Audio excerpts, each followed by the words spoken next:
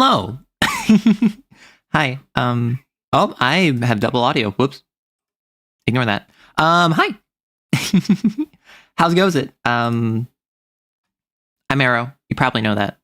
If you don't, sorry, I'm not going to explain who I am. That's just kidding. I'm a VTuber. Talk about TTRPGs. Talk about D&D, CAIN, Lancer, Vampire the Masquerade, all this good stuff. And on Wednesdays, we have a tradition where we do a live stream. And I will, if you say hello in chat, I will say hello to you. But first off, I'm going to make a Q&A section where it is add a Q&A. What's on your, what burning question reduces your sanity to cinders? So you can ask me anything. It can be about VTubing, it can be about CAIN, it can be about TTRPGs, it can be about me, it can be about anything in life. Just feel free to ask a question and I will give you the best answer I can. But first, hello Conway and DP and Void and Kalroth and Cantus and Alza and Isa and Skeleton and Gray and I think I said Void and Joy and Chaos and Andre and I think that's everyone. Drops down from the ceiling. Hello there. Skeleton VA. I'm planning on running Operation Solstice Rain for some friends. Okay, I'm not gonna lie. In CAIN, I give all of my mission names. Really weird, obscure operation names. And I just it's fully from XCOM. I just think about XCOM and I'm like, I think it's so cool to just have a random table of words mixed together. And then suddenly you have this really cool mission that you can remember the name of. So in the CAIN game I'm running, prior to because it's a one-on-one game, prior to the player being involved in their dormitory in Site Epsilon where they're at, there was this really botched mission called Crashing Tiger. And this was a Cat 4 centipede that went through a sin event to become Cat 5. And it wiped out every XO at their home site except for one. And a Virtue had to be dispatched to handle it, right? So it was bad. And now I can just have in-game references to Crashing Tiger, and the hunt that the player is on right now, the hunt that they're in right now was a Cat 3 Lord that metamorphosized because of the evolving psychology of its host into a Cat 4 spider. And now they're dealing with a Cat 4 spider after spending a bunch of time and resources fighting a Cat 3 Lord. So now there's constant comparisons to Crashing Tiger. And now Resplendent Echo is going down as one of the worst hunts in the site's history. How was your day? You're playing Masks? Okay, so Masks is powered by the Apocalypse. I thought it was its own contained system. Hello, Sean and Roko and Asadam. I started working on a CAIN homebrew project. Just have to have something to discuss for the stream. Okay, so I don't have a plan because if I'm completely honest, I had some plans that kind of fell through. I last night was looking into vertical streaming. I wanted this to be my first both horizontal and vertical stream at the same time so that the shorts feed would have people coming in. And ideally that would be a new flow of conversation topic, whereas the horizontal stream is just exactly as it is normal. So I would have two formats set up, but I had tech issues with that. I had headphones that I got over the holidays, and they're supposed to be wired headphones that I can plug into my sound mixer, my XLR. They're too big. I checked online. I said, okay, so the jack is this size, and the jack on my Go XLR is this size. Is this going to work? Yes. It said it was going to work. It's too big. We love tech issues. We hate tech issues. Hey, Ati. Hi, Gato. Your day was good, very eepy. Okay, to be fair, I did wake up. I woke up 2 hours ago. Which, in fairness, that's not that bad. 10 a.m. my time. However, I did run into the issue of I wake up, I'm like, oh yeah, I think I'm going to be good to start stream at 11 instead of, I kicked it back to noon last night because I was like, I'm going to bed at 3 a.m. I need to kick this back. But no, I woke up early And then, no, I stayed in bed. Work was kind of long and I don't get a ton of sleep. Aw. Wait, they won't fit on your head? No. So my headphones. Okay, so the issue that I'm running into with my headphones is they seem like they'll fit fine on my head. I haven't tried them yet, but I have a Go XLR that's like this, right?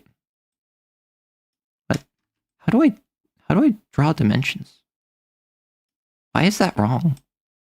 Oh, that's why. Because I'm dumb. And then it has like a little slot here and a little slot here. And the size of the jack is like this size. So as you can see, this is too little of a hole for too big of an insertion. And I thought I could make it fit, but it just jamming it in there won't do much. How do I draw dimensions? I think that you have to understand like 4-dimensional, like spatial. Me every time I draw. That's what she said. Yes, that is what they said. You finally caught a stream. Let's go. Well, hello, Pero. Are there any plans when you are covering the second half of the CAIN homebrew, or is it up in the air? I already did the second half of Harpocrates on stream. I think on Twitch, I ended up running through the rest of the agendas. I ran through the virtues. I ran through the memetics division and the black market. So there's a VOD of that on the VOD channel. Could you get an adapter? I don't know if I can get an adapter. I might just need to get a new set of headphones. Jack for most headphones.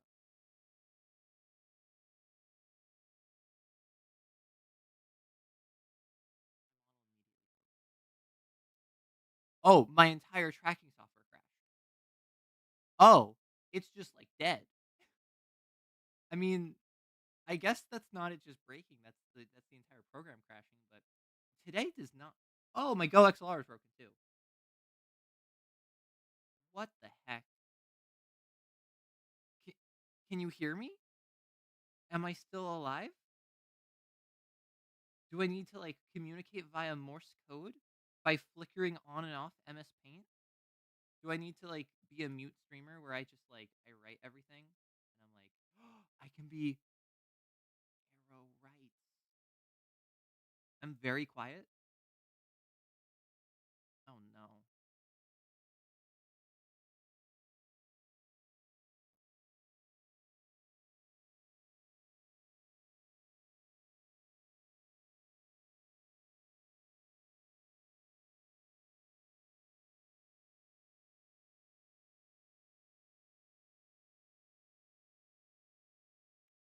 Hello. Hello. Hi. Am I alive? Am I alive?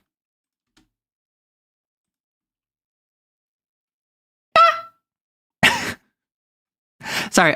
So I removed my avatar because my streaming tracking software crashed. Like straight up, the thing that I used to track my model died. And then at the same time, my audio software died. Oh, shut up, CAN. We all died in 2020. Okay, I'm of the opinion. A lot of people point to 2019, 2020 as when everything went wrong. I disagree. I feel as if it was 2016. Anyone else who was alive 2016 remembers this is when everything felt like it started going wrong. There was a bunch of random celebrity deaths. There was random international incidents. Obviously, there was the election in the US. Like, I blame 2016 for the timeline diverging into the bad path. That being said, it's only after 2016 that I've experienced both the best and worst things in my life, hands down. So, like, 2016 is absolute. You're right. 2016 was Harambe. Everything went wrong 2014 and 2016 is when it simmered up to the surface. I feel like 2016 is when it was all public. I can rock that. 2016 is just a haze for you. All I remember are the memes. I don't even remember the memes. I just remember 2016 bad. And that's all. Like I didn't even repress the memory. I just like coasted through it. 26 is also a haze. Okay. First off, I'm not going to... I was about to call you by your first 3 letters of your name. Uwusu. That's your new name. Who Dat Boy 20... Okay. People love Dat Boy. And I remember when Dat Boy came out, I was like, this is so dumb. This is just Pepe, but on a unicycle. And I wouldn't consider... Did I just hear like a bald eagle or a red-tailed hawk outside? What the heck? Is today real? Am I dreaming? Because, like, I've had so many issues already. And then I just hear a random, like, outside. Arrow Wildlife stream? Okay. I don't have any plans to do an IRL stream. I do have plans to do a 40K painting stream. But I think it would be really funny if I, like, as a joke for April 1st, I live streamed and it was like Arrow hikes and it's just me with a camera out in the woods going on a hike and just yapping. 40K paint stream? Yes! I have a group of Vallejo paints. Not quite this one. Not quite this one, but similar. Like, it's not the fantasy colors, but it's this style of thing. I think it's for the game color set. And then I also have the Leviathan 40K Tyranids. Wow, these are really low res images. And then I also have Swarmlord, and I have some... I have a unbuilt box of gargoyles. Why is this so low res? What the hecky heck? And then I also have some warriors. But no, I have Gene Sealers. Gene Sealers. I have a box of these. So I have a couple boxes. Oh, wow. Actually good res. I have a couple boxes that I need to build.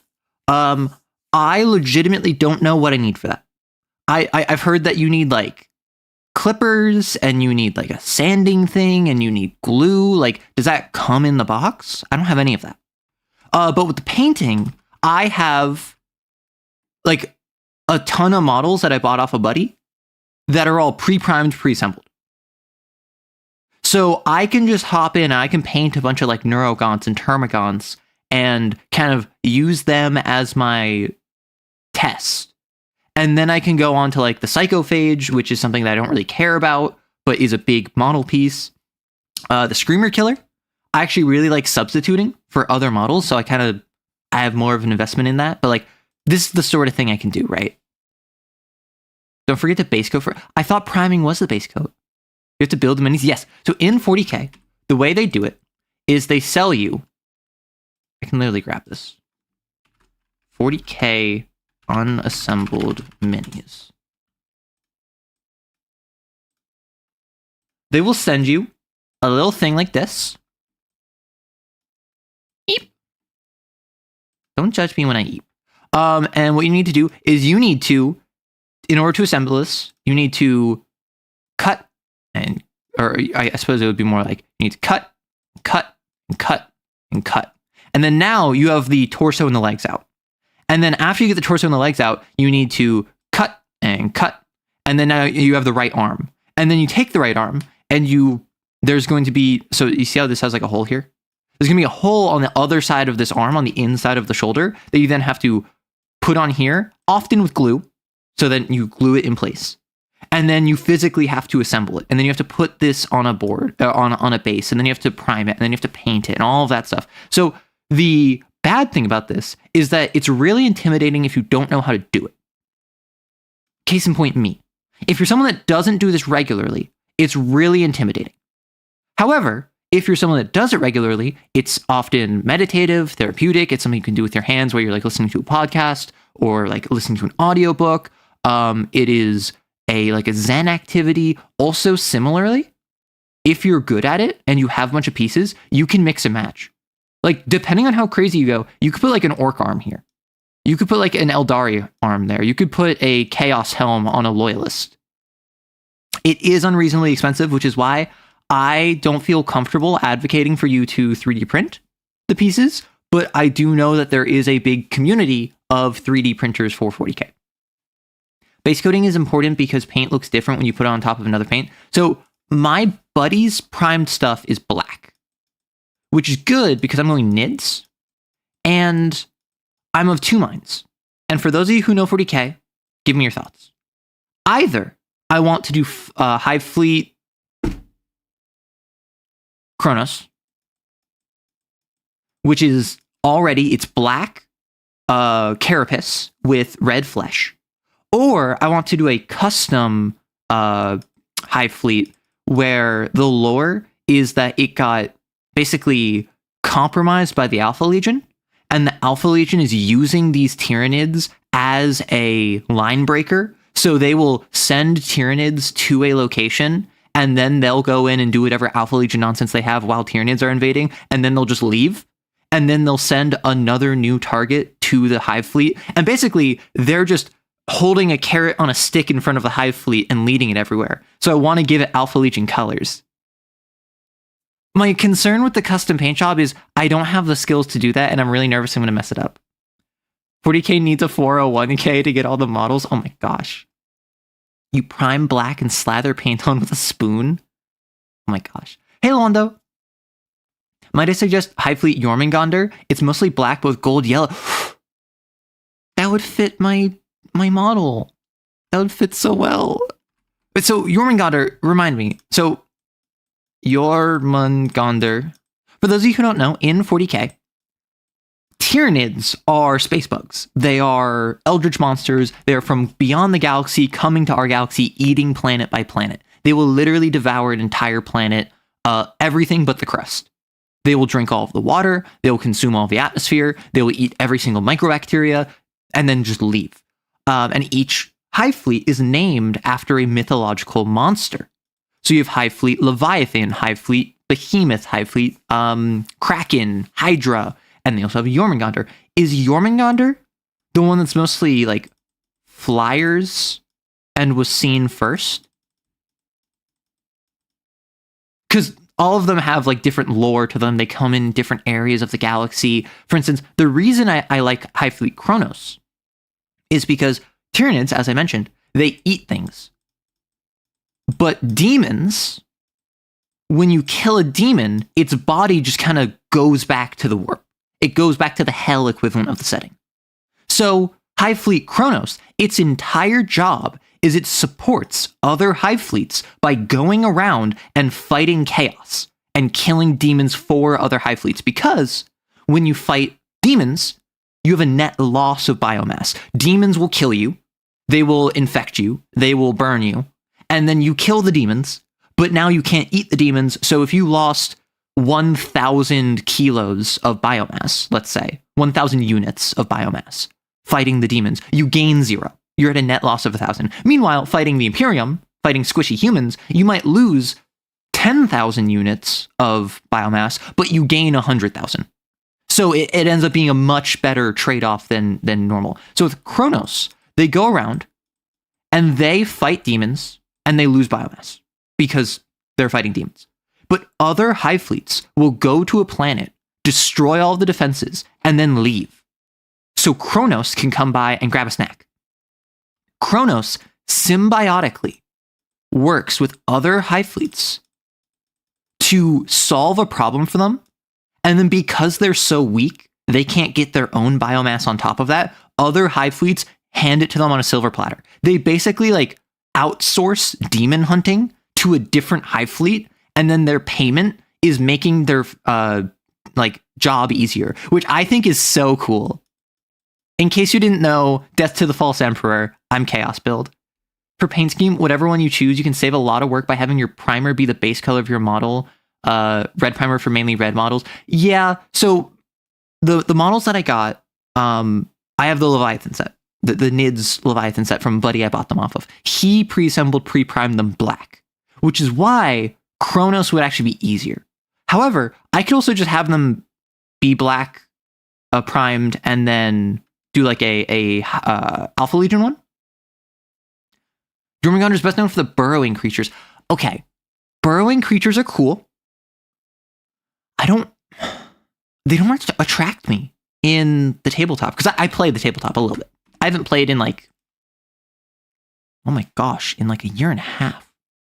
But like, it's been a minute since I played the tabletop. But when I was playing, I would play Vanguard Invaders, where this is all about, this is like the Vanguard. This is the infiltration force. This is a scout-based army that's really good at mobility and tricks and repositioning, but isn't very good in a straight fight. Do other fleets send gift packets of biomass? Yeah, but only for the holidays, Chelsea. They're basically anti-demon specialists. Exactly. The few Tyranids I painted up, painted in an Arctic style, like the Nids were specialized in fighting in an ice world. I saw a paint scheme on YouTube where they made their custom hive fleet. They basically, I think they inspired by the Thing. So they painted all of them like they just woke up after being frozen on a planet. Behemoth was first? Okay. Kind of a bummer that the stream started at 1:30 a.m. for me. Also, hi, Arrow. Hey, Atrish. Hi, Daniel. I was really worried when I first started painting, but to be honest, just have fun with it. You only get better. That's fair. And I have painted before, but like 15 years ago. Army Painter is a method where you can prime it a color, then go in and just add in colors in a few areas, highlight, and then apply a colored wash, then clean up and touch highlights. Okay, something I wanted to bring up. There's a game called Moonbreaker. And it's by the folks that made Subnautica. And it is a online-only skirmish wargame where it has one of the best model painters that I've seen to date. You have dry brushes, airbrushes, splatter brushes. You have a prime coat, base coat, highlight coat. You have all of the different methods of painting that you could want, plus decals. And the only thing that sucks about this game is that no one plays it. So on an online skirmish war game, where you'll generally have a team of like 6 to 14 models, depending on how many points each model is worth, there's no one to play against. Brandon Sanderson did the lore for... Yes, he did. Brandon Sanderson did the lore for Moonbreaker. A bunch of very famous voice actors are in it, like Matthew Mercer's in it. And it just flopped. No one played it. And it sucks, but it's such a fun game. I could have one model be Alpha Legion themed. I would argue it would be even more on theme. Okay. Okay, so I have the Swarm Lord. Wait, I have the Swarm Lord. What if I paint the Swarm Lord Alpha Legion colors? Because all the Alpha Legion did is they did like mimetic brainwashing on the local Swarm Lord. And so, because the Swarm Lord is the dominant voice in the hive mind, all of the other Tyranids follow it. So it's not a matter of they control all of the Tyranids, they just control the dominant one, and therefore they control all of them. The Swarm Lord is now Alpharius. Wait. So, I run the Swarm Lord, mechanically. Or I run like a Norn Emissary. But I use the official Horus Heresy Alpharius model. Does anyone know? Okay. Alpharius meme. Does anyone... I didn't even talk about it, but... Is it a green text? There's a meme of someone just like running through the idea of how to play Alpha Legion. No, I'm so sad. Okay, I found a YouTube video of it, but... Okay. I found it. Tell your opponent before the game that you aren't running Alpharius. This is a lie. Your army will include 3 different models. 1, the completely normal Forge World Alpharius model. 2, a completely normal tactical marine with cheap-looking spear glued on his back. And 3, another marine on a 40mm base, except he's pimped out in the flashiest bits you could find. Set it up as you normally would. Apologize to your opponent for lying to him. This is a lie. When your opponent asks about the 3 models, simply say that one of them is Alfarius. This is a lie. You are running Forge World Alfarius as a contemptor with dual close combat weapons. The Barebones Marine is a Vigilator Consul. His sniper rifle is actually the spear on his back, cleverly disguised. And the Flash Marine is your Warlord.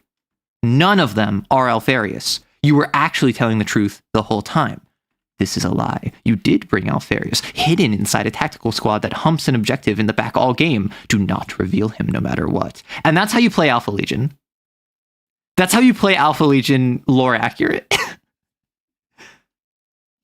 Model it so it has a cheeky wink wink. What does that mean, Monty? What does that mean? Are we talking about like the Neurothictor? Because like I know that meme. Wait. The Great Devourer is the end of all things. End equals Omega. Omega equals Omegon. Oh no! I love the Alpha Legion. Unironically, the Alpha Legion is my favorite faction in 40k. And it's not because they're so clever or so smart. It's because they're stupid. Tell me any Alpha Legion plotline, and I will tell you to your face it is the stupidest thing I've ever heard, and then I'll proceed to make an army about it. How similar is CAIN to Persona? I've seen comparison, but I'm not sure. So, Stevie, have you played multiple Persona games? Because I would say CAIN, vibes-wise, is more lethal Persona 3. Like the game that it feels closest to vibes-wise is Persona 3. Mechanically, Persona 5 is a little bit the best comparison. So in CAIN, the whole point is that someone is traumatized, and so they manifest a sin. And then you have to go to the sin, fight it, and learn about the person in order to execute the sin, remove it from them. Very much like how in Persona 5, which I'm playing right now, off stream, but I'm playing Persona 5 right now, the whole point is you learn about someone who's bad. Because of their distorted desires, they make a shadow and a palace, and then you have to infiltrate the palace and steal their distorted desires to make them have a change of heart.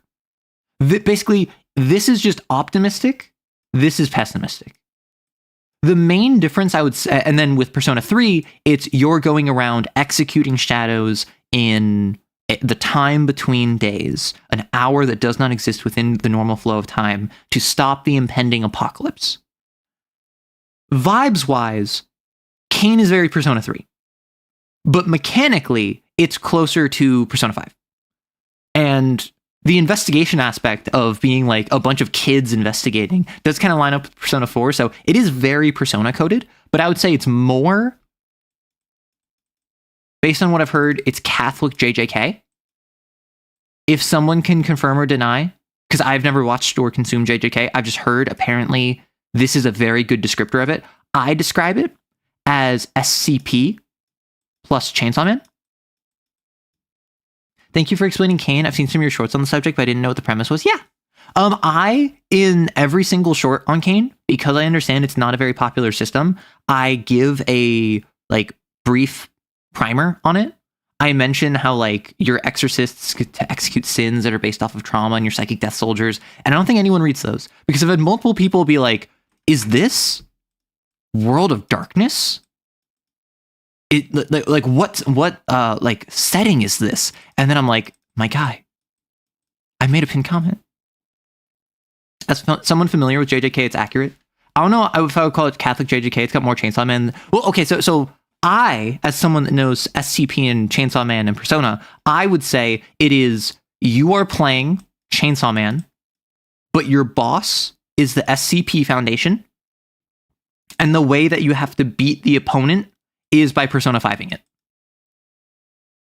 But that is the most point and look, oh my gosh, it's a reference, oh my gosh, that I can think of, right?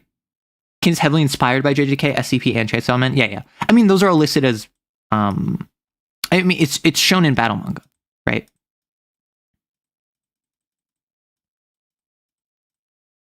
Which love that. But it that's just set. Persona 5 as a verb is kind of peak. I mean, you get it. You understand what I mean. Art style is definitely Chainsaw Man. Yes, I would say that it's very Chainsaw. There is one particular artwork that this in particular, I don't know why. I think it might be the not classic images. I don't know. I think it might be the fact that they're like on a train or their outfits. This makes me feel Chainsaw Man more than anything else. Like, is this just me? Also, do I have any music playing? I'm so sorry that I don't have any music playing. What are we feeling? Do we want a theme inspired by the ogre, the idol, the hound, the centipede? It's literally Aki. It really is Aki. It's the top knot. I think it's the top knot and like the business casual. Breakcore? I don't have breakcore. I'm gonna put on the idol theme. I don't watch modern anime, so I have no idea. Well, I don't really watch modern anime either. Not because I'm like anti-anime. Not because I choose not to. I just haven't watched anime in a while. And I only started like really getting into manga in 2025, like the top 2025. Can't Fight a Lonely Girl, How I Got Invited to an All-Male Mixer. And I've read a few since, but like I'm just not big on that because one, I've never been big on that, but also I just don't really have the time. You're writing a Hound Hunt right now? Ooh. Hound, please? Okay, I can put it on the Hound theme. The art is extremely Chainsaw Man. I mean, yeah. And we do kind of love that. It's because of the guy who's taking his coat off is just Aki. Okay, fine. You caught me. It's just Aki. Although when I run the game. So question, how many of you have run CAIN for more than like one session? How many of you have run for anyone of like Cat 3 or higher? Thank you for the membership, Chelsea. The only anime I've watched recently is Uma Musume Cinderella Grey. It's peak fiction. Okay, all I know about Uma Musume is it is horse girls. And there's Yuri. And there's a theory that one of the people is actually a horse girl because she always wears a hat and has a purse on her lower back. And there's also a hole that they yell into for Yuri stuff. Oh, also apparently in that universe, the kanji for horse, which in the real world has like 4 little things at the bottom, it only has 2 because they have no horses, they just have horse girls. And then the only other thing that I know, obviously I know about the I know about the dropkick gold chip. But for Uma Musume, I think it's Manhattan Cafe is just me.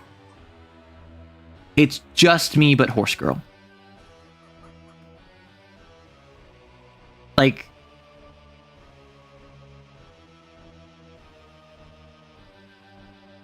it's just me, but horse girl. Which we're in the year of the horse, so have run CAIN for multiple sessions, barely run CAIN for Cat 3+, and hoping to ask questions today. Awesome.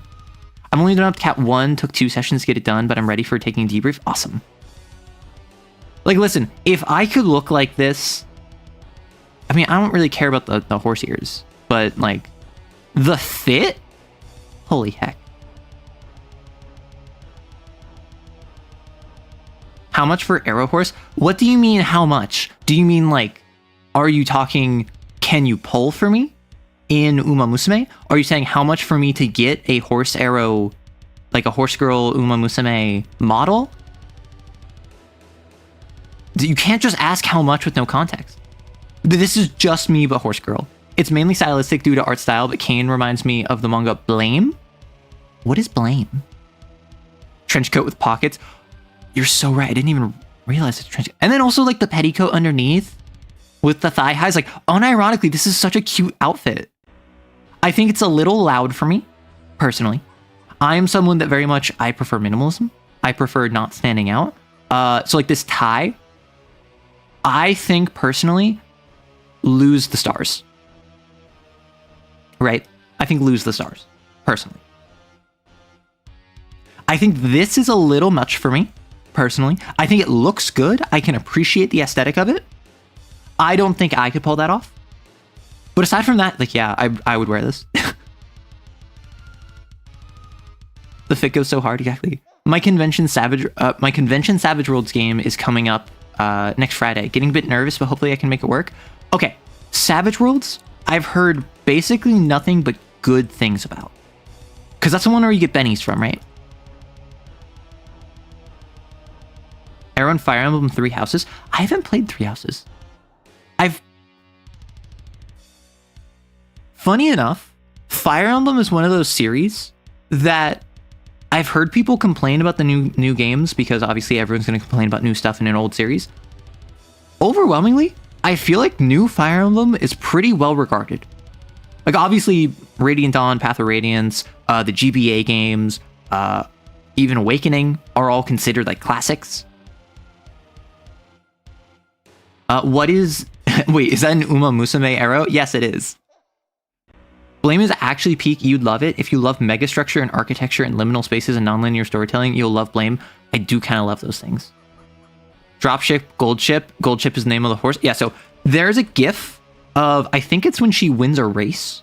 There's this Uma called Gold Ship, and she runs up to you with a big smile, and then she just drop kicks you. Why does she do this? I don't know. But I do know she's like the most memed on Uma in the entire series, right? Blame is set in the city, an ever-expanding megastructure of 1.6 billion square kilometers, and follows a loner searching for the last humans to access digital heaven. 3 Houses is good. Awakening and Birthright are Garbo. Really? I've heard great, because Awakening is the one with like Robin and Crom, right? That's the one on like the 3DS. I've heard great things about, and like Lucina and all that. Like, I've heard great things about that. Gold Chip is a bit feisty. She's a little feisty as a treat. Yeah, I've heard great things about it. Fates? Fire Emblem Fate is one that I've heard about. I heard when it came out, 3 Houses was I've really only heard good things about it since. Is Byleth from 3 Houses? Is 3 Houses the one where you play as a teacher and you can like romance your students and it's really weird? You'll hear great things about the 3DS Fire Emblems, but they're all lies. Awakening of Fates nearly killed the series. I mean, that's the thing. You can nearly kill your series and still be great. It's all about how you're received at the time of release. Awakening literally revitalized the series. I thought Haru was the one that got memed the most. I might be incorrect then. I just know Gold Ship is apparently super memed.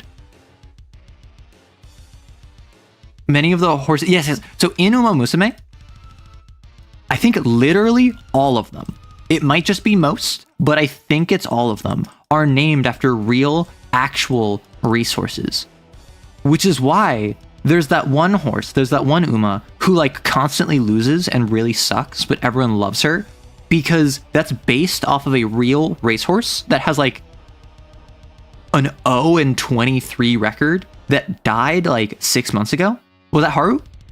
Okay, yeah. That would explain why Haru's the most meme then, is because she is so silly. I'm in a bad spot to say, because you only played Shadow Dragon, the worst game in the series. Yes, 3 Houses is Fire Emblem Hot for Teacher Edition. I mean, Persona 3, Hot for Teacher. Persona 5, Hot for Teacher. While at the same time also saying, also don't be hot for teacher because, you know, the first palace. Persona 4, weirdly enough, avoids this. Wait, no?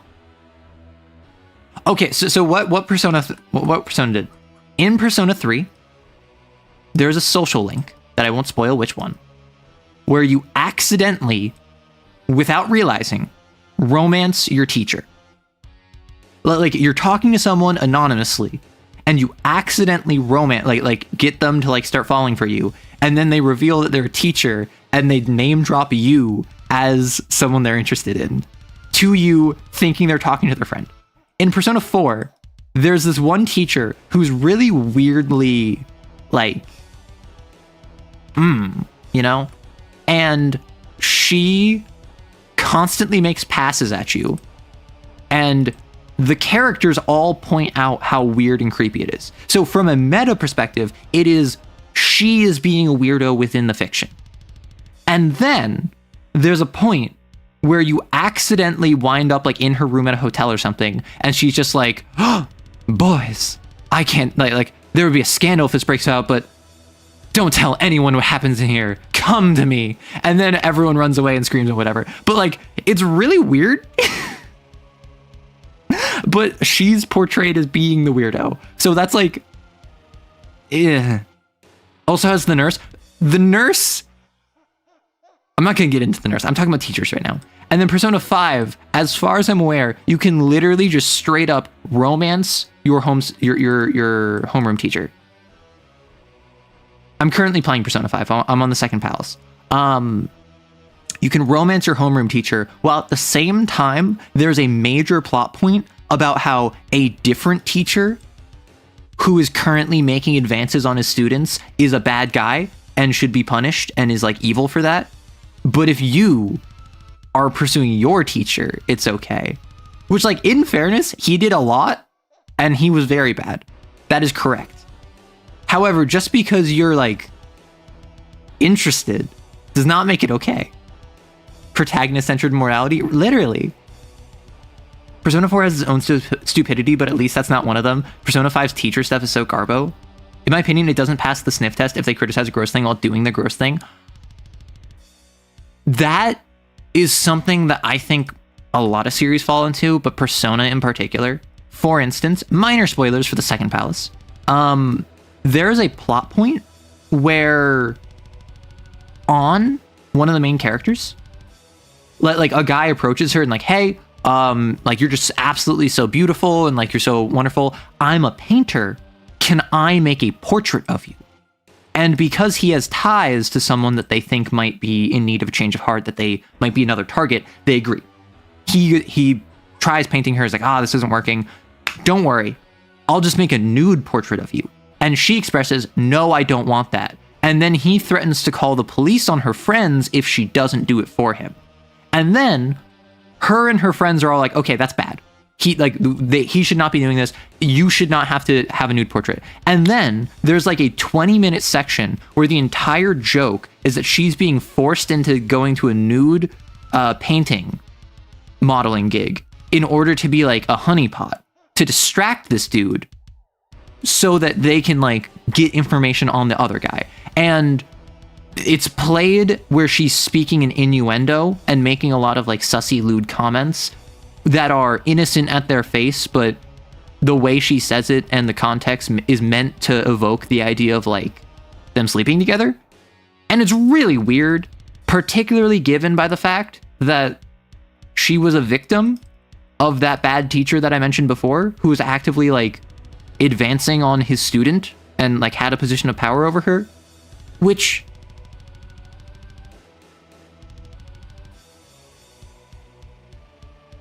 no. Like it's one thing if that's what you want to do with your game and you want to have that be a plot point and you want it to be like this is gonna be a funny haha moment, but like when you also dive into how traumatizing that is, and then that traumatized character you then put in a very similar circumstance where they're being objectified, and then you play it for laughs, that just undercuts how the first action was treated. It's even worse because it often leads to people dismissing the trauma. Exactly. Stroll is the greatest friend character Alice has ever done. I specifically didn't watch much ReFantazio because I want to play it at some point. ReFantazio is basically Persona but medieval, as far as I'm aware. And the premise is actually super interesting to me. I actually love the premise of Persona 5 and also Persona 4 and Persona 3, but like the non-violent approach of Persona 5, where you're not just trying to like go in and execute the shadow, you're trying to steal their desires. So you have to be sneaky. In ReFantazio, as far as I'm aware, there's a big contest because the king got poisoned and you need to find a successor. So there's this big contest where the top like 3 people that the people are supporting are all broadcast via like this giant statue in the sky, and anyone that's on that statue is immune from harm. So if I'm like person X and person Y and person Z are also on the statue with me, we can't just kill each other. We can't just assassinate each other. We have to turn opinion against them to get them off the statue, so then I can kill them. So I have to do something where like I ruin Y's reputation. Y gets knocked out of the running, and now they get replaced by like, now it's X, A, and Z, and now Y is out of the running. Now I can kill them. So the whole game is like political maneuvering where you're not even on the statue to start, and the whole goal is, I think it's like you're supporting the true prince.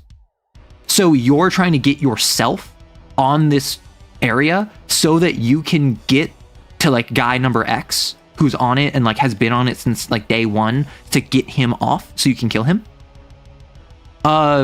Refund Metaphor? I think it's Metaphor Refantasio. It is by Atlas. It is a Persona game. Metaphor Refantasio. And the reason I bring this up is because someone brought up Stroll, who is like one of like the quote unquote friend characters in Metaphor. It's this. And Stroll is this guy. Beep. Yeah, so I didn't watch much of this. I saw a little bit of it. It seemed really cool. It's like classic fantasy, it looks like, but it has steampunk? Question mark? It has like giant mech suits, despite being fantasy. Metaphor is so goated. You're just saying that because Stroll is in it, aren't you? See, the joke is that he has goat horns, if you look at him. Because there are a bunch of different fantasy races. And apparently there's like super racism in this game. Like his species with the horns are widely considered like nobles and aristocrats, and like this dude who has like cat ears is like a nothing, and like cat ears is bad, and like the elf ears is like mid-tier. Is that right? Have I heard of Tokyo Mirage Sessions? I have not. Also, it's not nearly the level of politicking the setup implies. I hated this game. Well, Erdrick, you're saying that you hate a lot of stuff, so if that's not down for you, you can head out the stream. I'm not really a fan of how negative you've been, so chill it on saying that you hate everything. I stand that a Teen Titans game made by Atlas would be great. I don't know. Partially because I love the like 2000s era Teen Titans, and nothing since has caught my interest the same way. And I think that's because it was the right time. It was the right cultural climate surrounding it. It was a time in my life when I was enjoying it. I think it was just done well. But I think a lot of people who say that they love the Teen Titans are people that love like the 2000 animated series. And the thing about comics, and comics fans know this, is if you're a comics fan, you probably love a specific run of something, right? For instance, I love the New 52. I love the Ultimate Spider-Man series. I love the 2011 Hawkeye series. I love the 2020 Moon Knight revamp. Like, you don't love Moon Knight. You don't love Taskmaster. You love Taskmaster as he is portrayed in Deadpool Kills the Marvel Universe, right? That's the sort of thing that you can reasonably say, like, I love the Sinister Six, but only the original incarnation. Every other incarnation of the Sinister Six is kind of stupid. Kind of the downside of having everything reset after 4 years. I agree. I don't think that that's good. But I think it is a part of the medium that you need to recognize. And I think superhero shows / movies and even like games need to recognize this. For instance, I watched Guardians of the Galaxy. I enjoyed it. I watched Guardians of the Galaxy 2. Thought it was fine. I enjoyed it. I didn't watch Guardians of the Galaxy 3. I think Guardians of the Galaxy in other MCU media generally detracted from it more than anything because they tried their best to be funny, quirky. I think like their portrayal in like Avengers Infinity War was pretty funny at times, But ultimately, I think that they didn't work well in the MCU, and they added to a lot of the problems the MCU had of just not taking itself seriously kind of deal. That being said, I also played the Guardians video game from like the 2018, 2019, and I loved it. It was a different interpretation of them. And I can say I enjoyed the Guardians in that game. I don't really care about the Guardians in Marvel Rivals. I don't really care about the Guardians in the MCU. I don't really care about the Guardians in comics. But this run of them in this game, I thought portrayed them well. And I thought it was interesting. So I can say that I enjoy the Guardians in that spot. It was another fake game idea by some YouTuber. I forget his name. He paid money to make a Persona game, but set in America with the overall theme based on the Devil Tarot. Which, speaking of the Devil Tarot, someone brought up the nurse from Persona 4. And, like, it's stranger danger. It is straight up stranger danger. And I'm not a fan of how, like, sanitized it was in the anime. Because, like, I love Persona 4. I hyperfixated on Persona 4. I played the games. I watched most of the anime. I actually didn't finish the anime. I really want to finish. I have, like, 5 episodes. I played the fighting game. And in Persona 4, the nurse is, like, a nurse. So she went to nursing school, meaning that she's in her, like, mid to late 20s, if not 30s. And you're, like, a 16-year-old boy. And there is a scene where she, like, is flirting with you. And is like hitting on you, and if you are receptive, if you like flirt back, there's a fade to black scene, which is very not okay. And the game never really addresses how bad that is. Like, I didn't get this because I turned her down. I was like, you're an older woman that's kind of creeping me out. So I'm not okay with that. and that's the kind of thing where it's like, that is crimes. And like, obviously she's the devil persona. She's not, like, the whole point of the devil persona is someone who is bad, or more so I would say misguided. That in working with the protagonist, they become a better person. For instance, when I was playing the game and I didn't have a fade to black because I didn't flirt with the woman that was like twice my age. Weirdos. I spoke with her and basically learned that, like, she got into nursing to help people, but because of the medical field and because of how awful everything is and how, like, bureaucracy, she basically lost sight of wanting to help people. She was just doing it, like, as a job, and, like, completely lost touch with her drive for nursing. And then in talking to the protagonist, you can kind of get that back with her. I love the Persona games, but they do not handle stuff well. I mean, Persona 3... There's like a trans joke on the beach, which, to their credit, Persona 3 Reload, they replaced that with like a crazy woman who like thinks aliens are real and like wants you to buy her like Ponzi scheme like lotion and like buy into it. But like, they make trans jokes. In Persona 4, there's the drag show, which, I'm not gonna lie, I thought the drag show was really funny up until they made the girls come up. Because I feel like when it was the guys, the whole joke is you as the protagonist have the option of leaning into it. Whereas all of the other guys, or like Kanji just can be unbothered. Teddy is in love with it. Like Yosuke is super embarrassed. And you can just be like, yeah, I signed up for this. What of it?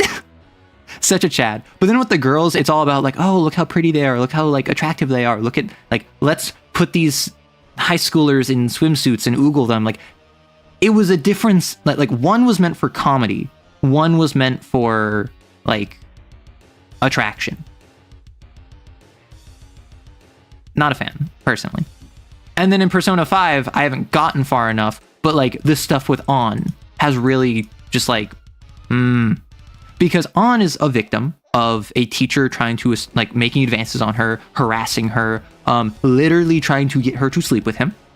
And the only reason she didn't is because she had to be talked out of it because she felt she had no choice but to do that. And then he proceeded to do bad things to a different student, which then led to her attempting to take her own life. So On is someone who has firsthand experience with being taken advantage of. So that's why in the MV that starts the game, there's a butt shot of her starting off. Every single time she is introduced to a new character, they oogle about how attractive she is. There's a plot point about her having a nude portrait taking of her. Like, there's so much that's just like... They like take an entire arc to say like, gratifying and objectifying On is bad. You shouldn't do this. Okay, now that we've gotten that out of the way, let's spend the rest of the game objectifying her. And I'm just like, no. That stuff with On is also presented as a character arc for her. I mean, it's presented as a character arc for her in the, like, Kamoshida Palace. I don't know past that point. But at the very least, like, the game from a meta level is objectifying her. Persona 4 has better trans rep in Naoto, but, well, that's right. Okay. Part of why I prefer Metaphor is that everyone is an adult. And is everyone an adult? I'm glad. I like stuff where everyone is just an adult. That's why one of the manga that I was reading, Slice of Life, everyone's a college student. And that just makes the dynamic so much chiller. Because everyone's not like, oh no, I need to worry about exams and college entrance and like, what are my parents going to think? They're all just like young, but they're adults. They all have their own lives. They have jobs. They have routines that they have, like, and responsibilities that they have to work with. And so when you have the slice of life romance stuff, it's them working around their daily schedule to accommodate that instead of throwing their lives at each other like action figures, which, like, I love me some really cute, like, high school romance, but I don't know. I can relate more to adults. MC in Metaphor? Okay, I didn't know that. I was wondering, like, if the MC in Metaphor was an adult or not, because they look like a teenager. I know a lot of Persona stuff is weird because you're an adult playing the games, romancing the high schoolers is weird, but also it's weird romancing the older characters because you're a high schooler. And that's the thing. Like, if you're an adult playing Persona, it's really weird because as the MC, they're a teenager. So if it's a teenage romance, which is age appropriate for the character, you feel weird because you're like, I am an adult. I understand this is a game that is a character doing this, that I'm not doing it. But like, I'm the one that hit the button. It's a little weird. But if it's an adult, I'm like, okay, no, stranger danger. Which personally for me, I don't put myself in the MC shoes. I don't, when I play a Persona game, I think I did this for my very first character. When I played Persona 4, I named it just my name because why not? But ultimately, like, I'm currently playing, when I played Persona 3, I named my character Giga Chad. In Persona 5, I named my character Jimbo Balatro. Like, I don't play these games and, like, put myself in the MC. I play these games as if I'm, like, watching a movie, right? Isn't the MC an adult? Character Wiki says 18.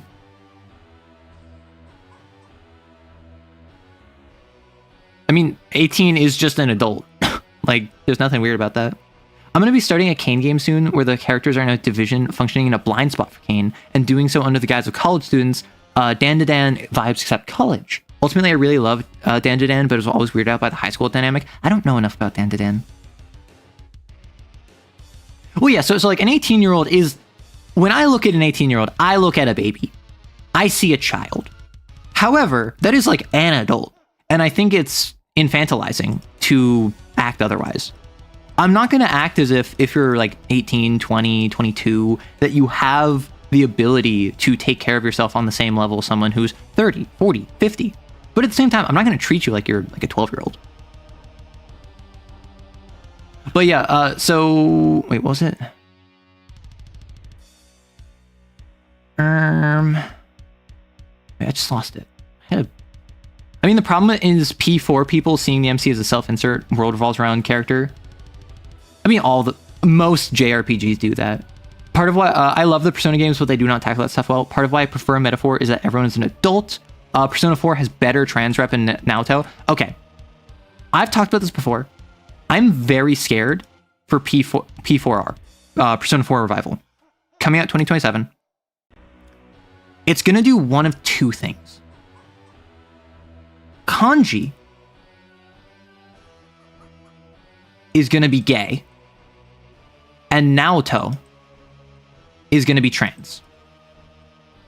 Or Kanji is going to be straight and is going to just be like engaging in feminine hobbies, and Naoto is going to be cis. And either way, I don't see anyone being happy. Either Yosuke will be romanceable now or he won't. I mean, so that's the thing, right? Like, only better relatively. The reason I'm so scared of this is because in the game, for 90% of their arc, Naoto gives off trans vibes. Is a biological woman who presents as masked, who prefers being referred to as a man. Yes, it's because of their profession, but also they literally just say, I wish I was born a man. I wish I was seen as a man. I hate being a woman. They are embarrassed about their feminine characteristics. And the story, the way it goes, is that they, like, the story decides, okay, this isn't about Naoto's gender. This is about Naoto's place in a gendered world. Naoto is cis. In Persona 4, Naoto is cis. She is a woman. She ends up being comfortable with being a woman. The post-game golden content kind of reinforces that. And Naoto is, like, it kind of comes to terms with the fact that despite being a woman, she can still be a detective. And that is a good arc for her to go through. I just feel 90% of it, up until they kind of do that pivot, it's like every single trans trope you could think of. Then with Kanji, that is someone who, he is a guy who constantly feels the need to prove his masculinity. And so he ignores the fact that he likes sewing, that he likes cute pink things, and he tries to be aggressive and assertive and push everyone away. And so a lot of people see that and say, okay, so he's straight. He just wants to engage with feminine hobbies. You can be gay and also engage with it. When he sees Naoto and thinks Naoto is a guy, and Naoto approaches him and says, hey, let's go out together, I need to talk to you, Kanji thinks it's a date and gets excited at the idea and embarrassed at the idea of going on a date with a guy. He mentions when he learns that Yukiko also had a dungeon, he asks her straight up, oh, so you had to come out too? And she's like, no, because hers was not about her sexuality, even though with Chie there was vibes. He literally asked her, like, oh, so you had to come out too? He mentions multiple times, like, his shadow will say, this is guys only, no women allowed. And a lot of people point out that's about masculinity, that's not about his attraction, that's about his willingness to engage with masculinity, femininity. But, like, you can be a gay guy who likes feminine things and struggles with feeling masculine. And I would say it's worse if you're a gay man, because then you're emasculated because you're not pursuing women.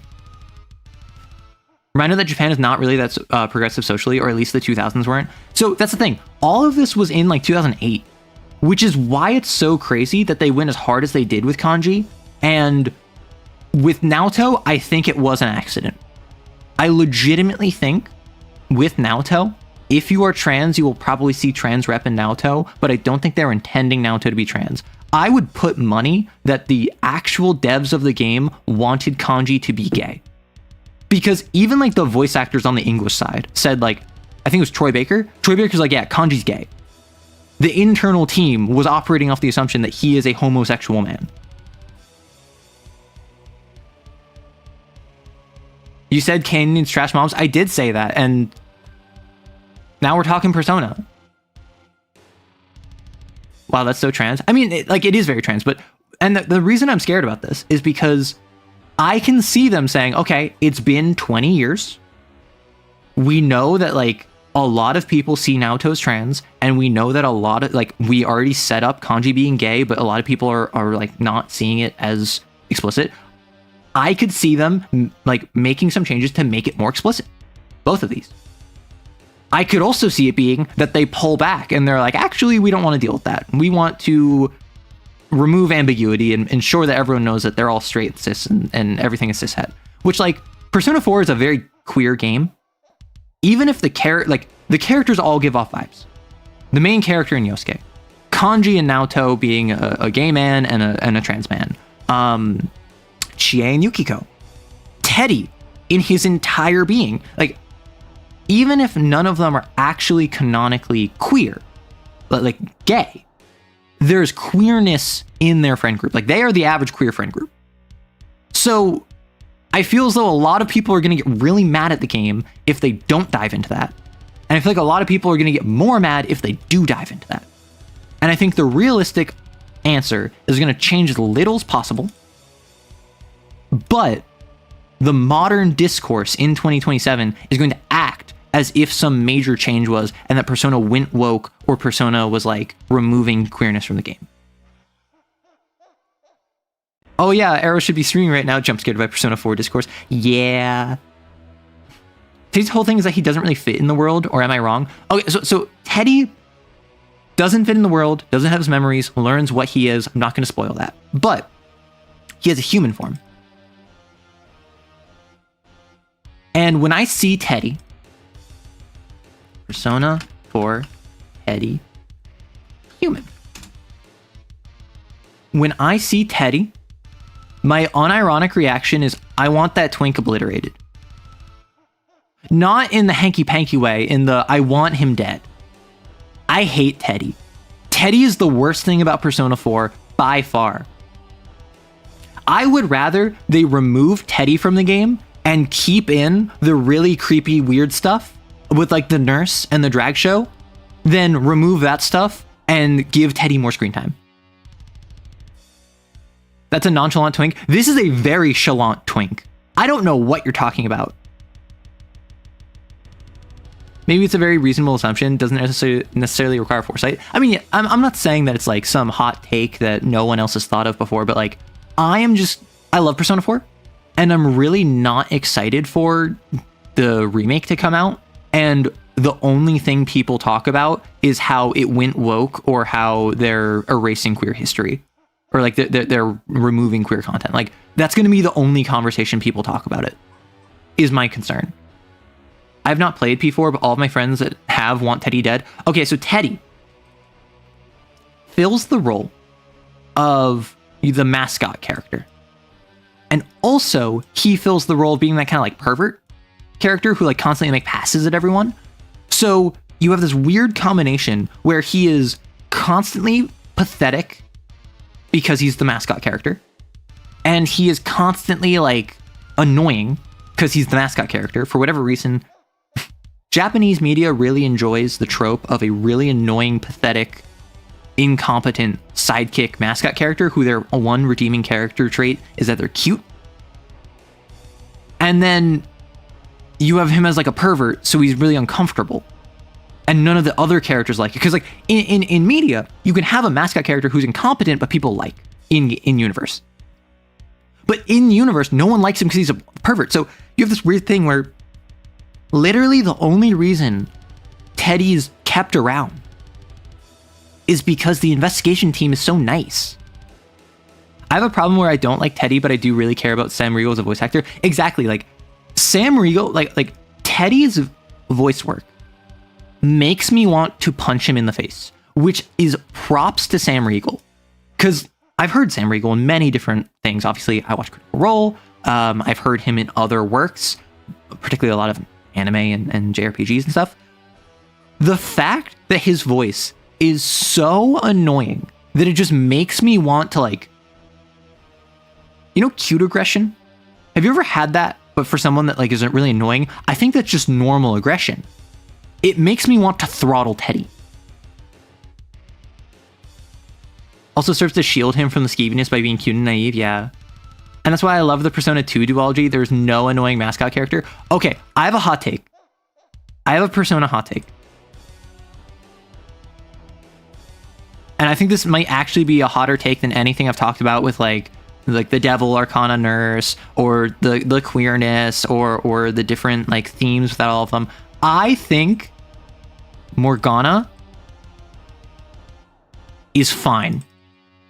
I don't have like really any issue with Morgana.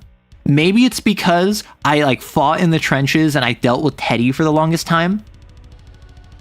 But maybe it's because I'm playing Royal. I'm not playing Persona 5 like Classic. Morgana is fine.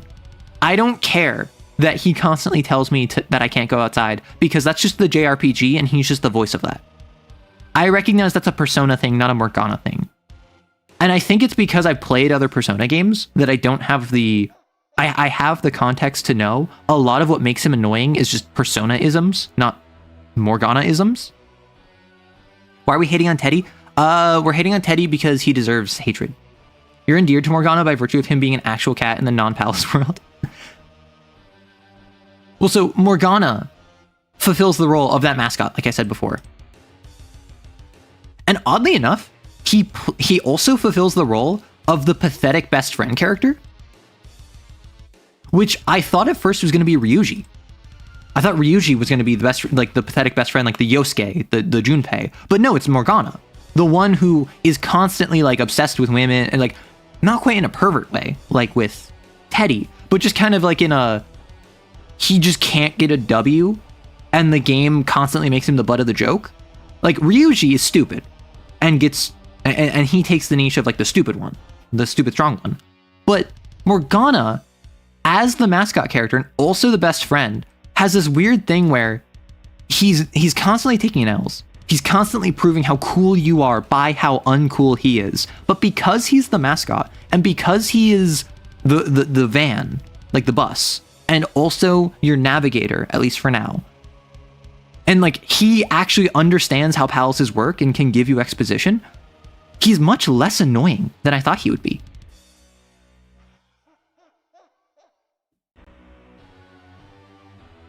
Use a rusty blade? I don't want to use a rusty blade. I want to use the best blades possible. Although in Persona, I barely ever melee attack. Like, I thought you could do technicals off of skills, but I've also ran into situations where technicals didn't actually proc based off skills. All the exposition the thing gives is intuitive. I mean, that's the thing, is that in Persona 4, Teddy explains a lot of the TV world. In Persona 3, a lot of the exposition comes from Mitsuru, actually. She tends to be like the exposition character. But with Teddy, I just hated him. I just didn't like him. He was so annoying. He wasn't endearing. But Morgana, I actually liked him. TV World, Deltarune. Okay, I have too many people come into my comments when I make a Lancer TTRPG video, and they're just like, Lancer? Deltarune? Anyone who has played Deltarune, can you tell me how important Lancer is? I thought Lancer was like a side character in part 1, and then he just doesn't show up again. Or is he like a beloved side character? He's the mascot character of Deltarune. Can my Persona hot take be that I really, really hate Junpei Inori and I've never understood his appeal? Okay. I agree with that. To like the 2/3 way. Because I think Junpei is really annoying and not really redeemable. He's like the pathetic best friend character. He's the one that's constantly failing so that you can look cooler. And he has a legitimate arc where he grows to realize he's not the hero of the story. He is a supporting character, and that's okay. He can find love. He can find connection. He can make his own story and his own accomplishments independent of the C's squad. And I actually really appreciate about basically any of the characters up until I realized I did. Junpei was someone who I did not realize I cared about him until there was the big plot event where he awakens his second persona, which, no spoilers, but that is something where just fully, I did not care about him and I thought he was annoying. And then I realized that he had grown so much and I actually really grew to appreciate him. Junpei is someone who, something I don't like, this is a persona thing, but also just a writing thing, is if you have, for instance, the pathetic best friend character, give me times where they're not pathetic, right? Just because my friend is pathetic and I'm supposed to feel cool because they're not cool, I want times where they can be cool. And for instance, when he awakens his second persona, he has a cool moment, but he still kind of becomes like this stupid butt monkey, always being clowned on by the narrative, both in and out of story. He doesn't really get much time to shine outside of that. So I can appreciate Junpei for who he is. I can appreciate him for his growth. I don't think that, like, I don't hate him, certainly. I like Yosuke fulfilling that role better. I like Morgana fulfilling that role better. But I do feel as though he had an arc that made it more worth it. You know what, made an excellent point there. And that's the thing. I agree with you for like 2/3 of the game. And I think that when you have a 100-hour game and 60 hours you spend legitimately disliking a character that is stuck with you, that's not a good thing. I talk about this in TTRPGs all the time. You don't need to wait to reveal cool stuff. For instance, if I was to like have Persona 3 be like a TTRPG, I would have I would shoot to make it so that the shift for Junpei happens in like the first 30 hours, if not sooner. Because his main thing, like his main annoying thing that I can think of is that he's constantly trying to go off and be the hero. In the very first full moon, he rushes off on his own. Halfway through the game, he gets kidnapped because he says he's the leader, even though he's not. Those are all things that are kind of annoying, but they're not the worst. Overarms? Overarms. I need to look into Overarms. You keep mentioning that. He progresses the plot in a few scenes and is driving force in Susie's character development, but not much else. He's kind of like a papyrus in a way. Okay, so Lancer in Deltarune is basically just a silly little guy that the community latched onto. Some crack fan theories claim he may join the party, but those are totally off the wall. Weirdly, I never saw him as a way to make myself cooler. Did I just not get it? Like Jerry Smith from Rick and Morty? I don't know if I'd say Jerry, because like, when you have... So there's a difference between being normal and being uncool. When you have normal characters in a narrative, when you have normal people in a story, that is often to show off how abnormal the protagonists are. This can be good, bad, exciting, like horrifying. It can be, I am a salaryman, I do my job, I go back to my wife and 2.5 children in my house that I pay like too much mortgage on, and I'm sad, but I put on a happy face because society, right? And then if I, like my sibling is a cat girl, magical girl who goes around fighting demons in Night City, that makes the cat girl, magical girl sound more interesting. Because you see, I'm so uninteresting. I'm so not normal. However, or I'm so normal. But when it's uncool, that's a matter of, you can have an uncool cat girl, magical girl fighting Night City who constantly fails and like is clumsy and doesn't know what she's getting up to and always gets captured and dies and like gets knocked out of commission first, to make the main character seem cooler. That doesn't work for you, you think? That's the thing. Personally, I don't think the uncool one works for me. I see a lot of media where you have characters X, Y, and Z. Character Y is the main character, so character X will constantly run forward and get knocked down to show how tough the enemy is. They get warp affected. And then character Z might like pull back and like be really smart. You might have like a big guy, leader, smart guy, trifecta. And then character Y defeats them, and then character Z gets to show off how smart they are by describing how exactly leader is defeating the enemy. So you get to have this thing where the big guy gets beat up to show, oh no, look at how pathetic they are, and look how cool the leader is by taking on this thing that even the big guy couldn't take on. And then the smart guy gets to demonstrate how smart they are, not by actually being smart, but by recognizing how smart the leader is. And that's just something that I'm not a fan of. Oh yeah, Perfect Draw. No, I love Perfect Draw. I really wanted it over the holidays, but they didn't have print versions available, unfortunately. I want to play Perfect Draw. Yeah, Perfect Draw sounds so much fun. What characters can I steal from Persona to put in my CAIN game? Should I give my team of Exos a mascot sin? That's just called a bound sin. And if you really want to do that, I would say look into the Harpocrates dossier and grab Absolution, because Absolution has a Cat 5 bound sin hound. What's Perfect Draw? Perfect Draw is a TTRPG that is powered by the Apocalypse. So it's a 2d6 system where you get power that gives you like +1, +2, or whatever. And it's based off of TCGs like Yu-Gi-Oh! Primarily, but also just most battle anime. And the whole idea is that you build a deck of cards, and those are your moves.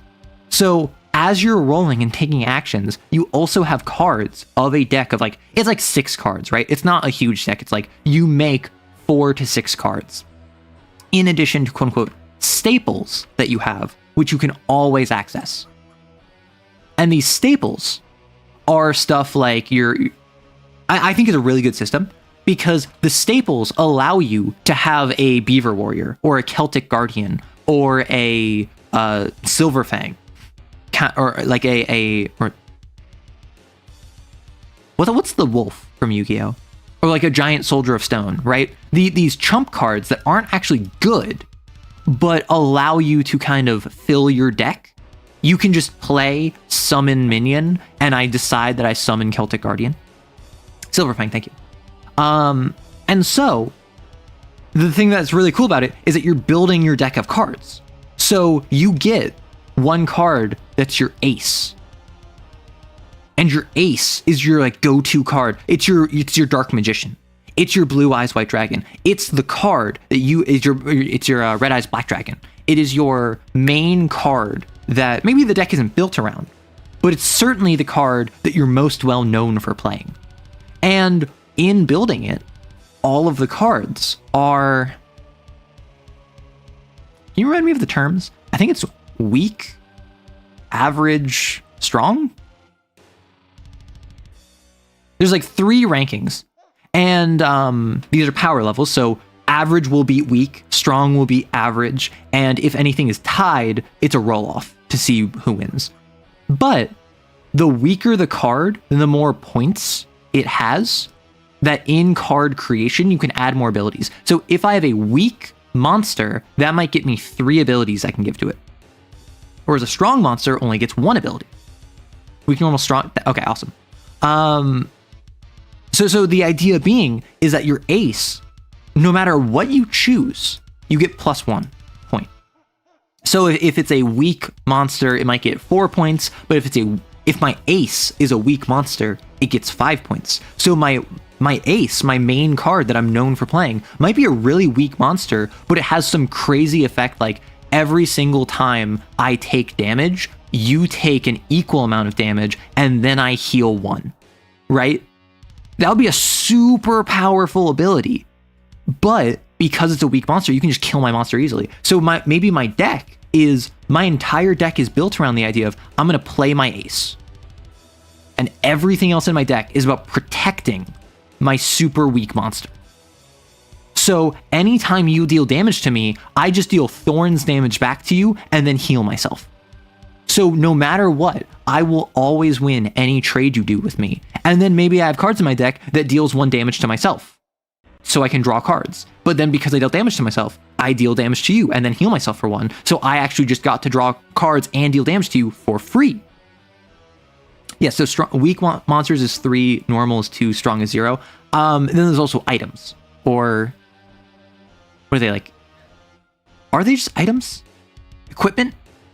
There's non-monsters, which are also on the field, can also be attacked. They cannot attack, but they're also weak, average, strong, and they get points and effects and whatever. So it's actually a really cool system.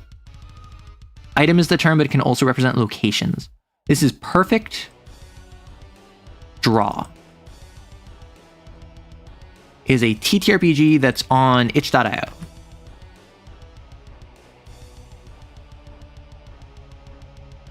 You can also customize them, like you can have an ace whose special ability lets it roll off against even stronger warriors. Yeah. And I don't know. So, and I didn't even talk about baggage. Oh my gosh. So it's anime. Every time you fight someone, you decide with the GM, is this fight filler? I think it's normal. Or is it notable? And then it's a boss fight. And then that determines how powerful the enemy is and how many abilities they get. But when you fight someone, you have something called baggage.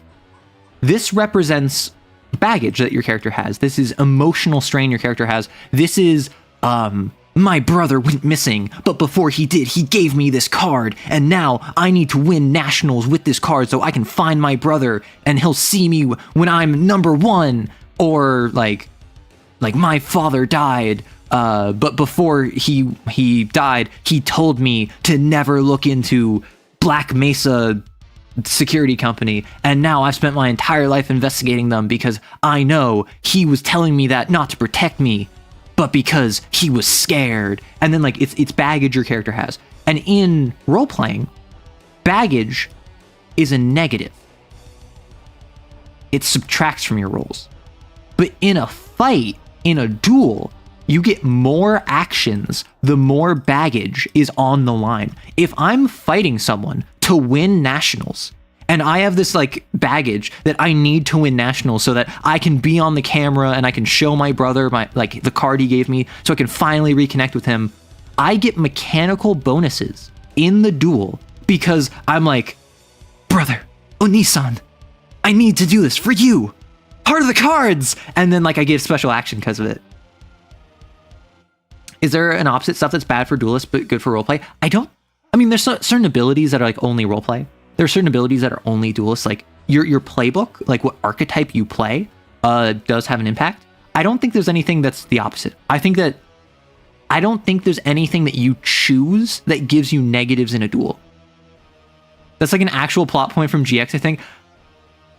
I said the most generic thing I could think of, and the fact it's in GX just heals my soul a little bit. If you don't know, I love Yu-Gi-Oh! If you don't know, Yu-Gi-Oh! Duel Monsters was like my comfort show growing up, like one of my favorite shows growing up. I've played multiple of the video games. I used to play the TCG, and like I've gone to at least one tournament. Granted, I was like under 10. I was like really little, and I wasn't playing competitively. I was just playing like at a game shop. But like I love Yu-Gi-Oh! So this being able to capture the fantasy of playing Yu-Gi-Oh! When the TCG left me feeling so lacking is like something I've wanted for a while. Hey, logout. Giving friends a card is great. Glowing is so good. There's also serious baggage, which is the same but more intense and character defining. It cannot randomly become irrelevant. It has to be directly faced.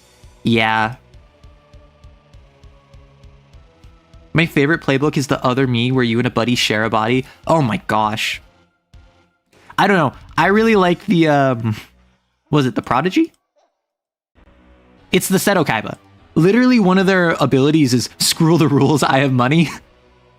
And it's you just decide anything that money can buy, you can just decide that you do it. But then you have to roll to see what complications come along with it. Because it's the idea of like, you're just so rich that you can just buy your way through problems. Man, this just reminds me, the mod that puts Yugi in Dragon Ball Z Fighters is so good. Isn't there... What was the anime fighting game that was super disappointing? But everyone is super hyped for it because like you could play as Yugi and also Luffy and like Goku. And it was like a 3D anime fighter, Jump Force. Wasn't that really bad? But didn't it have Yugi as one of the options you could play as? Because like I never followed it. I watched like one video of someone playing it. The Bruce Wayne grind set, you know it. They also have an ability where if you prove yourself better than someone, you can convey your ideas using your skill instead of friendship. Yeah, because you just showed them how superior you are. So you're like, all right, respect me. It was boring. It's an arena fighter. Okay, you can't say it's an arena fighter. Of course it was bad. First off, I don't believe any genre is inherently always going to be bad. I think just some of them are more inclined to be bad than others. I think Marvel Rivals, I think, is a good hero shooter. Crazy, I know. But the fact that I played it for like 30% or like 40% of my 2025 game time, and it was entirely off stream, shows how good it is. How many arena fighters have you played? Exactly, I haven't played any. So I'm not going to say that I know how they are, but I am convinced that no genre is completely awful and has no redeeming qualities. I think a lot of them suck because people don't know what they're doing, but I do think that none of them are entirely bad.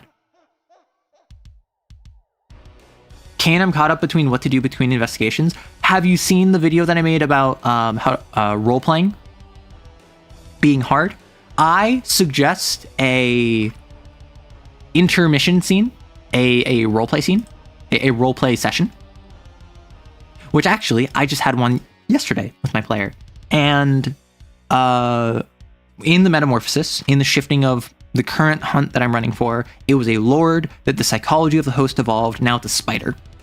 After it turned into the spider, all like the player and their team was all injured, so they ran off to go rest.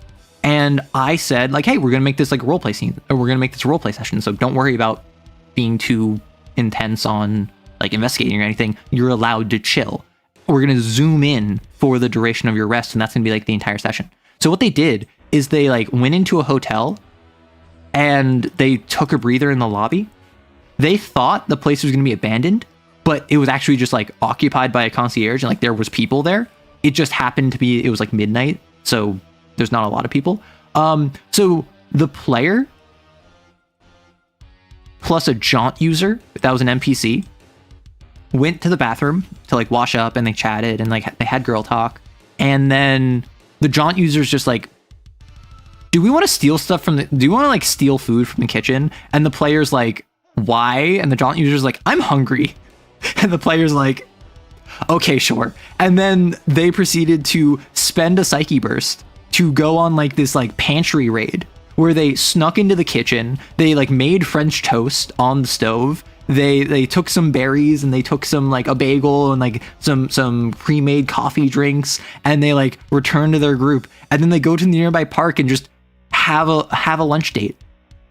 Their entire team just like has a little picnic at the park, post like in the middle of the in the middle of the hunt, because sometimes you need that.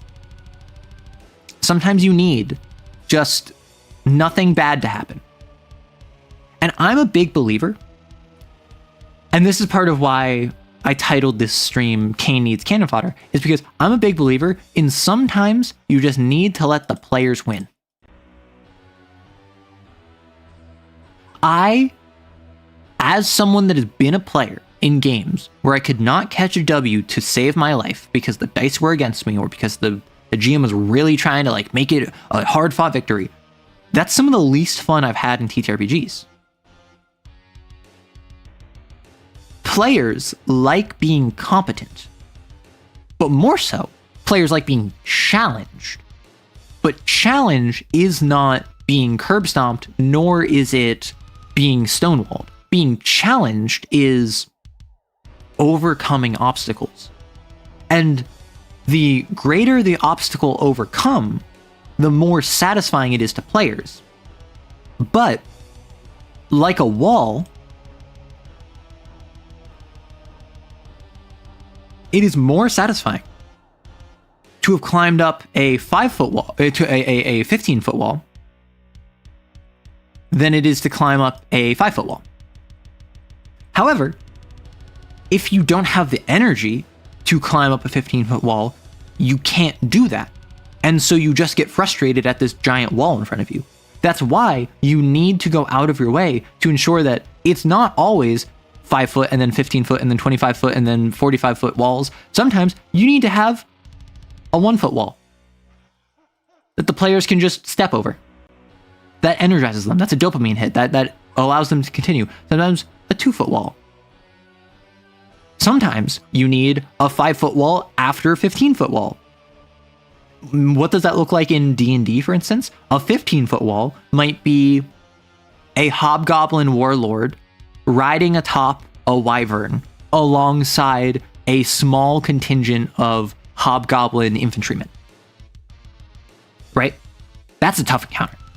And then maybe a 5-foot encounter is 4 hobgoblins that all of which focus on their bows because they send forward 4 to 5 goblins as chaff to like screen you and like stop you in your place, and then they get their ranged attacks that deal 2d6 damage. But none of those goblins is lasting a single hit. Each of those hobgoblins might deal a fifth of your health. But then once you take out the goblins, the hobgoblins get close to you, you take out the hobgoblins, none of them have more than like 15 health, right? That's significantly easier than the 15-foot encounter, but sometimes you need to have a win.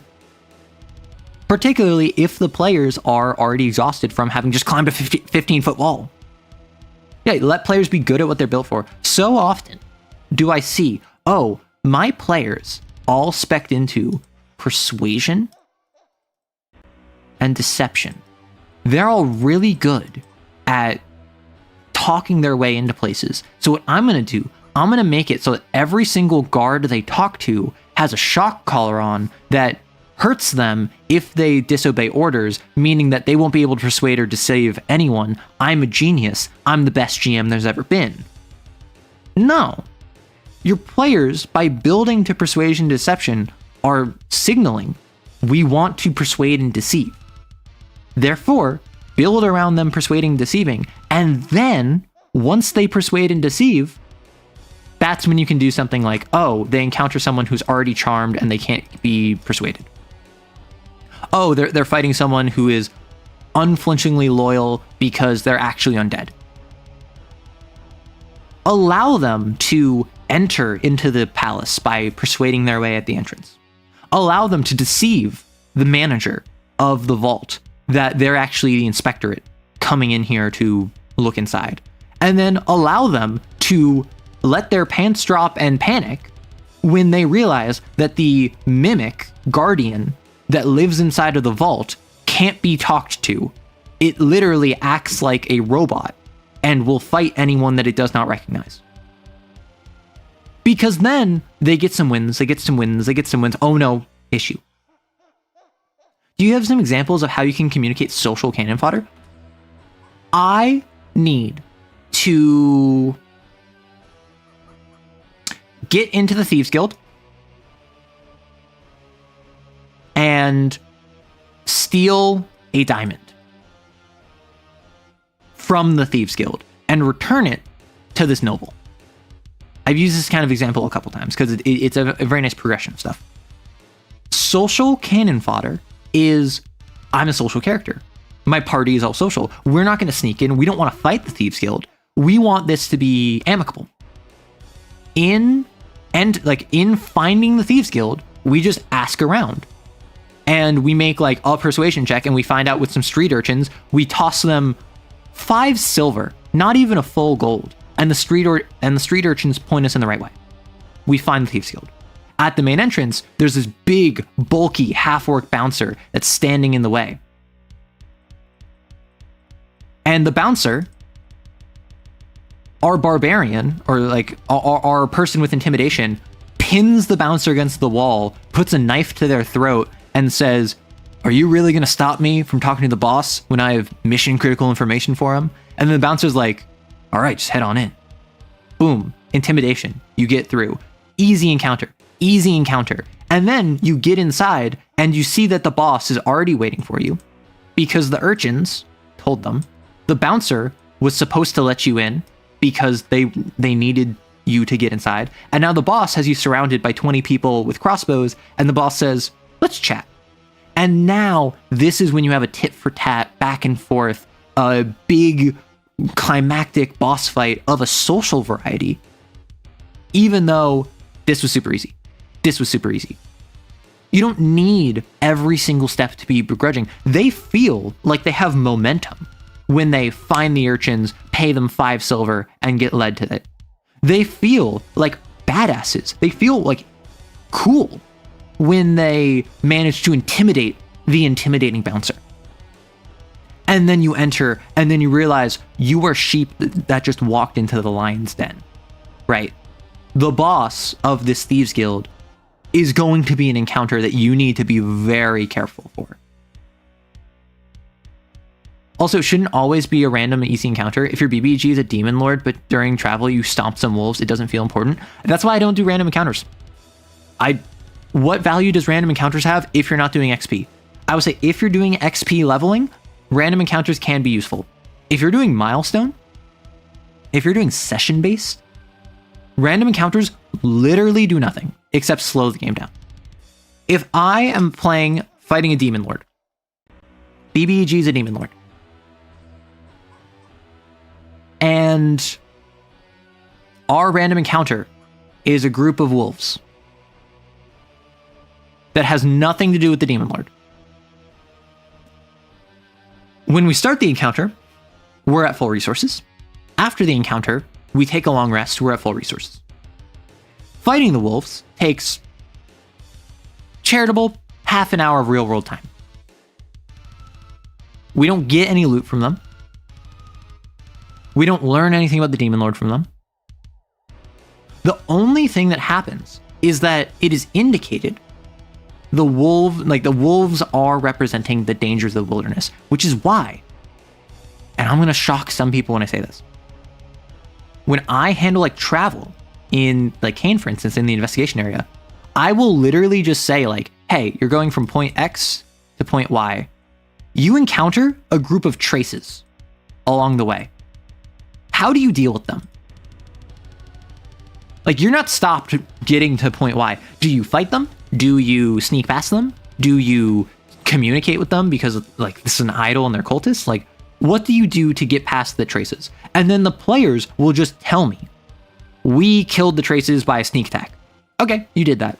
You didn't spend any resources. It wasn't anything crazy, but the travel was still dangerous, but you are competent enough to deal with the chumps. And then once you get to Y, maybe you're talking to someone and then you have to deal with more traces. But these traces are part of an actual encounter, so you have to fight them normally. You have to spend psyche bursts. Oh no, they're harder than the other ones. Why? Because you didn't get the drop on them. Because you didn't sneak past them. Because you didn't X or Y or Z or A or B or C. When it's narrative, the players can go stupid, go crazy. And that makes the players feel like their characters have done more than they have. It can be a tutorial. That's not what we're talking about. We're talking about random encounters. If you want wolves as a tutorial encounter, that's not a random encounter. That is a very purposeful encounter. I would say that is one of the most purposeful encounters you can have. But if we're going from town A to town B, and we're already 3rd level, and we've played 4, 5, 6 sessions already, there's no reason to have a random encounter if you don't have XP for it. Me and my friends are Souls players. I think we want to capture the high we get from those games, why we make hard games. I make hard games too. I make brutal games. And I am rough with my players. And I make sure to give them instances where they're allowed to be cool. I give them instances where they're allowed to do the thing that they're good at doing. Because then when I yank the rug out from under them, it's effectively me saying, okay, you had your time to be cool. Now I want my time to be cool. Mom said it's my turn in the spotlight, kind of deal. Hey, Fox. What the heck is up, Kyle? No, step the F up. Only argument I can make for random encounters, we just leveled up and want to playtest our new abilities and synergies. Disagree. Monty, just make that the next plot encounter. You don't need a random encounter. You can just, if you're fighting a demon lord and they have a cult, instead of fighting random wolves, just when you get to town B, have them fight a cultist. Then they can test out new synergies. I thought you were talking about cannon fodder on the player's side for CAIN and exos to use against sins. No. So when I'm saying this, I'm saying CAIN needs cannon fodder on the sin side. And the broadened aspect is players need opportunities to show off. Yes, even in Call of Cthulhu, even in Vampire the Masquerade when you're all fledglings, even in games like Triangle Agency, Delta Green, where the agency is explicitly mitigated from you. Because if I'm in Call of Cthulhu and I'm playing an investigator, and all I do in the game is I fail in my very first investigation roll, and then in a social encounter, I'm not a social character, so I don't participate, and then we encounter a minor eldritch monster that immediately drives me insane because I rolled poorly, that character sucked. I feel bad as a player for playing them because I didn't get to do anything. But if I'm allowed to, quote unquote, off camera or without dice, purely narratively, do some investigating. I want to go investigate Madame Robinson's orphanage for ties to the cult. I don't need to make you roll for that. I can just say you do that. That's what you do on your downtime. That's what you do when the rest of the team splits up and like one person is schmoozing at the gala and one person is investigating the art museum and then another person is going to the firing range to acquire new weaponry. You're investigating. And you just do that. So you, even if everything else happened, even if you failed that first investigation roll, even if you still aren't a social character, even if you still go insane as soon as you see your first elder thing, you still contributed by finding out what happened at the orphanage. And ideally, you're doing that multiple times. Ideally, you're able to contribute in that way multiple times, because then no matter what, you always did something. And it's the same principle as to why in Draw Steal, you don't roll to attack. You just roll damage.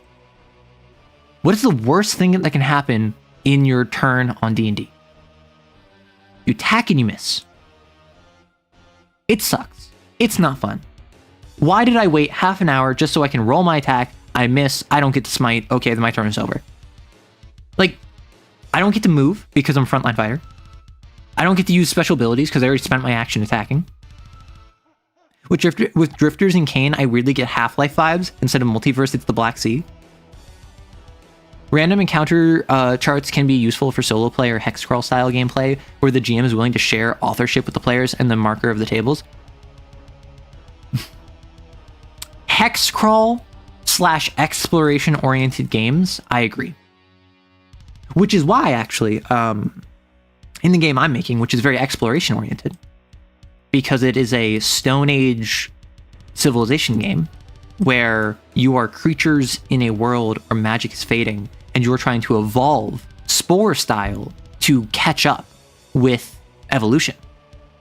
It's about exploring. So there's about travel is really important. Different regions and climates is very important. That just sounds like a variation of you shouldn't call for a roll unless success failure is narratively important, which I agree with. Yeah, and that's basically the core of what it is. It's not just that, though. It is also allow your players to just succeed on things where it might be narratively important. I would argue learning information about the case in the investigation is narratively important. However, like even in CAIN, like Tom Bloom even says, if the players ask for mission critical information, just give it to them. Like the best way to stop an investigation from stalling out is to just give them the information they ask for.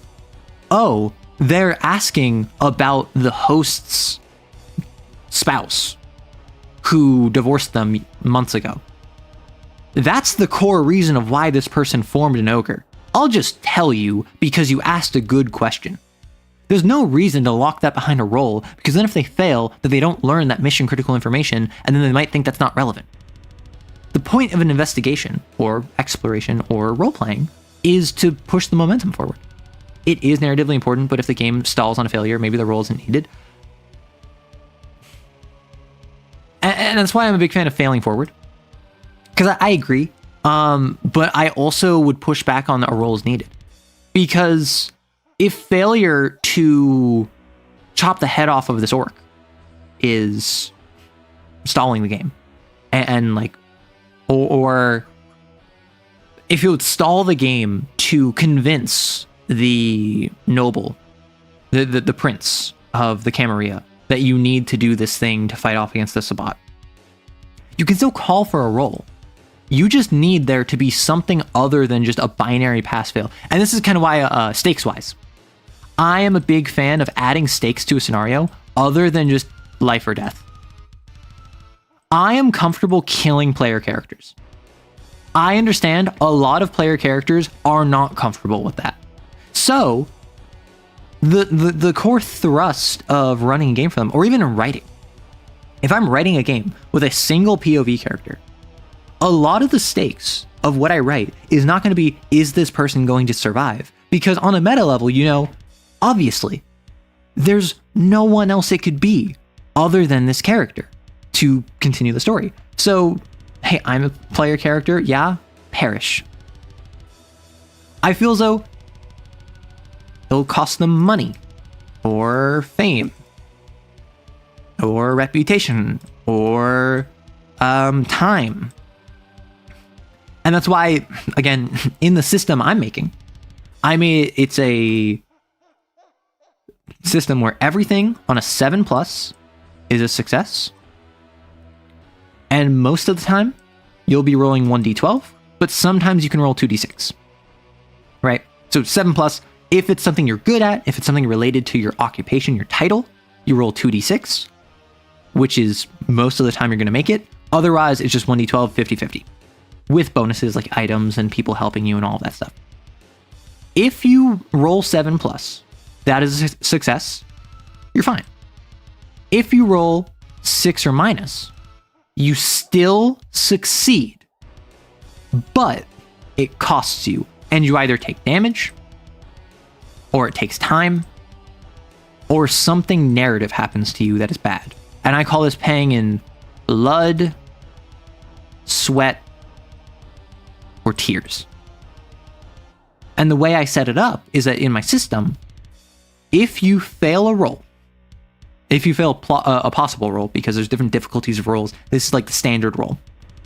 If you fail a standard roll, a possible roll, and you roll a 6 or lower, I will tell you that you can either choose a severe blood payment or a light sweat payment. What that means is that they have different mechanics. So like blood is you take damage, sweat is clocks, or in my game trees, because like evolution trees will tick, or tears is like something narrative, like your item breaks, or someone reveals a secret about you, or something bad happens, narratively speaking. I, as the GM, will tell you it's going to be severe payment of blood because you're trying to fight this person, or you try to fight this person and they keep dodging and blocking, and you're going to need to wear them out and take a bunch of time. So it's going to be a light time payment. So then a light time payment might be mark off 1 to 3 nodes on a tree. That's like talismans and CAIN. That's clocks and Lancer. And then this might be you get +1 injury. So you have to decide what's more important to you right now. Do you want to take 1 injury or advance a clock 1 to 3 times? Maybe you're infiltrating a village. You're sneaking through, you encountered a guard and you're trying to kill them quietly. You rolled a 6 or lower, you kill them no matter what. However, do they stab you when you stab them? Or do you have to wrestle with them, fight them, try to keep them quiet, and the clicking counter of the tree, which is like guard rotation that you're going to get spotted, ticks down. So maybe you choose the severe consequence because you can't afford the risk of time running out. Or maybe you go with the lighter option because it's less impactful. And that's the sort of thing that I think really helps narrative. And then similarly, again, it's a 7+ system. 7+ is a success. And that was for possible tasks. That's for stuff that, if it's possible for you to do it, that is a possible task. For improbable tasks, for tasks that are improbable to succeed, again, 1d12 or 2d6. If you get a 7+, you get a success, but you also have to make a payment. Basically, on an improbable success, a 7+ is like if you rolled a 6 or lower on a possible task, because it's improbable. It's going to take longer than you wanted. It's going to hurt you. It's going to cost you something narratively.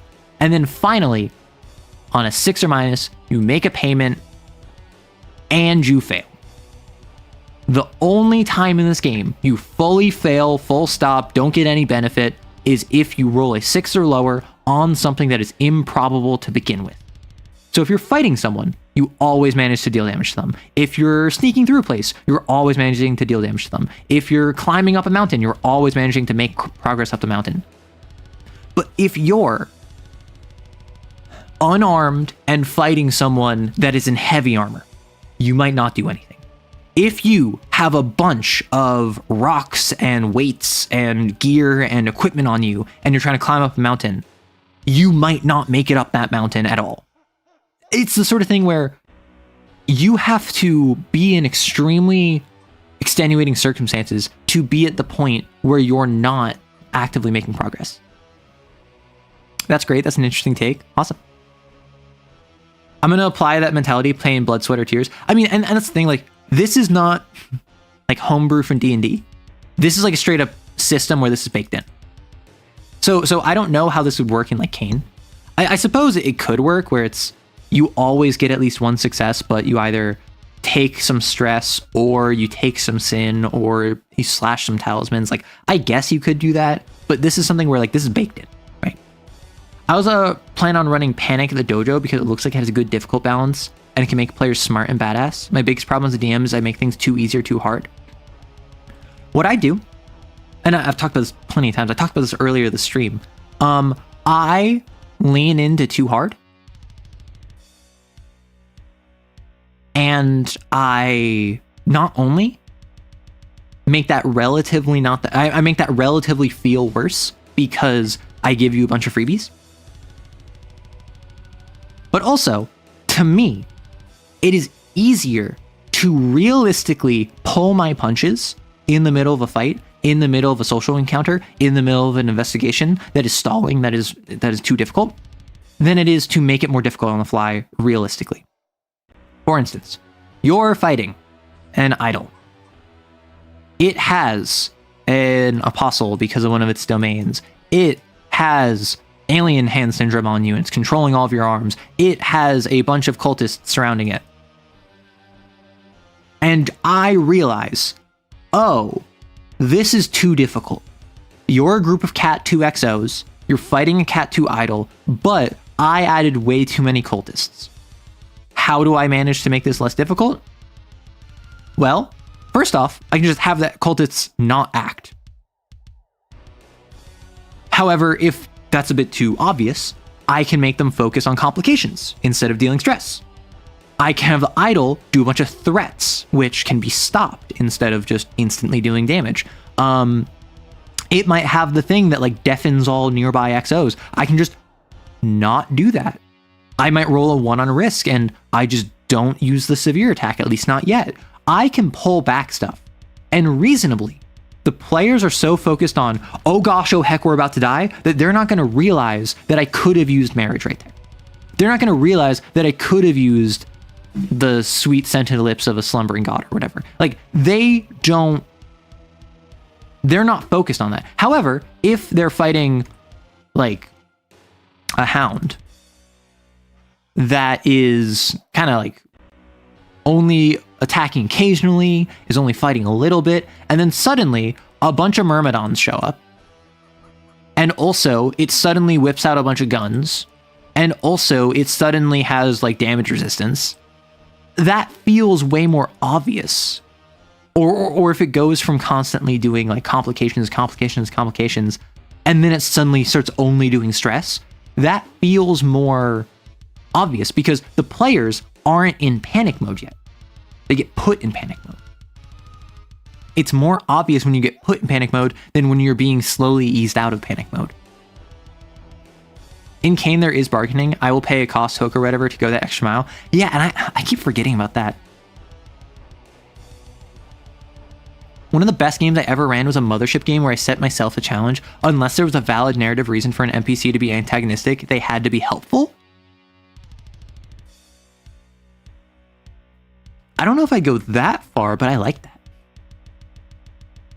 Because fundamentally, I don't know about you, I'm someone that I think humans, broadly speaking, help other people.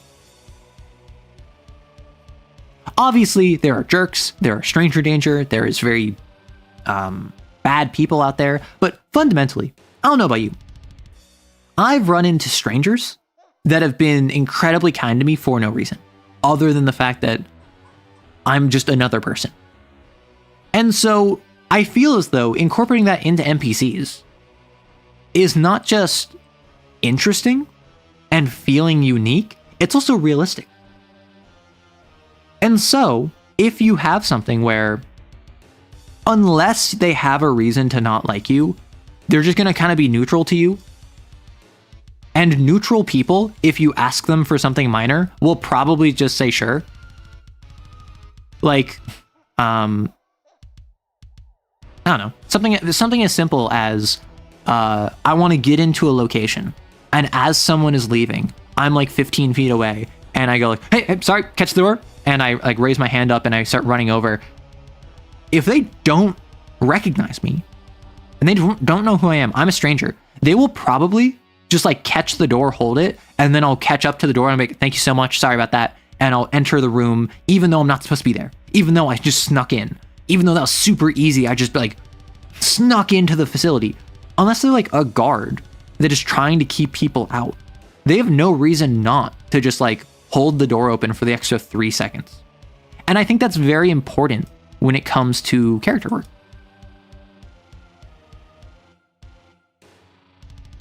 That feels like a convenience, because it is. It's okay to have some conveniences, particularly, like what I've been saying, is if you then challenge them later. Oh, social engineering? Oh yeah, so social engineering is, strictly speaking, yes, that specific example was social engineering. That was the idea of manipulating a person to do something that they shouldn't do. But also, that's kind of what I'm saying to use altruism for in games. I'm saying allow the average person to be nice enough to be manipulated without needing coercion. Because then your players will be able to do more cool stuff. Yeah. Act like you belong there and you'll be able to get in. CAIN has the hound ability that makes everyone hostile, and it's noticeable how strange it is. Yes, and that's why that is like, that as an extenuating circumstance will be more interesting if every hunt they go on, people are just kind of like, pog. Although something that I've noticed is that a lot of the art for CAIN shows all of the XOs in like black coats, for instance, on the train. They're like in standard gear with black coats. Even, where are they? Where'd they go? Where'd they go? Where'd they go? Where are they?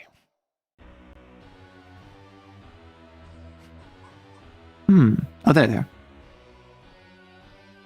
Like, this is like a black coat. This is just like formal wear. When the standard XO from Cat 1 to Cat 2 is only going to have access to a habit or a cassock, like holy wear, which is very weird and noticeable to anyone that is like not in the Catholic Church. And even then, it's going to be noticeable. It's just not going to be like weird. So I feel as though there is a little bit of like CAIN specific. The average person would cooperate with the literal monster hunter. That's the thing. In my world, everyone's kind of weirded out by XOs. Because why are you walking around like you're a nun with a gun, right? Why are you this? However, people are more willing to accept like, oh, we're actors for a nearby show on break. They're willing to accept that as an explanation because that makes more sense to their rational worldview than we're monster hunters hunting down the sins of humanity, right? So yeah, they might be weird, but like if you saw a random cosplayer like dressed as like Hatsune Miku outside, and they asked you for like a minor favor of just like they asked you for directions, you'd be like, oh wow, that's crazy cosplay you have going on. Yeah, sure. The movie theater's right over there. Just if you take a right at the sign, it will be like on that street. Just keep walking for I think it's like 2 minutes. Like the fact that they're dressed like Hatsune Miku will be surprising, but you're not gonna like not trust them. Same thing with like if they're like dressed like a nun with a gun, or if they're some weird outfit. people naturally are social and want to help others. Like if an idol hunt, an NPC will step in cover for the NPCs if they say something against the idol, then chide them for saying something like that in public. Can I have a candy cig? Hatsune Miku's sin cleaner. Also, those kind of outfits and the kind of thing that you look at go, huh, that's odd, and then go back about your business.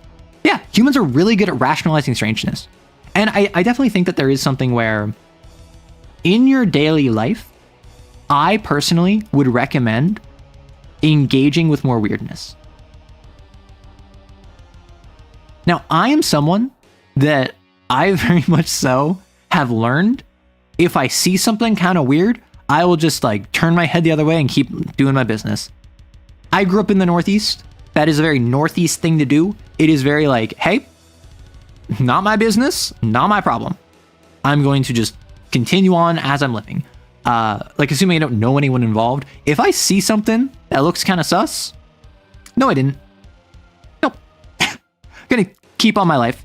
And I think that if you see someone who's dressed like a cowboy, who's dressed like Miku, if you see someone who they're in all black, except their pants have the design of like a bright pink thong on the outside of it, like allow yourself to think that's weird and talk to people about it.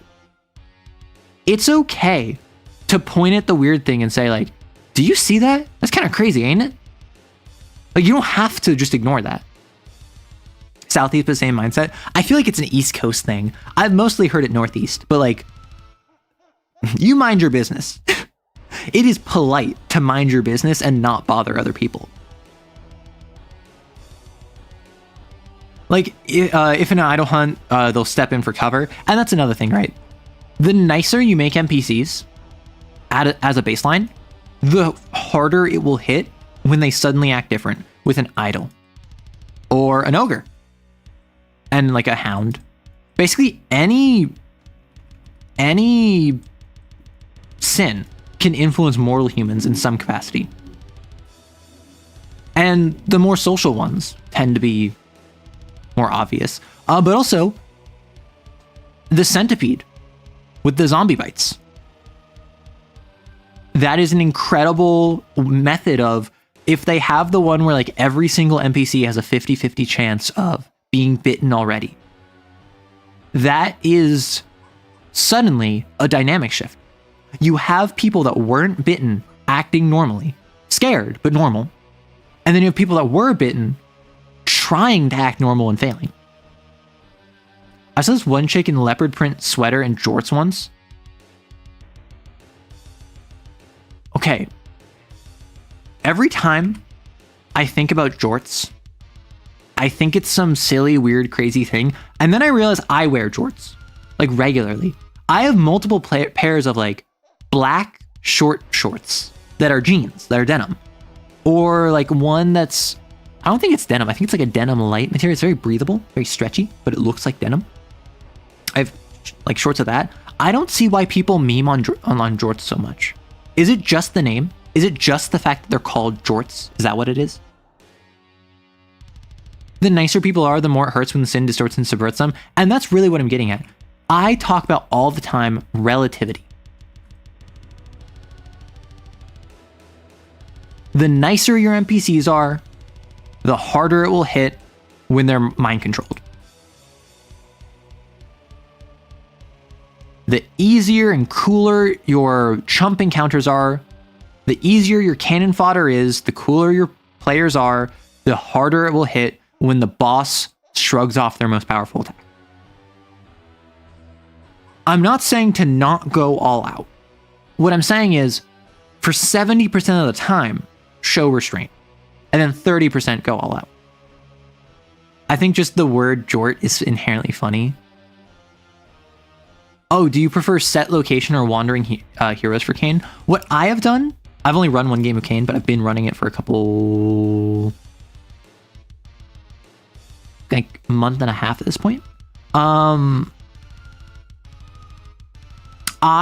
made it that it's site epsilon, or rather, I give my player a lot of control. in the premise. I told them, hey, you make the foundation, So I know that any direction I build off of that will be somewhere that you are interested in. I basically told because it's a one-on-one game, I told my player, listen, I want you to put in as much detail as you want. And I will just adapt to that. Because I'm going to go off the rails and do my own thing as soon as the first session starts. I want to make sure that whatever I'm doing, whatever my nonsense is, interests you. Therefore, they made like Site Epsilon. They made like this dorm room. They decided that they wanted to be like XO13 at Site Epsilon. So they're Epsilon 13-FLB, right? That's their XID. So then I made a whole system about the XID based off of that. I made other XOs. I made a culture at Site Epsilon. And what they do is this is based somewhere in New York, presumably like Southwest New York, because one of their hunts took them to a New York town. Another hunt took a different group to a New York town. And then they went to a Pennsylvania town is where their current hunt is at. So I like the idea of there's different regions of the country, in the US at least, that there's different sites. And they've gotten confirmation site beta is close enough they can send teams to the hunt site, to the on-site. But they don't know where site beta is. Site beta is presumably like in the southeast, or maybe in like the Rust Belt, like the north, I guess, like Great Lakes area. Jort sounds like the main character of a silly JP mascot character. Oh my gosh, it does. Also applies to anything made out of denim is the thing, but starting with a J.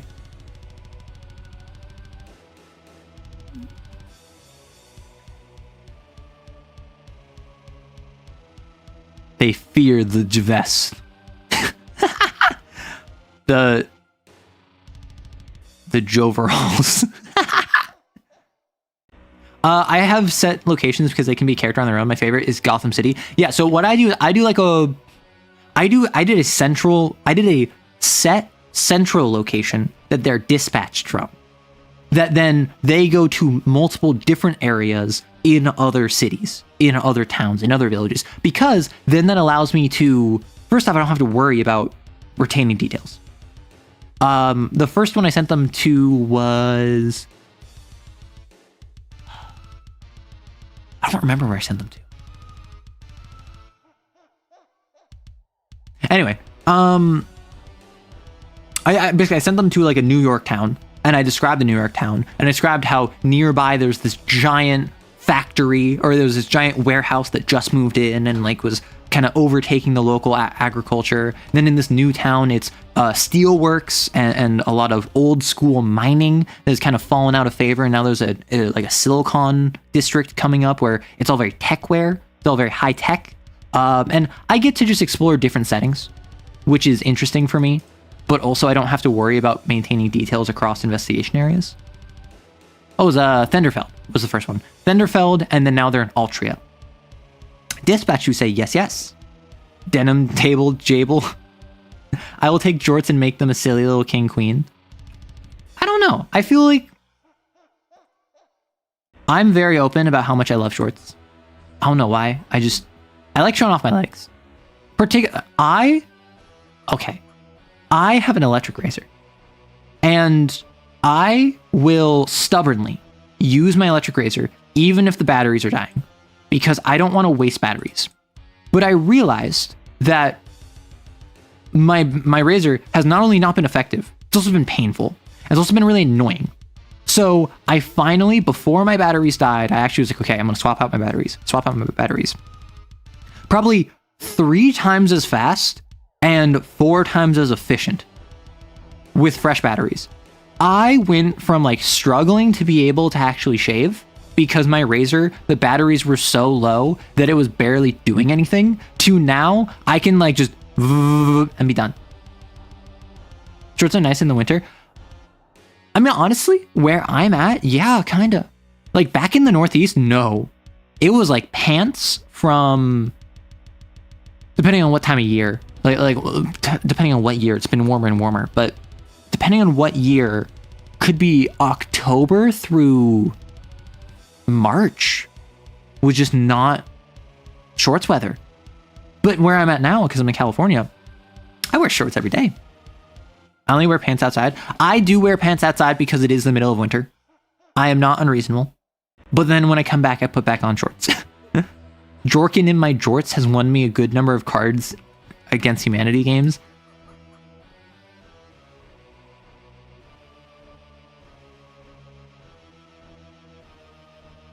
Have you considered Jordan in my jorks?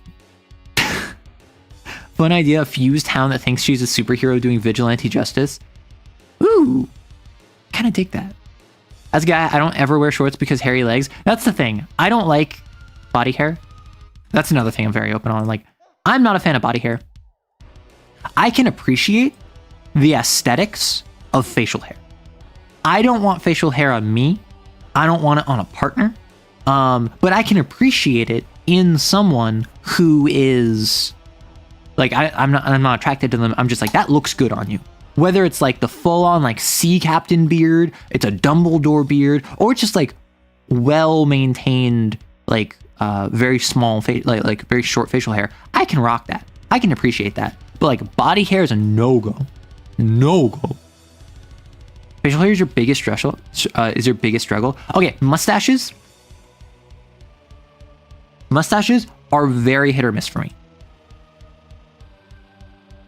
If you have a well-groomed, well-maintained mustache, that can be pretty pog. I can rock that. I can be like, you look good with that. Go off, king. Right? Presumably king, you might be non-binary. You might even be femme. I don't know. But generally, if you have a mustache, you're probably going to be masc%. I think a bad mustache is worse than no mustache. And like, to be fair, the same with a beard, in fairness. But I feel like, whereas beards, it's like 30% of beards are bad. Like 40% of them are meh, like neutral. And then like 30% are like awesome. I feel like with a mustache, it's closer to like 60 bad, 40 good. Do you know what I mean? I feel like there's no middle ground in a mustache. I feel like your mustache is either really good or really bad. Because with a beard, if you just have like an 1.5 inches of beard and it's on your cheeks, your jaw, your chin, and like a little bit of your neck, that's like a meh beard. It's not bad. I don't think that's anything to write home about. I don't think that's bad. But like, if you have a mustache, it's gonna be polarizing. You're gonna rock it or you're going to be rocked by it. And I think a good mustache, okay, let me tell you my thoughts on. Down at the bottom here, we have bad mustache. A little bit above that, we have bad beard. Now, this is a personal ranking, but I'm going to say meh beard is under clean shaven. Personally. Aesthetically. If it's a meh beard, I personally feel you should just be clean shaven. But I think the average good mustache is better than the average good beard. But the best mustache is worse than the best beard. How do we feel about this? So like if I... Oh wow, no, that doesn't work. Like I feel as though if you have the most stylish, coolest, best mustache in the world, that would fall in comparison to the best, greatest, cool beard. But I think on average, a good, well-groomed, wax-styled mustache will beat out a good, styled, well-groomed beard. Are we power scaling facial hair now? Yes. But I gotta go. Enjoy, Conway. For me, the aesthetic of facial hair, I think actually looks good on people is either thick, square facial hair or going on full dwarf. Oh, thick, short facial hair. I mean, so...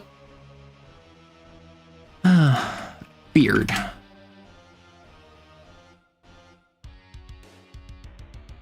Like, obviously, Google is going to show me a bunch of good images of beards. Although I need to turn off AI, just in case. I think that was AI because it disappeared. So, like, this, I respect this. Do I want this on me or on a partner? No. No. I would prefer not. However, you can rock that. This mustache. Yes, it is being supported by a beard. However, I would say this is a mustache first. I'd say that's a good mustache.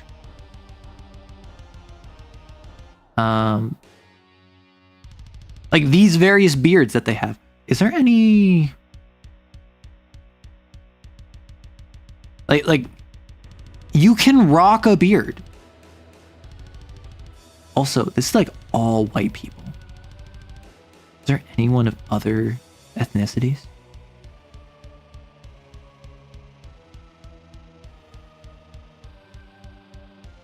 Okay, so hot take, controversial take. I think this is a mustache supported by a beard. I don't think this is a mustache and beard combo. I think this is mustache first plus beard. Because when I look at this, I look at mustache and then I register, oh, it's filled in with beard. But the main thing with this facial hair is the mustache. Why does that feel? What? This one? This one? I don't know. If I used an AI generated one, I apologize. I was trying to avoid them. But it also needs to consider the rest of the outfit. I do agree. Facial hair does require an outfit. The chin beard lengths, that is fair. This bit right here is clearly beard. What about sideburns?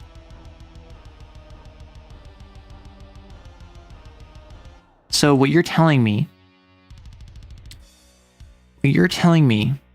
is you're asking me what my thoughts are on what?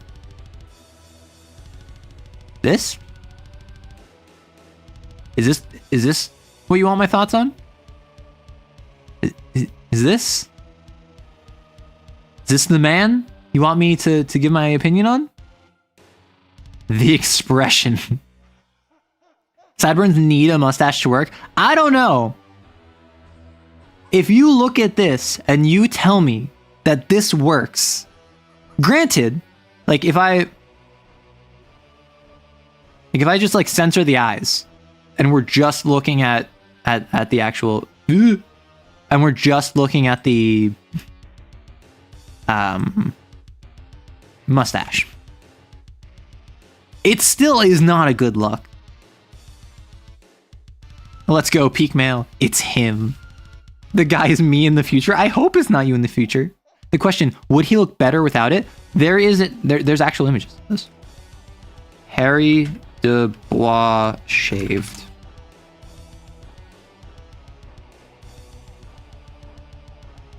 And this is also Sans expression.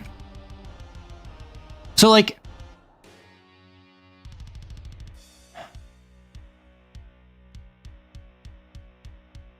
genuinely. Okay.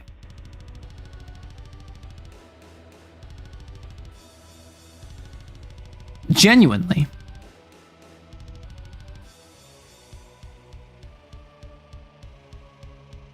I feel, and I can't believe I'm saying this,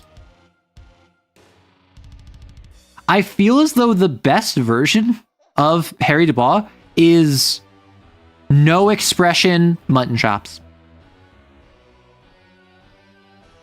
I think this is the best looking one. And in case you're wondering, I did not remove the expression in my playthrough. I had a 1 in physical stats. I did not have the electrochemistry to remove the expression. Sans expression, his left eye isn't glowing blue though. Oh my gosh. The chops and mustache work. I wasn't expecting it. I was not expecting it to work, but no, absolutely. It does work when he loses the expression. The smile and no beard one. Yeah, I know.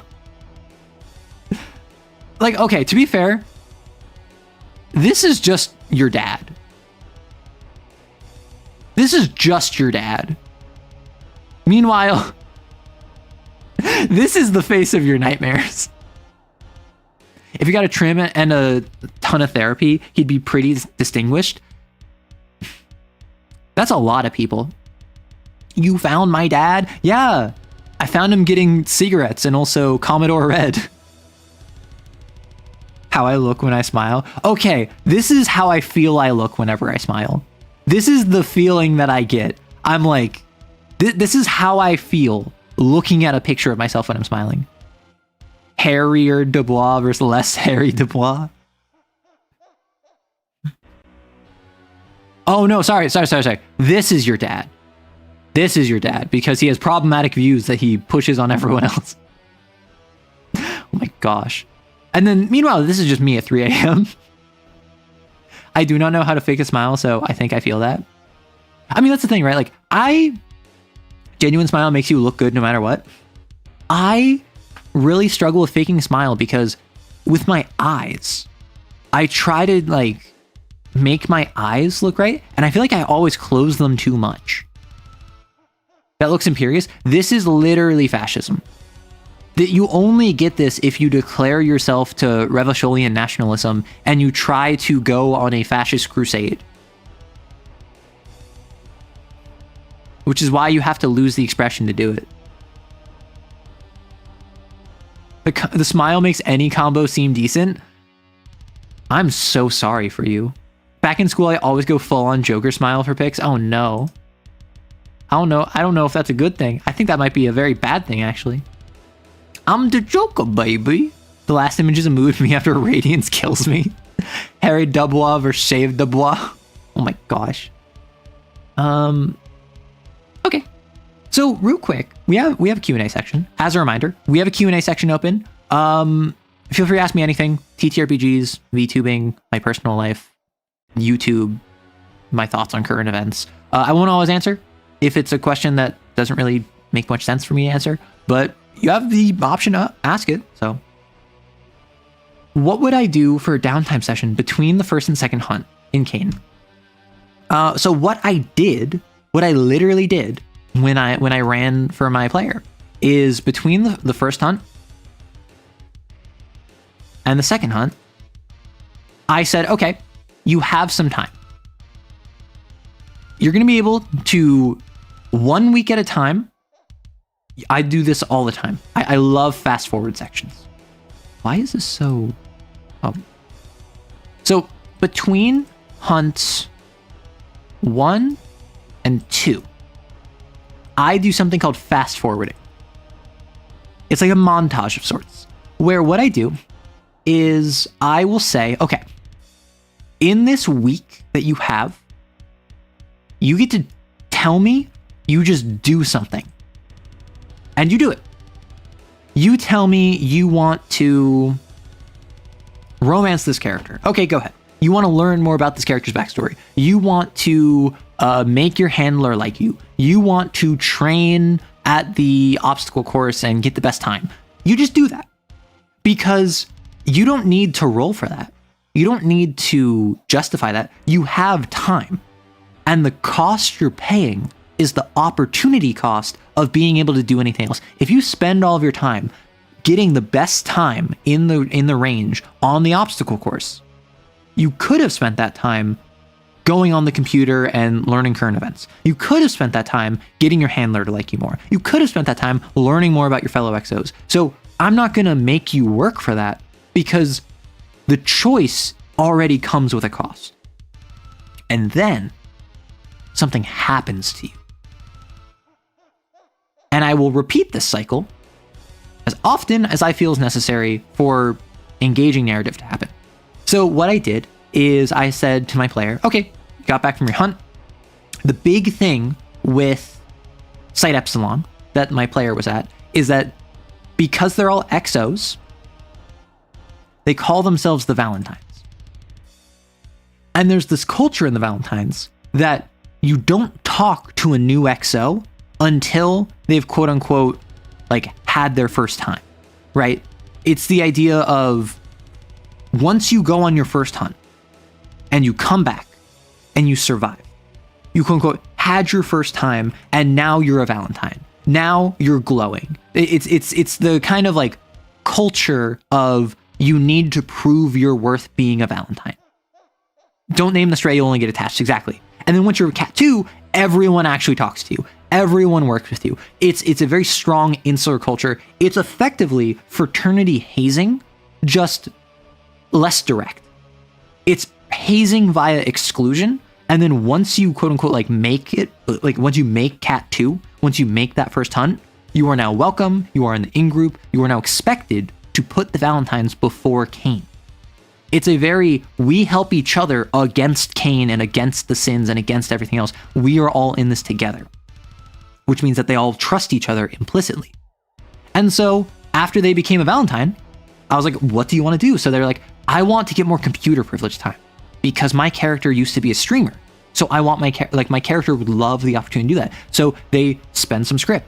They get computer privileges. They set up like a LAN party and they start playing like Halo Combat Evolved with other XOs in their site, and they start connecting with these people. And then what happens to them is I tell them, you're being tested, or it's a uniform inspection. Like, what happens during the uniform inspection? And we walk through the idea of how they barely managed to get away scot-free, even though their uniform was not up to code, because they were just casual about it. They were subtle about it. They were confident about it. And the person doing the uniform inspection didn't care enough.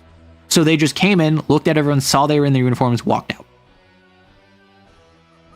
Meanwhile, the next week, they wanted to learn more about some of the other XOs. So they spent time explicitly with some other XOs. They learned about them. They heard about them. They got information on them. And then I asked my player, now you're being tested. There's an obstacle course, and after the obstacle course, there is a trace. They have a captive minor sin, like a trace, that you have to go through an obstacle course, fight, and the goal is that you are all going to be ranked based on how fast you can go through the obstacle course and then kill the trace. How do you screw this up? Is what I asked them. I didn't have them roll. I didn't say, like, what do you do play by play? I said, this is the premise. What did you do that screwed it up? And then my player, thinking, was like, well, I'm a flux user. I go back in time, and I'm also a sorcerer. I want to showboat. So I think what my character did is on the obstacle course, they spent all of their psyche bursts just constantly going back in time, wanting to like perfect the obstacle course. So when they got to the trace, they didn't have any resources left to fight the trace. So then they really struggled on fighting the trace, and then they got a really low score because they were so focused on showboating. And that's the kind of thing I do in downtime sessions is I give them the opportunity to just do stuff. And then I also have stuff happen to them. Because even if them bombing that exam, they're Valentine now. No one's going to like judge them for that. No one is going to treat them very differently. But it allows them in the canon of Site Epsilon, of the Valentines, to be reminded they're not top dog. They're just a cat 2. There are cat 2s and cat 3s, and some of the cat 3s are almost cat 4. They are not the king of the castle, even if, as a player, I afford them a lot of leniency. And so I get the opportunity, and particularly because it's a very tit for tat, because it's a very, I give you just the ability to say I do a thing. And then after that, something happens to you, sometimes good, sometimes bad. My players, whenever I do this to them, generally feel it's fair because I just gave them a freebie right beforehand. I literally do, okay, you get a freebie and then something happens to you. You get something, literally whatever you want, and I'll work with you as best as I can to make it happen, and then something happens to you. Usually not the best thing, but sometimes it is good. Because then that lets their character feel like they have agency, that they're doing stuff, that they're cool and competent, while also feeling like the world is evolving and stuff is happening. And other characters are getting up to their own relationships and agendas and schemes and plots. Should players also have direct issues from picking one downtime over another, i.e. choosing the secret rebel cell and standing up their date? Well, I'm not even going to go that far. Because that strikes me less as downtime. That strikes me more as mission, right? Like in Spider-Man 2, the Tobey Maguire, the Sam Raimi movies, there's this big stretch of time where he's really struggling with the idea of being Spider-Man. And the core struggle is him being Spider-Man, and then he gives it up, and like it's this big dramatic thing. That's not something that's like in downtime. That's his main thing. The downtime is once he gives up the mask, he's going to class. And he's like working on his projects, and he helps Aunt May, and like that's downtime. Downtime's after the big dramatic moment of making the decision. Accidentally ate the trace instead of fighting it, got nicknamed Kirby.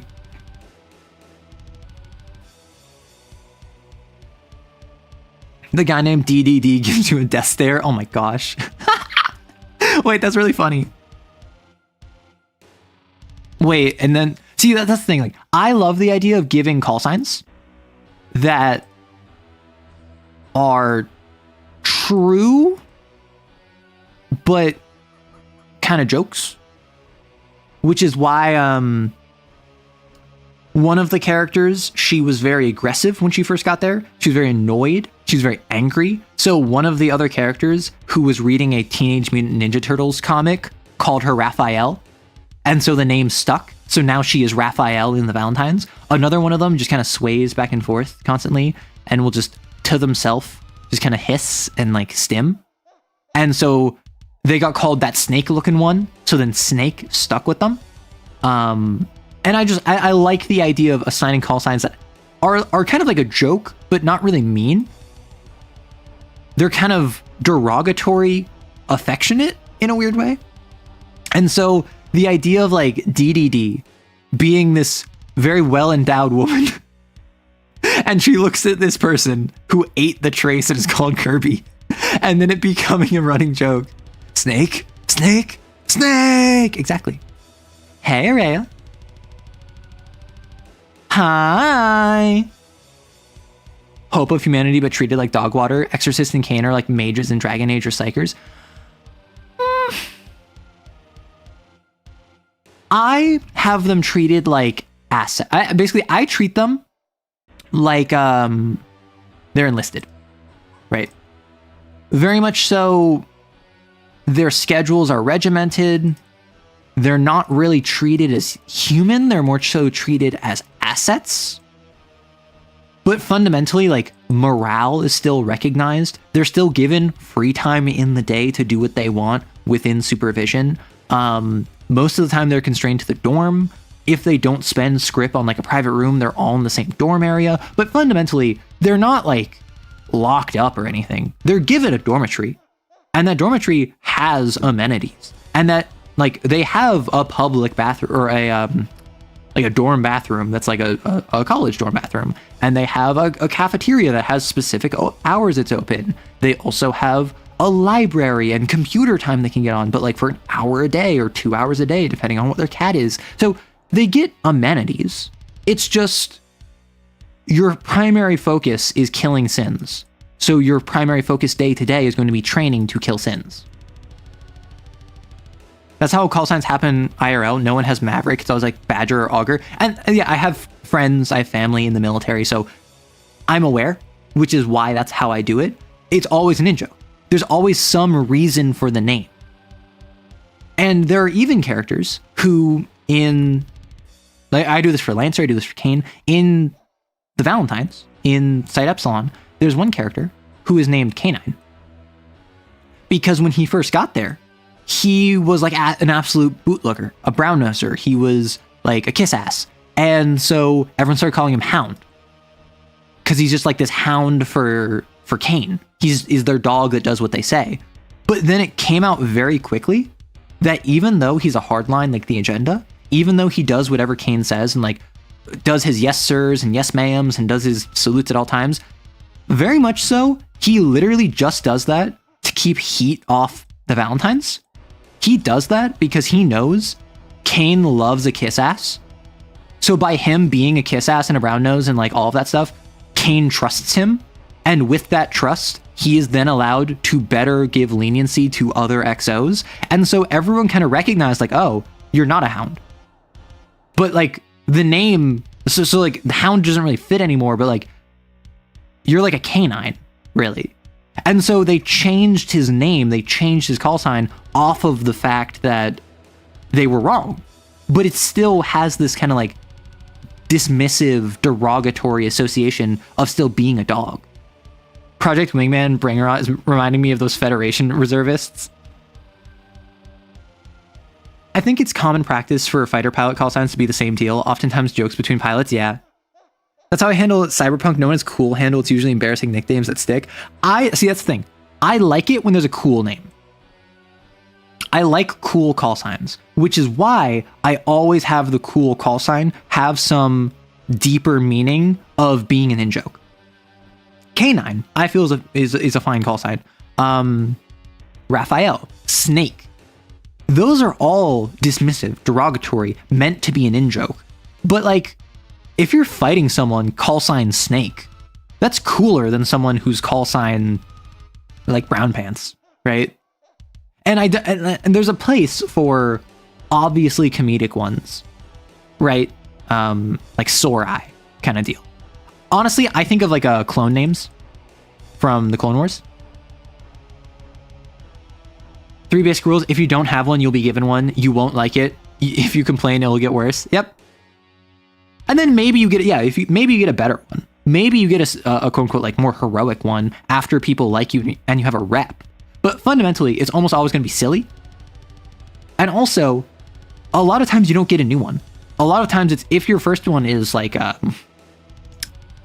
if your first one's like pufferfish, because maybe you have like an allergy that made you like your cheeks blow up and you get all red and like people called you a pufferfish, and then you're like an absolute unit and everyone loves you.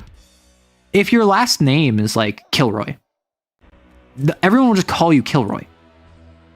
Instead of getting a new call sign, it's more likely people just won't use your call sign because they respect you too much to use it, right? Five's the GOAT! The GOAT! Growing up, I really liked Echo. And then Fives, when after season 3, the Citadel. And then Fives in, I think, season 4 finale. Fives. Domino Squad. From the outside, it can sound cool, but at its core, it's still really silly or embarrassing. Exactly. Like the theory of Monarch from Project Wingman is called that, not because he's king of the sky, because he collects butter. That'd be so cute! Actually, wait, what? Because, I've never played Project Wingman. I don't pretend to. However, I did watch Bricky's video about it. And so I do love Prez. And I do hate Crimson One. And I do, like, know the broad premise of it. And yeah, it is odd that, like, Monarch has this cool call sign when generally that's not how call signs work. But the idea that he just loves collecting... he just loves collecting butterflies is so cute. Which is why, on the recent Monarch video, someone said that you should make a BBHE called Crimson One who just, like, gaslights as an attack, and they pilot a Monarch, and I'm just like... My first thought was, wait, Crimson One inside Monarch? I swear there's a fanfic about this somewhere. And I didn't comment that because I understand that's not something I should be commenting. But... Or turns into bufferfish. That would be funny. Fives and Echo are absolute goats. Yeah. This is reminding me of my time in military school. Oh my gosh. Broke your glasses and was stuck wearing prescription shades for an entire semester. You got dubbed Neo? That's fine. Prez is the presidential seal is her emblem. Bonk. Shut up, Araya. Call signs, salsa. Student aviator lacking situation awareness. Yep. Acronyms are a big one. Acronyms are always fun. But yeah, so that's how I would handle a between Hunt 1, Hunt 2 session. I would do fast forwards, which is something I did in my werewolf game. I've been doing it in my CAIN game. I plan on doing it more in future games that I do, where it's just, what do? You just do it. Here is something that happens to you. How do you respond? And then I might do that multiple times. I might do that once. Depends on how big of a thing it is. And generally, I'm pretty permissive with what they do, right? Because the opportunity cost is the main thing. Every time I've done this, which admittedly is not that often, I've only done it a couple times, my player has been like, because I've done this mostly for one-on-ones, they'll be like, dang it, I really want to do like X and also Y and also Z and also A and also B. And like A and B are nice, but I don't really care about them too much. So it's X or Y or Z. And then they like, without any role, without any money, without any expenditure, it's purely they get to choose which flavor of ice cream they like the best, and they can't choose. And that's stressful for some players, but also at the same time, it's a really nice problem to have. Not, can I do this? Not which one would be the most efficient to choose. It is literally like, which do I want to pursue right now? And that's such a nice thing for players. How much wood could a woodchuck chuck? Well, you haven't established whether or not a woodchuck could chuck wood. Have I played Bloodborne? If so, what did I think about it? I have not played Bloodborne because I don't have a PS4? Question mark? My family had a PS3 ages ago, but I don't think Bloodborne was on that. And I'm mostly a PC gamer, so there's never a PC port. There's the racing game, which unironically I was actually kind of interested in. I did consider checking it out, but I've never played Bloodborne. I want to, but I don't think it's on PC, like an official port of it. So if I was to play Bloodborne, I would want to finish Dark Souls 2 and 3 first, because I've played Dark Souls 1 and I loved it. I played Dark Souls 2 and I really enjoyed it until my computer crashed after like 50 hours. I got past all of the Primal Bonfires and I was starting on like the Dragon DLC. And then my computer crashed. I lost all of my progress. I have not picked it up in like 4 years, which I really probably should sometime soon. And then I have Dark Souls 3, but I have not touched it. So I would want to finish the Dark Souls trilogy first. Bloodborne Cart rebranded Nightmare Cart for legal reasons, which, like, fair.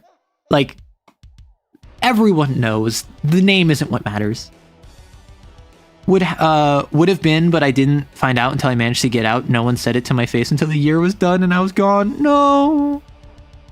I've never played a TTRPG. I've never DM'd. I'm planning to write and run a Lancer campaign next month. Wish me luck. Good luck. I started writing a module for Lancer. And it was planned for like 2 sessions. And then I ran it and it took me 2 sessions. And it was fun.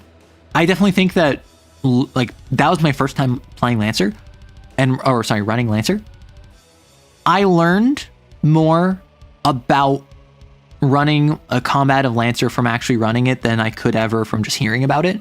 It was definitely like Lancer is a game where you can't just have one combat, I feel. Unless you want that combat to be a slog or just super easy. You can't just have one combat because in Lancer, the players have so much more health than they have other resources. With structure and with stress, it is so hard to kill a character, intentionally so, because they have so much health. A LL0 character with no points of hull in Justin Everest will have 40 health, assuming they don't blow up early. And all of their other resources, all of their SP, all of their core power, all of their consumables, those will all run out way faster. So you need to rest, right? And I think the ideal Lancer game is a series of skirmishes culminating in one big encounter. And ideally, in that one big encounter, you have at least one structure and or one stress missing. And you have some other limited resource that got expended. It's very much like D&D. Like any combat-oriented TTRPG runs into this problem. But I think Lancer feels it more acutely because Lancer so heavily prioritizes survivability. Like in D&D, I can run an encounter where it's the BBEG and their like lieutenant as well as some chaff bodyguards when the party's at full power, and I can make it a, maybe not quick because D&D is never quick, I can make it a pretty reasonable encounter even if they're going Nova. In Lancer, maybe it's just I don't have the experience for that, but like I don't feel that's the case. I feel like you need at least one, if not more, encounters before the main boss encounter. Lancer specifically designed around multiple back-to-back skirmishes. No room for a wallflower sets a very good precedent, yeah. CompCon has support for multiple combats and rests, so it sets up that norm as opposed to D&D, which like D&D, the assumption, what is it, that you do like 6 things per day? And that's like puzzles and traps and also combat encounters. So the assumption is that like you start the day by fighting some like a random encounter. And then you have a social encounter. And then you have a puzzle. And then you have to deal with a trap. And then you have like another minor encounter. And then you have like a BBEG. And like the intended flow of the game is that it's you take a long rest up here, you do all of this stuff, and then you take a long rest down here. And like maybe you get like a short rest like right after the trap. Maybe you take a short rest between the minor encounter and the BBEG. But the idea being is that you rarely long rest. I don't feel anyone plays that way outside of maybe old hats who are like dungeon delvers. Love Tom's game, honestly. Obsessed with Malagast. Honestly, I have the rulebook for Malagast. I've yet to look into it. I've yet to look into Malagast, despite the fact I like war games, and I think a skirmish war game like Trench Crusade or Malagast would be easier to get someone else into. Lancer really can't be just one combat. A lot of LFG one-shots in Lancer server have restriction like no core powers, and overcharge is usually at 1d6. Oh, right. Overcharge is another thing. But yeah, so like that's something I learned where it's you really can't have just one combat. And I'm glad to hear that's my instinct, like that's my good game sense, not me just being a bad GM. Because I've only run Lancer one time. Despite the fact I talked a ton about the lore, I have not had the chance to run it more than once. I tried running it a different time and then that fell through. But Lancer as a system needs skirmishes. And I'm glad to hear that I wasn't wrong about that, because I would have accepted that like I'm just a not skilled enough GM that having one big set piece encounter can work. Having played a couple games of Malagast, it's super fun and well balanced. So you say super, and that makes me think that it's not. You love the art and vibe of Malagast. I do love how like just unabashedly punk it is, right? I love how grungy it is.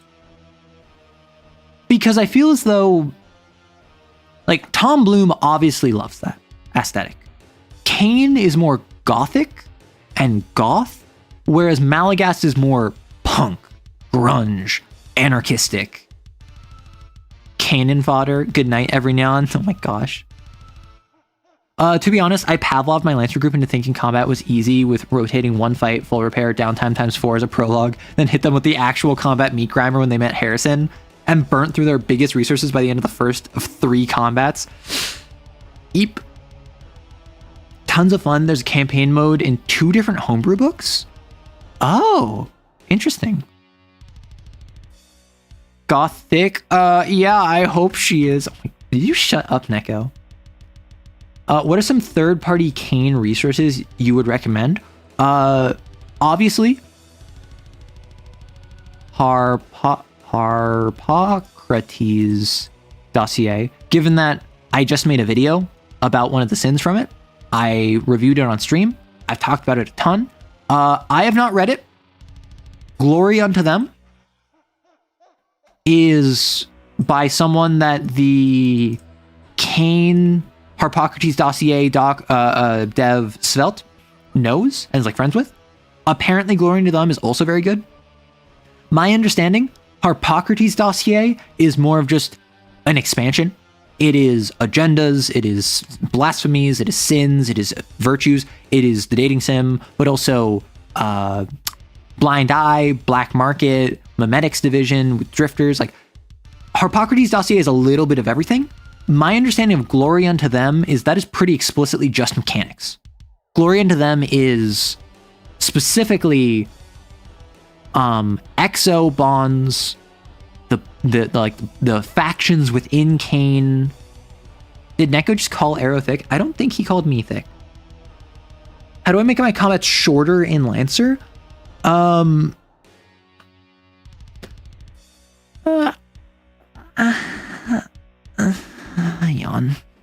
How do you make your combats shorter in Lancer? The same way you make your combats shorter in every game, and that is by having players that are engaged, which means that you need to go out of your way to ensure that your combats are engaging.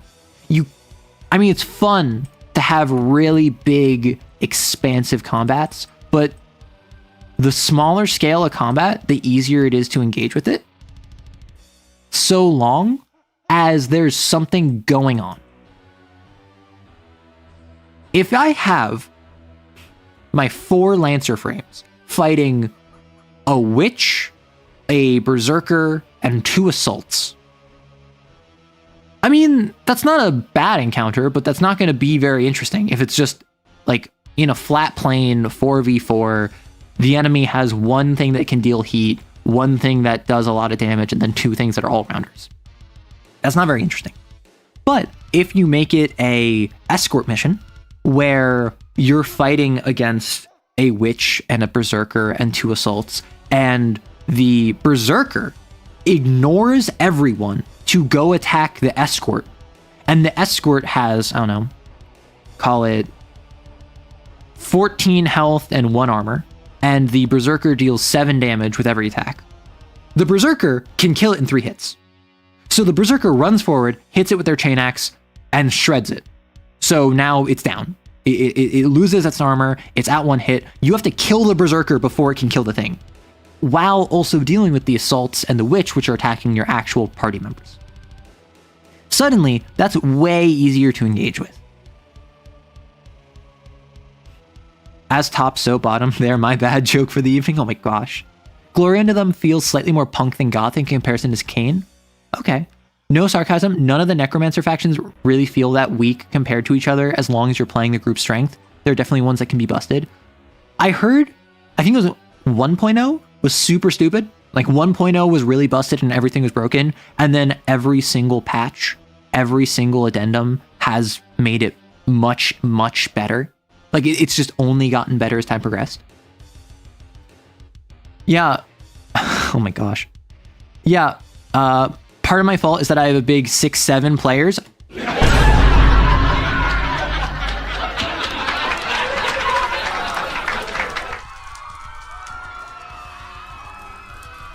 What have you done? Who are you? And what have you done? You have 6 to 7 players in my Lancer groups that I run. And yeah, and that's part of what it is. Like, you can have 6-7 players, and you can have it be a really fast combat if all of the players are bought in. The issue is that if Corrupted is playing a Tortuga that's all about Overwatch, and none of the enemies are moving in their range, they're not going to care. So they're not going to engage. So if you have a Tortuga, and then, for instance, Yixtris is playing a Goblin who focuses on like puppet mastering and then wants to set up the Tortuga by puppeting an enemy into the Tortuga's range so that they can Overwatch, I mean, that can be a synergy, but the Tortuga player, Corrupted, isn't going to care. The Tortuga player doesn't have anything to do. So when it gets to their turn, they're going to need to be caught up to speed. And then catching up to speed takes time. Then deciding what to do takes time. And then talking to the rest of the group, if this is the best plan, takes time. And then maybe the Goblin player checks out while the Tortuga player is playing. So then the Tortuga player goes, and then the enemies go. And then the Goblin is like, okay, what am I doing? And then I thought I was going to puppet master. I was going to puppet program them into you. The more stop-start you have, the longer a session goes. And the more players you have, the more likely it is you need to stop-start. Because when your players go on their phone, I'm going to say, like 8 out of 10 times, 9 out of 10 times, it's not the player's fault. The combat is just boring. And I would say of those, at least 70% of the time, it's also not your fault as the GM. It is the fact that combat in TTRPGs, by and large, sucks. Because you're constantly waiting, you're constantly failing, you're constantly allowing other people to do stuff, and maybe you provide impact if you're like someone that likes tactics. But by and large, most TTRPG combat sucks. Despite the fact multiple systems are designed around it entirely, like Lancer, like D&D, Pathfinder, to a bit of a less extent, but still Pathfinder. CAIN, even. Combat mostly just sucks because you're waiting. However, if you have a give and take of tension with the players and the enemies, for instance, like in CAIN, the reaction system is very useful. In Lancer, the initiative system of Popcorn Initiative is very useful for this. D&D has no redeeming qualities when it comes to this. D&D may be the worst combat system I've seen in a TTRPG to date. And that is not to say D&D is a bad system. I think it just does nothing to fix the issue that everyone knows D&D has. Basically, it's just those super streamlined and everything in one place. There's places to grab the books. It's super easy to make characters and you can make some real varied things. I triggered Arrow's domain of embracing the cringe of youthful masses. Okay, I'm not gonna lie. I don't get 6-7. I think it's dumb. I think it's stupid. But because so many people have visceral hatred of it, that makes it funny to me in an ironic, come around back to the initial sense way. I think 6-7 is unironically a really funny meme insofar as it is rage bait. When it comes to the actual content of the meme itself, I think it is soulless and I think that it has no redeeming values. However, in its impact on other people, I think it is one of the funniest memes of 2025.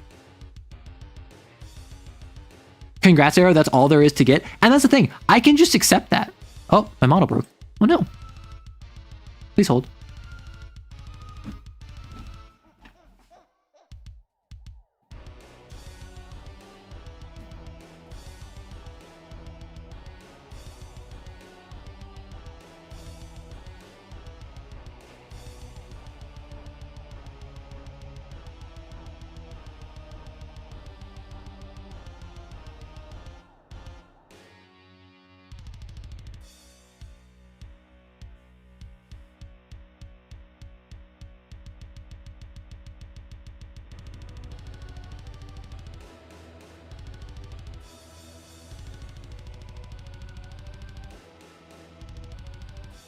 Sorry, I realized I had a stuffy nose too.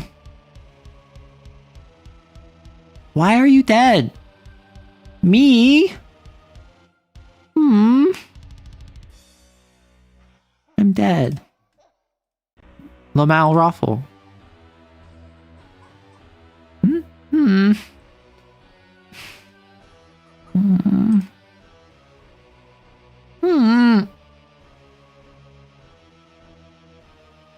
Tracking software.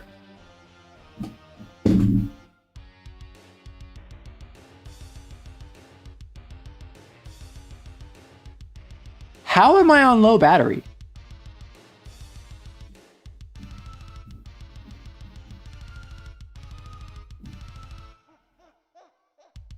Oh, I never plugged in. I see. The reason my phone wasn't tracking is because I had a pop-up that was telling me I'm low on battery. The reason I'm not low on battery is because I never plugged in my phone.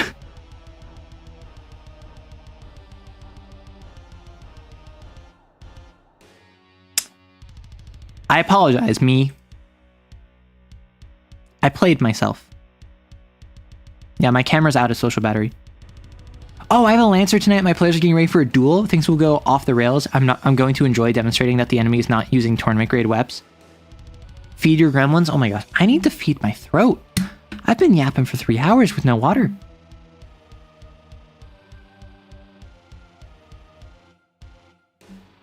Goodness gracious. Oh, I have a question. Is it a red flag or a green flag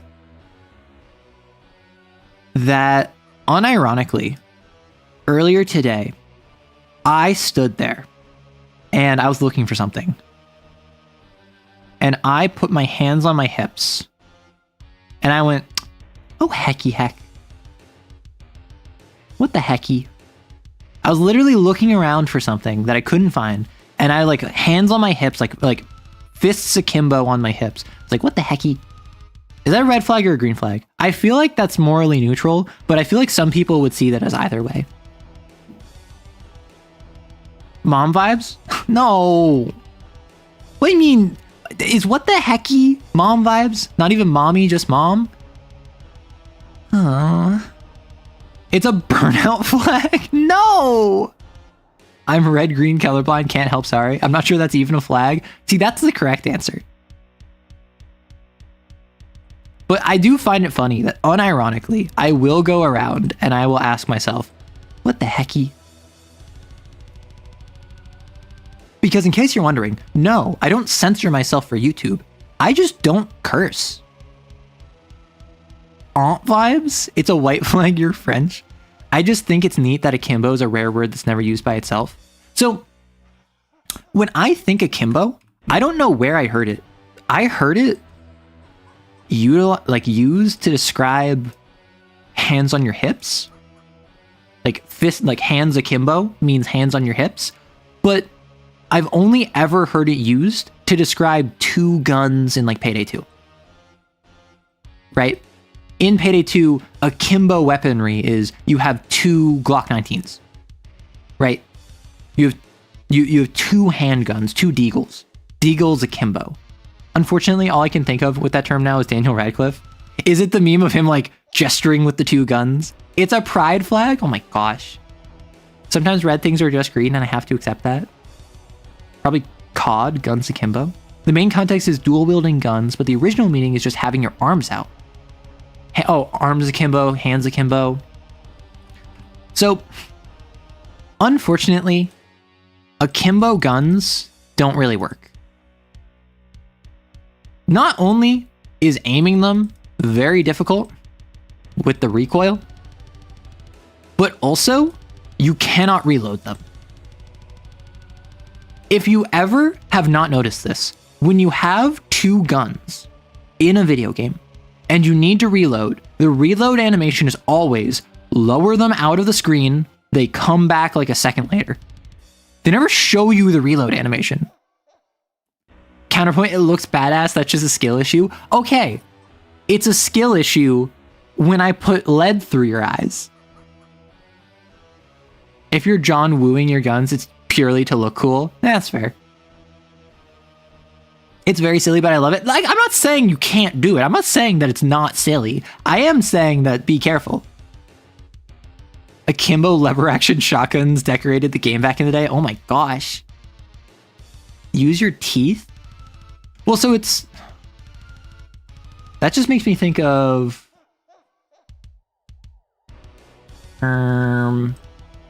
CSGO GoPro meme. I have a very specific meme.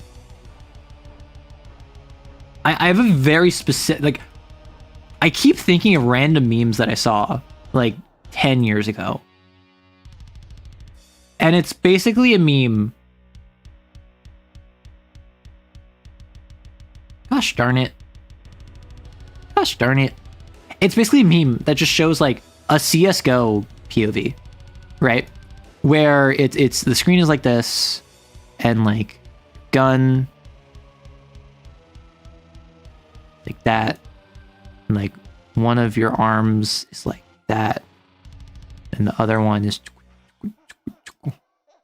This isn't how arms work or guns work, but don't worry about it. So then the question is, like, how are you seeing this? Because your head should be up here, not down here.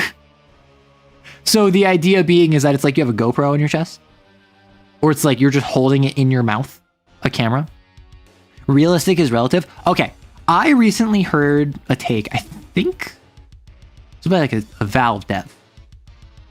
It might have been Gabe Newell, but like old, like 15 years ago. It was by a Valve dev, I believe. And they were just like, we often will make stuff where people will question how realistic it is. And that always confused me because realism was never on the table. Real life, you have to fill out taxes, you have to work with accountants, you have to do a job. We don't play games for realism, we play games because they're fun. So anytime someone complains about realism or says that we got like a shotgun wrong because we decreased its range, don't understand why we're making the game. And that's why in real life, shotguns are OP. In case you didn't know, shotguns don't actually have a short range. Shotguns have about the range of a comparable firearm of the same size. So in a video game, they'd be absolutely busted because the pellets will go farther and farther spread over long distances. It's not that a pellet is less effective than a bullet.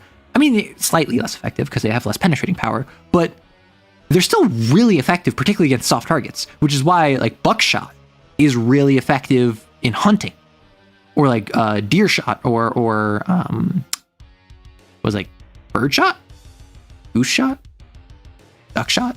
I don't know. The shotgun hunting is a real thing, like skeet shot. And so in video games, they almost always reduce the range significantly to make it fair. Otherwise, why would you ever not use a shotgun? Now it's from the POV of someone with the proportions of a 40k orc. Ah, understood. Buckshot from a shotgun has an effective range of grouping of 40 meters. I think it depends on the pellets and the shotgun. But yeah, it's like stupid long range. Like you can fire effectively for and like with accuracy to a very long range with a shotgun. I thought slugs were I always thought slugs were for slugs. I mean, nothing's stopping you. Slugs can turn a shotgun into a rifle. That's why my exo psychically manifests a pump action. Oh my gosh.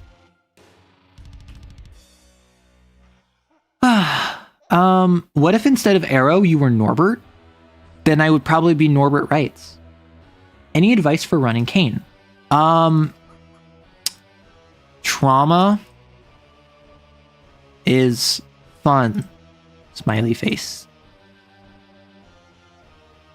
Yay! This is my advice. Like unironically, if you want to run CAIN, trauma is fun. But only if everyone is comfy. What do I mean by this? CAIN is a game where people are so traumatized they manifest maladaptive coping mechanisms to force the world to conform to their response to trauma. That delves into a lot of bad stuff. That delves into a lot of stuff that could be potentially upsetting to your players. And so, just like in non-CAIN, I would recommend lines and veils and bounds. But specifically in CAIN, I think as a player, you should make an effort to take at least one thing you're not comfortable with and say, I want to try. For instance, you are someone that comes from a home where one of your parents was an alcoholic and potentially hurtful, like verbally or otherwise, and that is something that you struggled with, that you have baggage with, that you like are uncomfortable with seeing in media and playing in games. And you need to tell your GM that. You need to tell the admin like, hey, I don't want you to run that. But maybe the alcoholism bit is something that makes you uncomfortable, but is not viscerally upsetting. So you're comfortable trying that in a game. Not only does that allow your GM, your admin, to have more plot points, which is always a nice thing, but also it allows you as a player to be as uncomfortable as you can without being uncomfy, right? I am someone who there's a lot of things I would be uncomfortable with that would not make me uncomfy. There are very few things that would make me uncomfy and like feel unsafe at a table. There are things that would do that, and I have I talk to my TTRPG groups about that. I say, if you do this, I'm not going to want to play at your table. But there's other things where it's like, I don't want this to happen. I don't endorse this. This would make me feel weird, but I'm okay seeing it in a game. I think the horror of it would make me feel horrified and add to my experience as a player. And I think, therefore, as a player, there should be things that you are willing to explore that will make you uncomfortable, that will horrify you, that might be upsetting to you, but wouldn't make you uncomfy, wouldn't make you feel unsafe. Does that make sense? I think that's one of the biggest things for CAIN specifically. The other big thing is, like I said earlier, just give people information. If someone asks mission critical information and they ask a good question to an NPC that knows the answer, just tell them. The more roles you make them do, the more hoops they jump through, the more loops that they have to circle through. That's not more fun for them. That is just busy work. The fun of an investigation is the finding answers. And it can be fun to, oh my gosh, I made the hard, risky roll where I had a single, I had 2d6 and I had to take the lowest one and I got 2 6s. Oh my gosh, I barely managed to do this. That was incredible. That can be really fun, but that's a different fun than investigation fun. That is gambling. Dice are gambles. And the high of rolling really good and the dread of rolling really low, that is a gambling thing. That's not an investigation thing. So if you want an investigation to go well, don't rely on the highs and lows of gambling. Rely on the highs and lows of learning information, of investigating. Same thing with combat. Combat, in D&D for instance, relies on the highs and lows of gambling. The most fun a lot of people have in combats, particularly in D&D, rolling a nat 20, oh my gosh, that was so funny. Oh no, I rolled a nat 1. That's not the combat putting in the work. That's chance, luck, the dice putting in the work. You would have a very similar reaction whether that was in a social circumstance or a combat or an investigation or an exploration section. That's just gambling. And that's fun. That can be fun, particularly in moderation. But if it's an investigation, don't rely on the dice to get all of the information across. Let them ask smart questions and give them relevant answers. In a combat, allow them to do stuff that makes the gamble not necessary. The infection is a desire to gamble and play games of chance for even the smallest thing, and this leads to people tearing themselves apart over things. The centipede itself is a grinding roulette. Oh, an idea you were talking about was a centipede whose whole trauma of hopeless gambling addiction, the feelings that come from constantly losing. Ooh. Important caveat, this is a great way to explore your boundaries, but is not a substitute for therapy, contrary for... Yes. As Rami says, the idea of put certain things that you tell the group and the GM, I am uncomfortable with this, but I'm willing to explore this in game. That is not, I am now going to make all of you work through my trauma. That is, I am comfortable putting a piece of myself into this game, being vulnerable with you, and allowing this to resonate with my own experiences so that when I hear about the Hound host and hear about how they were a hopeless alcoholic and they really struggle with this, I get an emotional reaction. I, as a player, because I said, I'm uncomfortable with alcoholism in my games, but I'm willing to have it be part of it. I just would not like any sort of bad stuff to happen as a result of that alcoholism, particularly targeting my character. That's a line that I have. And then GM's sure, Pog. Hound, alcoholic. That led to them being super, depressed and aggressive. Then they ran around, they blamed everyone else for their problems. They want vengeance on a world that poisoned them. Whatever. You as the player are uniquely qualified to relate to them and have empathy. And that will affect you, even if you think it won't, because you were vulnerable enough to put part of yourself in the game, and the game will resonate with that. That does not mean your players and your GM should be helping you through your struggles and your relationship with alcohol. If that's the case, that is you being a bad friend. Straight up. TTRPGs are not therapy unless you are using it for therapeutic purposes, which is something that a lot of people do, which is very pog. I'm a big supporter of TTRPGs, I'm a big supporter of therapy, but don't put that on your friends that are doing that for fun. Wait, so TTRPGs are story dynamic gamble sessions? Yeah. Do you have any tips for running a CAIN campaign with only 2 players? This is the first time I'm running CAIN as an admin. So I've run CAIN for 1 player at a time. And what I did is I built a group surrounding them that they joined and had to basically enmesh themselves in. And what I did is they wanted to be number 13. So I had to make at least 12 others. And what I did was like, okay, I'm just going to make 1 XO for each blasphemy. And then I made like 2 extras because I think it was 15 total XOs.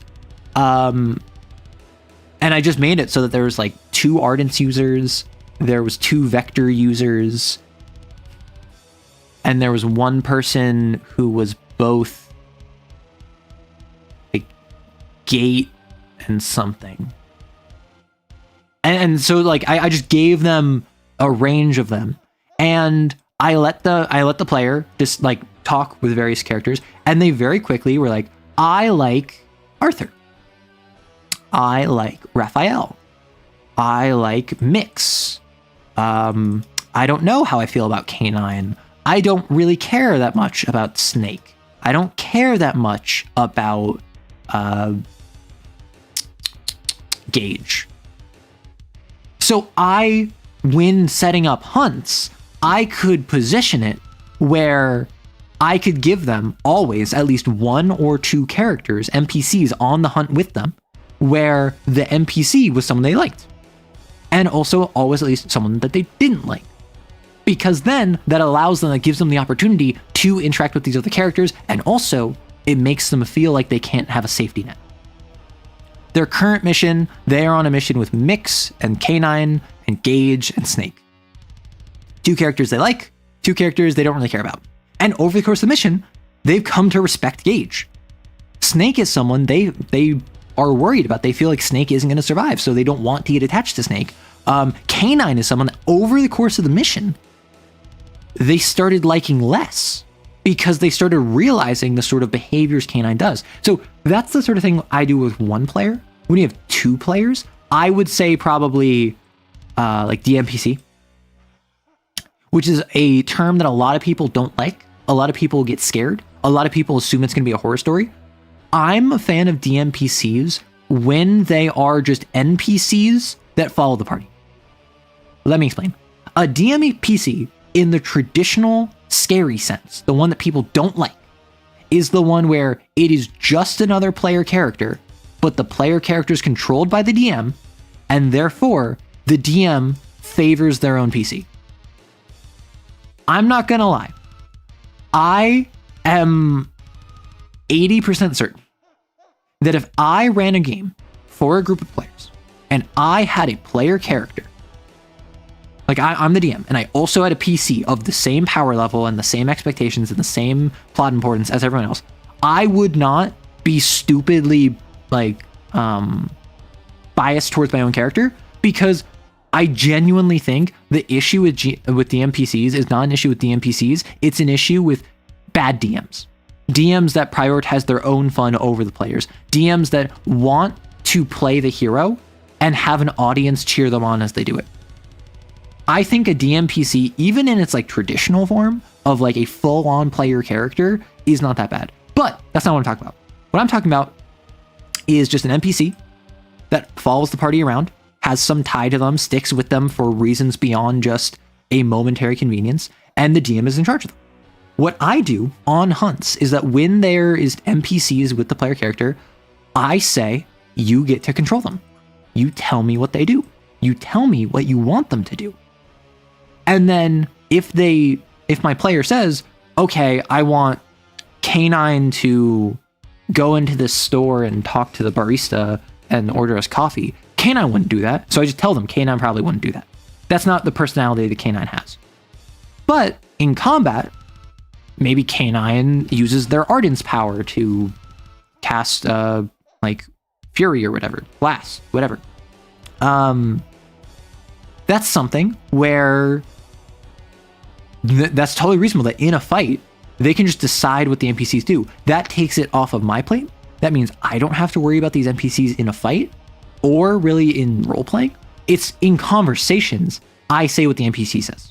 It's in when making decisions, I tell them the NPC would suggest X. The NPC thinks you shouldn't do Y. But the NPC almost always has a reason to go with the rest of the party. Maybe they're a coward. Maybe they don't have a stake in this and they're just stuck for the ride. Maybe they trust one of the characters implicitly and will do anything they say. It's a matter of give the NPC a reason to be a yes man when it comes down to the wire of decision making, but give them their own thoughts and feelings up until that point. So if you have 2 CAIN XOs, I might give them 2 other XOs. And if they have, I don't know, a gate user and an ardence user, that's utility and that is damage. I might give them tension and flux. So they get support and they get defense. And then the tension user is someone who is very stubborn. They want to follow the law. They want to follow the dogma of CAIN. They want to execute the sin. They are on track to bonding with justice. Whereas the flux user is way more chill. They're way more not really involved in decision making. They'll just go with whatever the team says. So you have one person that is very strongly opinionated, and no matter what is always going to say, we need to kill the sin. We need to go find the palace. We need to focus on the mission. We need to do blah, blah, blah, blah. So you realize that when they say, hey, do we think this host is worth sparing? And the tension user says, of course not. The tension, the host is obviously indelibly stained. We need to execute them as just along with the sin. You know, they're not saying that because they thought about it. They're saying that because they're an NPC. Whereas the flux user probably doesn't have an opinion, doesn't really care. So the important decision making ultimately is on the player characters.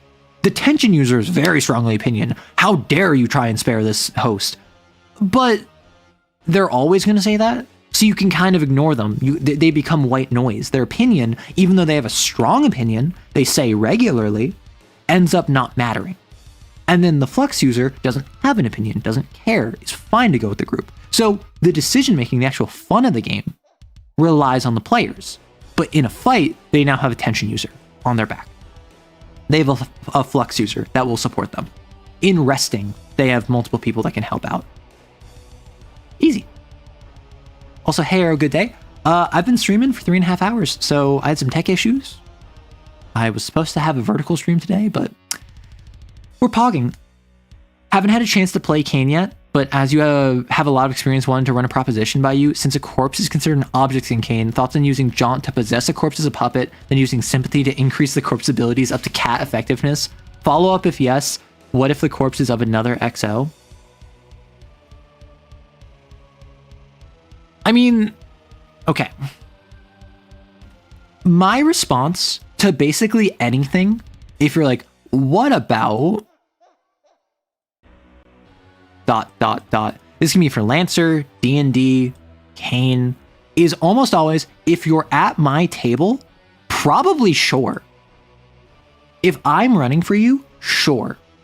Want to know why? Because I don't care if the rules are as written or the rules as intended allow for this. If it's cool and you're excited about it and just coming from a place of, I'm not trying to abuse the game, I want to push the bounds of what is possible, yeah, I'm my player's biggest fan, almost always. But if you're asking me like, oh, do you think this would be possible mechanically? I don't know.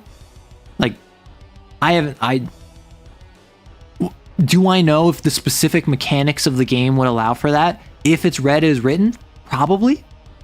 Is it read as intended? Maybe not. If it's another XO, well, does a dead XO still have grace? The departed agenda is something where if you're dead, you can still participate. There's enough ambiguity there. I don't know. But like, if you're asking me if I would allow that in my game, yeah. Is the wanting to be number 13 a Kingdom Hearts reference? The wanting to be number 13 was a reference to something. It may have been Kingdom Hearts. Like they told me explicitly, like, this is a reference to something. And I was like, oh, cool. And I don't remember what the reference was. Do we have any tips or suggestions as a first-time admin? Because the story of CAIN is so cool, but I have a hard time understanding how CAIN works. The way it works. You say, well, first off, check with your players, be like, what are you comfortable with? If they are not comfortable with murder, you probably shouldn't do a hound that was murdered, right? First things first. First principles. Come up with a sin and have your players come up with XOs. I would say let them come up with XOs first and then build a sin off of that. So maybe they have, like I said earlier, a tension user, an ardence user, a flux user, and a gate user. The sin, let's say, is an idol. If all of them are cat 1, I would say make it cat 1. And then come up with the trauma questions, come up with the host, come up with the backstory of it. Why is it like this? What did it do? How did it manifest? What traumas led to it? And what is still traumatizing the host to this day? And then come up with what information CAIN knows. The CAIN knows it's an idol of cat 1. The CAIN knows here are the trauma questions. CAIN might know here is the host. CAIN might know here's where the cult is located. CAIN might know there was some disturbance there in the area of this failed singer-songwriter back in the day. Like it's up to you how much information you give the players. It is totally reasonable to just tell them we have the host in custody. It is also reasonable to say it's unclear who the host is. However, there is a local club scene. We would recommend looking there. And then once the players hit the ground, you tell them, okay, there's a club over here. There is a school over here. There is downtown. And you currently deployed at the park. Where do you want to go? And then you just let them go to the club. And they go to the club and they realize, oh, actually, there was this really popular new talent that just cropped up out of nowhere recently. And then you're like, oh, really interesting. And they're like, yeah, they have super rabid fans. All of their fans are high schoolers. So you go over to the school and you talk to the school about the high schoolers. And apparently there's this big problem where a bunch of kids are cutting class to go to this club. And then actually it turns out that the host was a minimum wage worker at downtown who was obsessed with the club scene and always wanted to be like a centerpiece of the club life. You have your investigation. You let them go from point to point to point, answering questions, giving information. Always be liberal with your information. Always trust that the players are asking the right question for the right reason, unless it's so obvious that they're on the wrong track. And then they fight it in their palace. You can add drifters, you can add traces, you can add shadow government, you can add under heaven, you can add all that stuff. But fundamentally it is have the XOs, make the sin, come up with backstory for the sin and like trauma questions, and then drop them in the investigation area, give them some locations to investigate that gives them clues to what the trauma questions are, where the palace is, who the host is, and then have them fight it in the palace. Like, you don't need to worry about the shadow government or anything like that. Literally all it is just remember the player characters at Cat 1 have basically nothing outside of like religious clothing. So like a cassock or a habit. They have their weapons. They have some KP for like matches and a handkerchief, and that's it. They don't have an ID, they don't have money, they don't have a phone, they don't have none of that, and that makes investigating difficult. If there's two games that interact with something and collaborate, is that CAIN? Okay, that one was silly.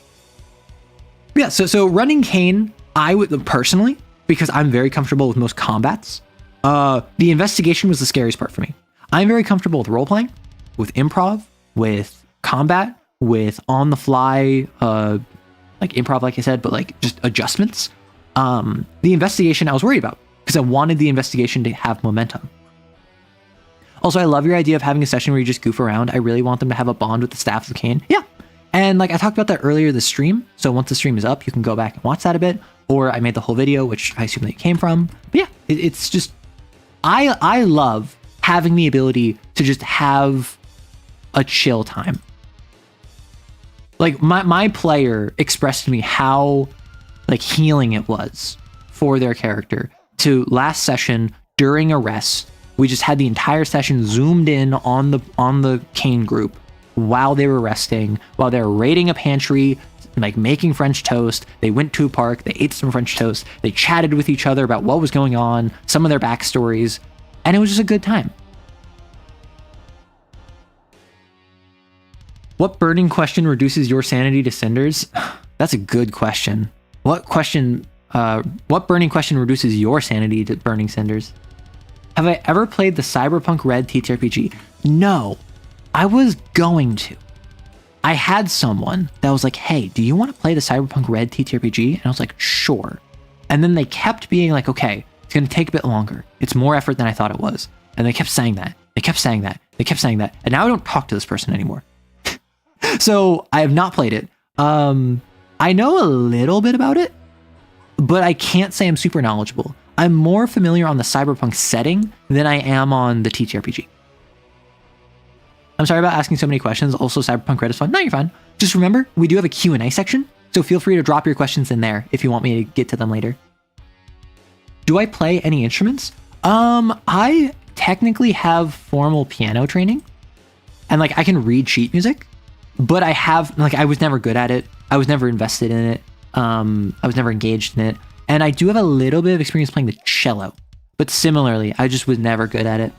Actually, funny enough, my most like musical expression is in dance, as I have some expression in b-girling, b-boying, b-girling.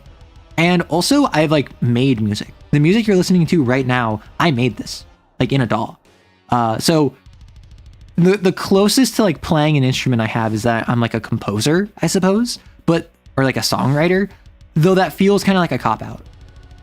Isn't Call of Cthulhu canon to the Cyberpunk? I don't know. Cyberpunk Red's fun. Made an old man rocker boy vet from the original game called Diogenes. If you were to get a tattoo of the symbol of a blasphemy, which one would it be? So I don't have any tattoos. I have a couple things that I would love to get a tattoo for, but I just have made the decision I'm not going to do tattoos for multiple reasons, which I can get into if you care. But I'm not planning on getting any tattoos. However, if you're just asking like which blasphemy icon like is my favorite, which are the ones that I enjoy the most, I'm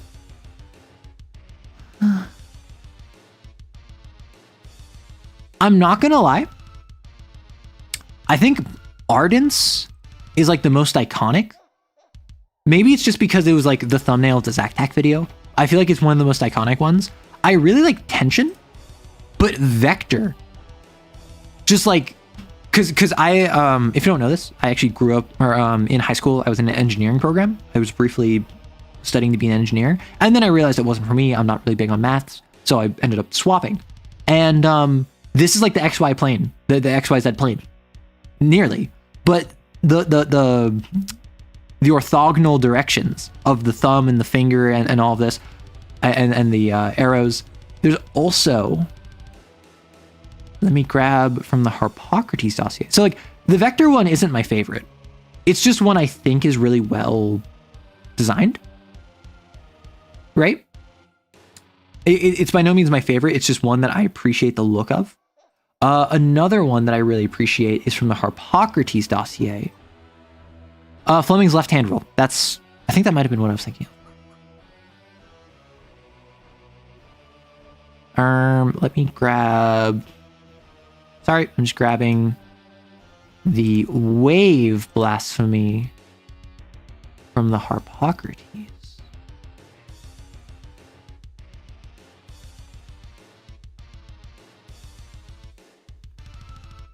And this is another one where like, just like Vector, it's less so like my favorite or anything, and it's more so just I love the fact that they incorporated multiple versions of waves.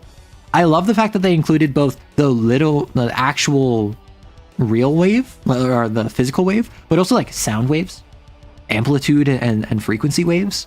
I like it.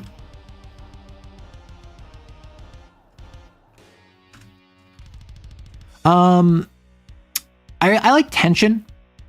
And I'm gonna focus mostly on the canon ones. I'm not gonna go into Harpocrates because I don't remember many of them that much. I do really like the what's it called?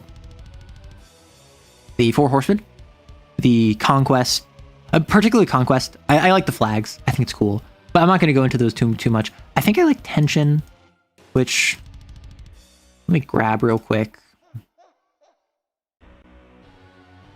Yeah, tension with the helmet cross section, exactly. That's why I think it's so cool. I suppose I could just show off the window instead of taking screenshots, but it's good enough. I do like Flux, the hourglass with the skull in it. Pretty pog. Sorry, I'm just grabbing the tension image.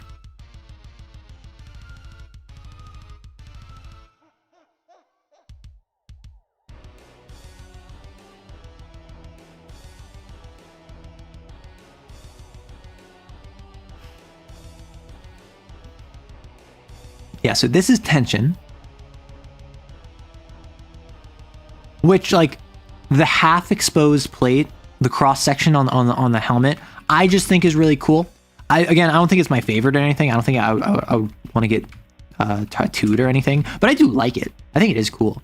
Ardence is just classic. Flux I really like. Vector I think is just a really good interpretation. Gate I'm not a huge fan of. I suppose at this point I probably should just where are you at?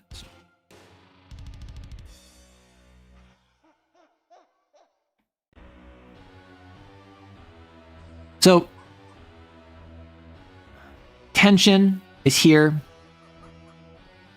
And strictly speaking, I don't know if I'm allowed to be showing this because it is game. But my goal is that since I'm just showing artwork, I like tension.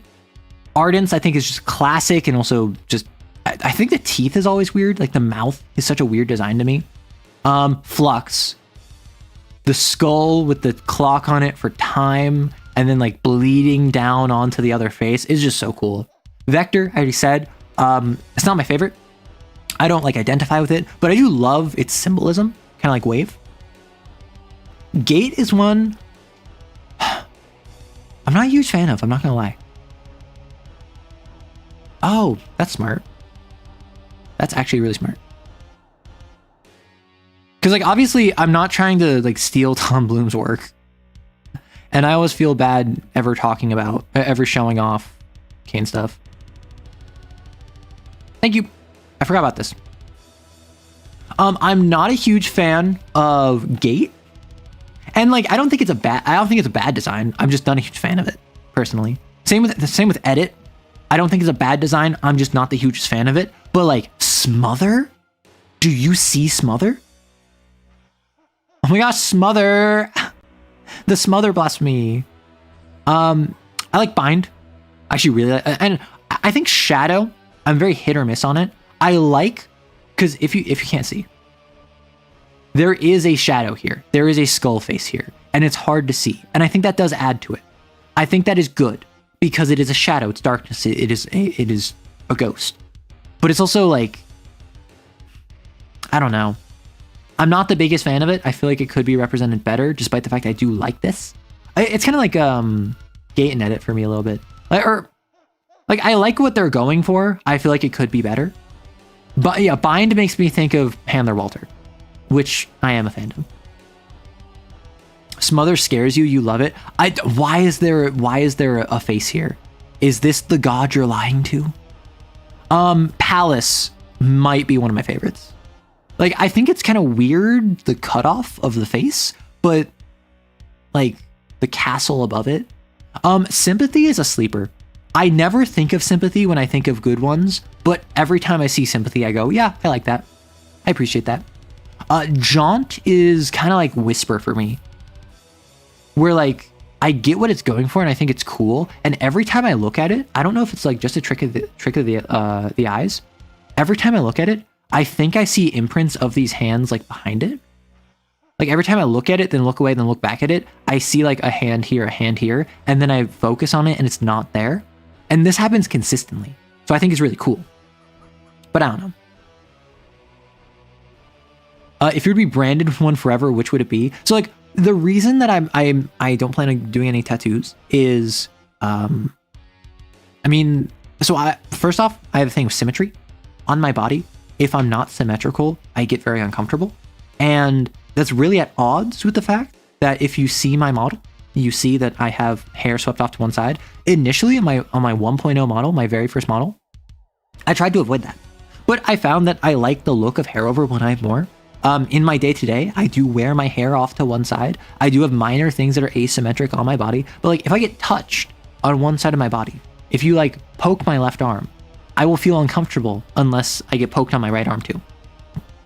So with a tattoo, that is something where I would feel uncomfortable looking at like my left forearm and seeing the bind symbol and then not seeing that on my right arm.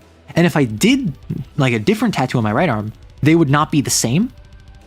And therefore I would be bothered by that, even if it was like the bind symbol and the sympathy symbol.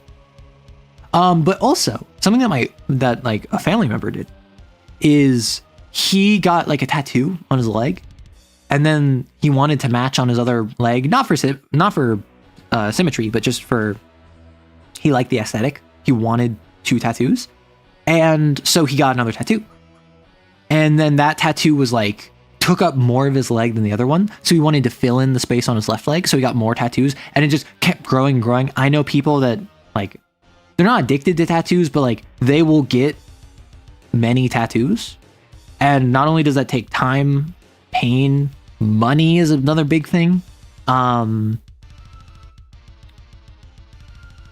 It's also like, I have a family member who got a tattoo that like they wanted to cover up. So they needed to cover up tattoos, and it wasn't anything bad. It was just like, they didn't reflect who they were anymore, so they wanted to cover it up. Like tattoos, permanence scares me. First of all, I'm terrified of commitment, which is why, despite the fact I've been making content for 2.5 years at this point, and I have 17,700 subscribers, and I have people that pay me money monthly, and I have people who consider me one of the top CAIN and Lancer creators, and I'm multiple people's favorite VTuber. Like, I've yet to buy a model.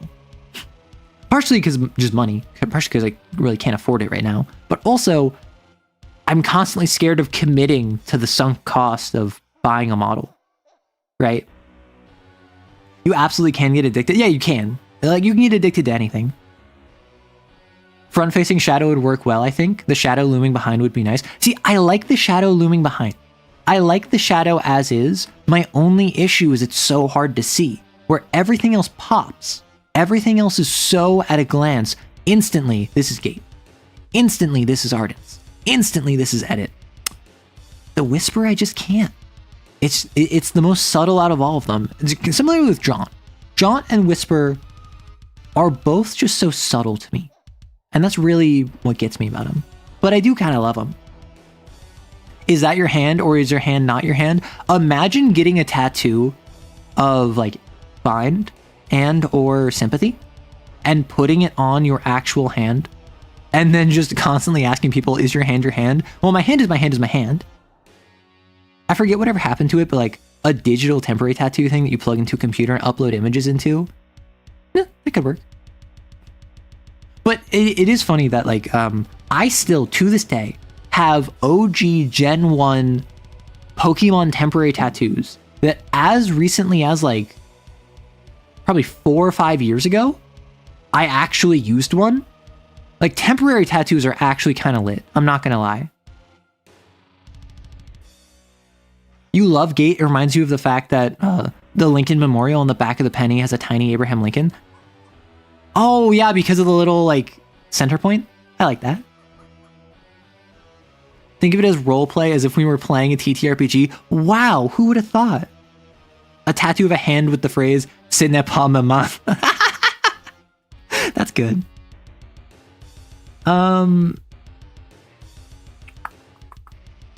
What are some canon fodder enemies for CAIN? So obviously drifters, right? Drifters is the obvious answer, but also I think people overlook just plain old mundane humans. Not cultists, not infested, not toad spawn, just security guards. Cops. SWAT. Even, like, the book has the Illuminati as a cult. Illuminati. Or is there a Lincoln Memorial? Edit. I think a lot of people skip over how effective mundane humans can be in a world where you're fighting sins. Because again, mundane humans, it's all about relativity.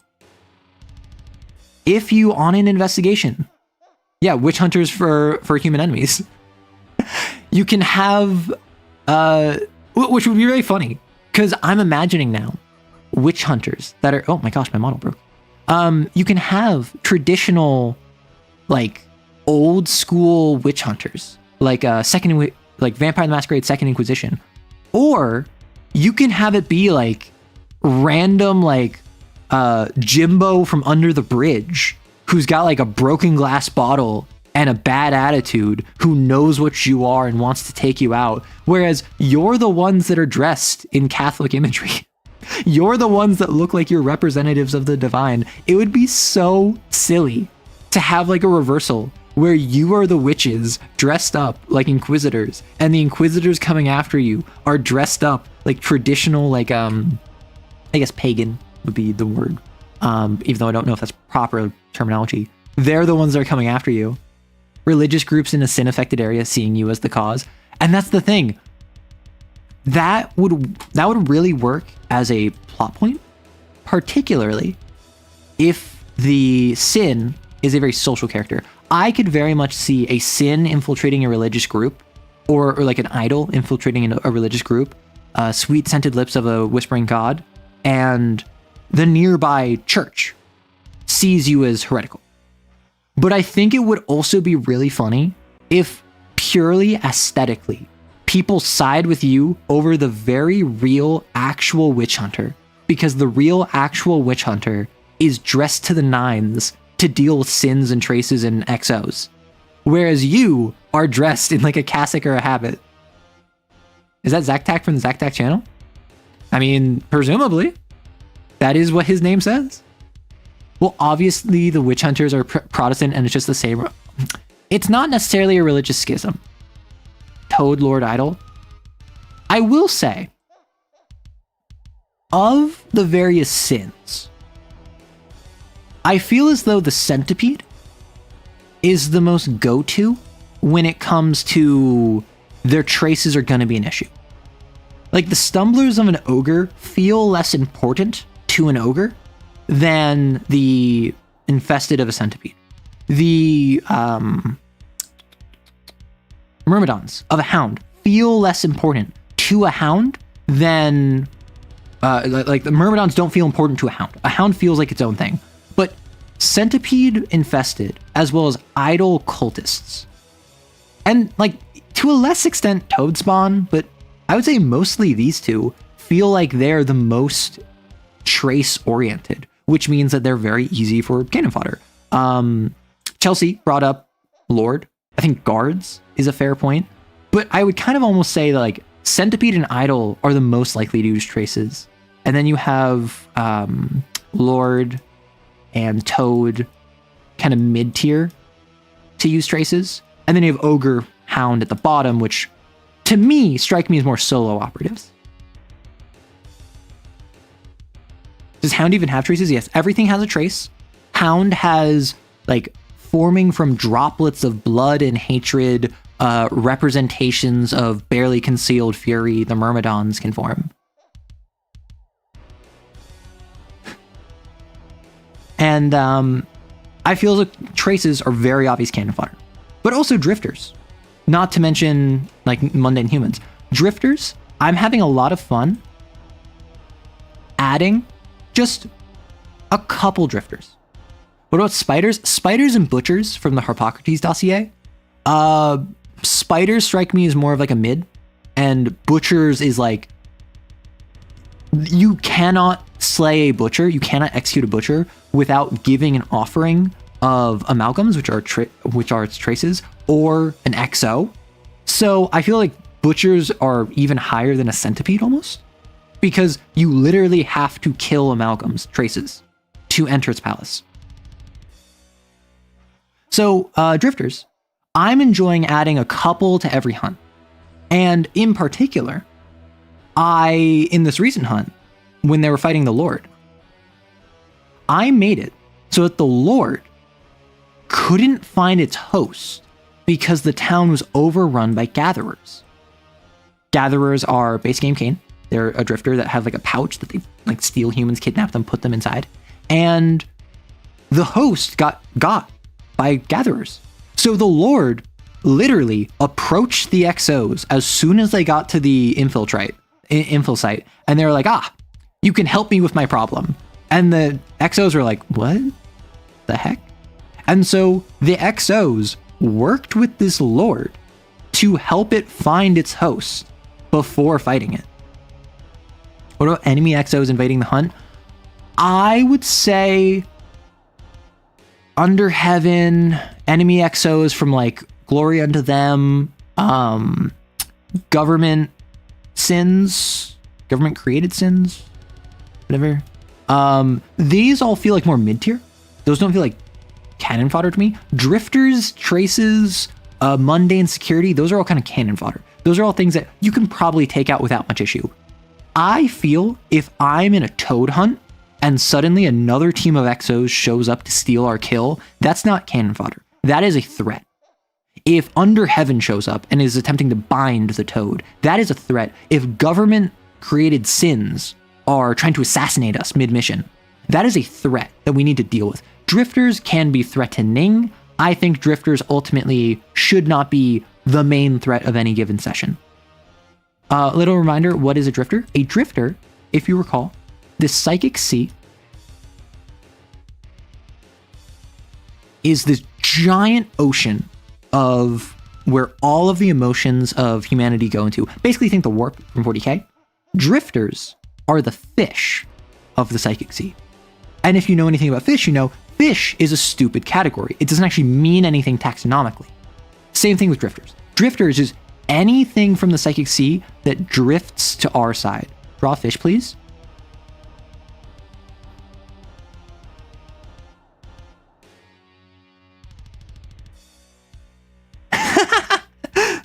I got you. Well, actually, I'm in California, so I should draw.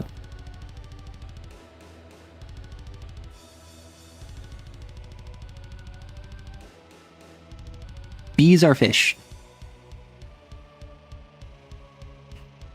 Oh, the party's found a child who's sensitive to grace, so if they don't deal with him, he will either end up in castle, binders under heaven, or become a sin.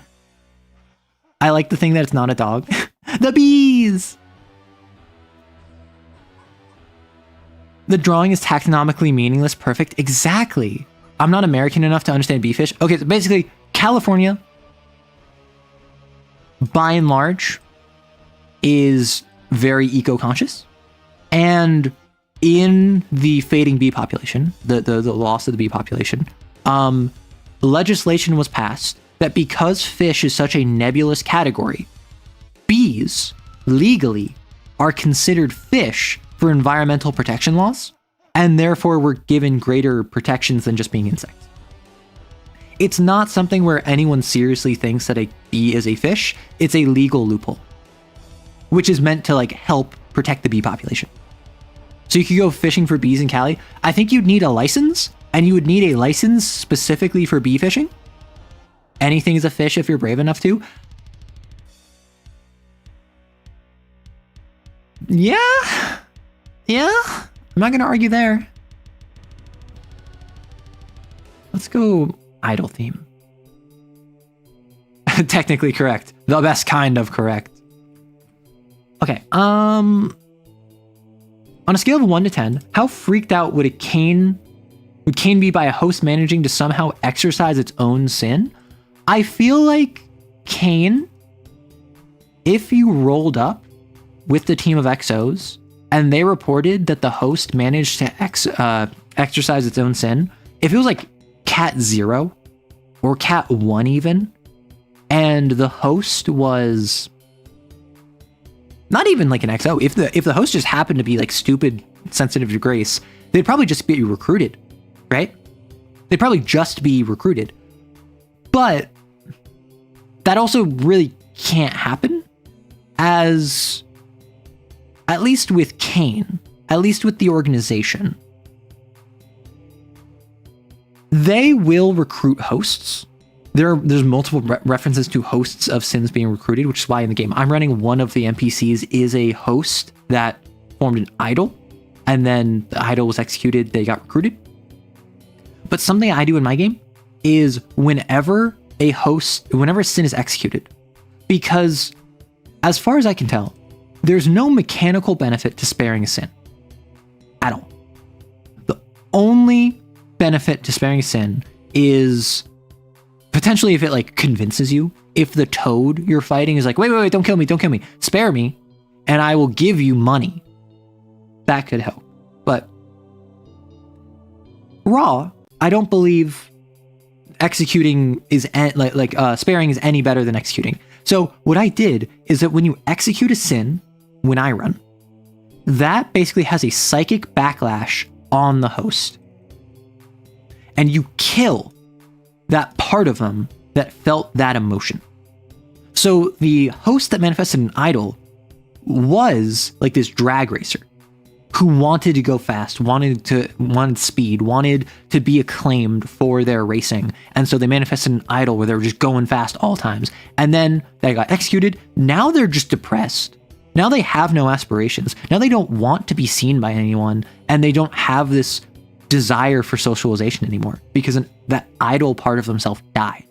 Similarly, when they killed an ogre host, when they killed the ogre of a host, the host, they don't know this, the host was in like a depressive spiral.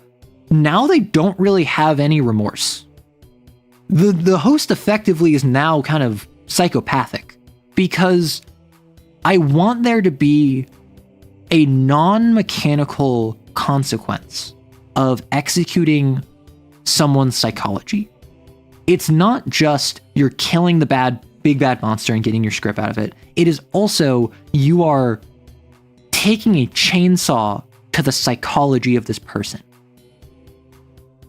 That's a binder backstory. Welcome to life now, Neil. Oh my gosh. What new / under the radar RPGs are you looking at just now? I can't say under the radar because a lot of the new TTRPGs I hear about are from like Quinn's Quest. Hold up, that's great. Yeah. So I like the idea of it's not mechanically different. Mechanically, you still get your 3 script if you spare, you still get your 5 script if you kill it. There's no XP difference. There's no like difference in mechanics on what goes on, but narratively, by killing and executing a part of someone's psychology, you are breaking them as a person. You're wiping the stain, not washing the cloth. Exactly. And so I like the idea of like, because if that didn't happen, then the host forms ogre. We like host we feel bad for. Okay, we kill the ogre, host is fine now. Yay! Why would I ever spare it? I have no reason to ever spare it then. But if it's, I like the host, I feel bad for the host, I understand why the host did this, therefore, I'm going to spare the ogre to spare the host the pain of the psychological trauma of like taking a chainsaw to their psychology. Suddenly we have a reason to want to do that. And it's entirely a character one. It has nothing to do with mechanics. Binder whisper idea, grace sensitive child that manifests an imaginary friend. I mean, that's pretty common as like a binder thing. And actually one of the XOs in the dorm is like a 12-year-old girl, and she is a binder. And her sin she calls rancor, which is this little like fish. It's like a dog-sized fish that has a crooked tail that never bends the right way. And it has spider legs. And it has a face. I've talked about this before.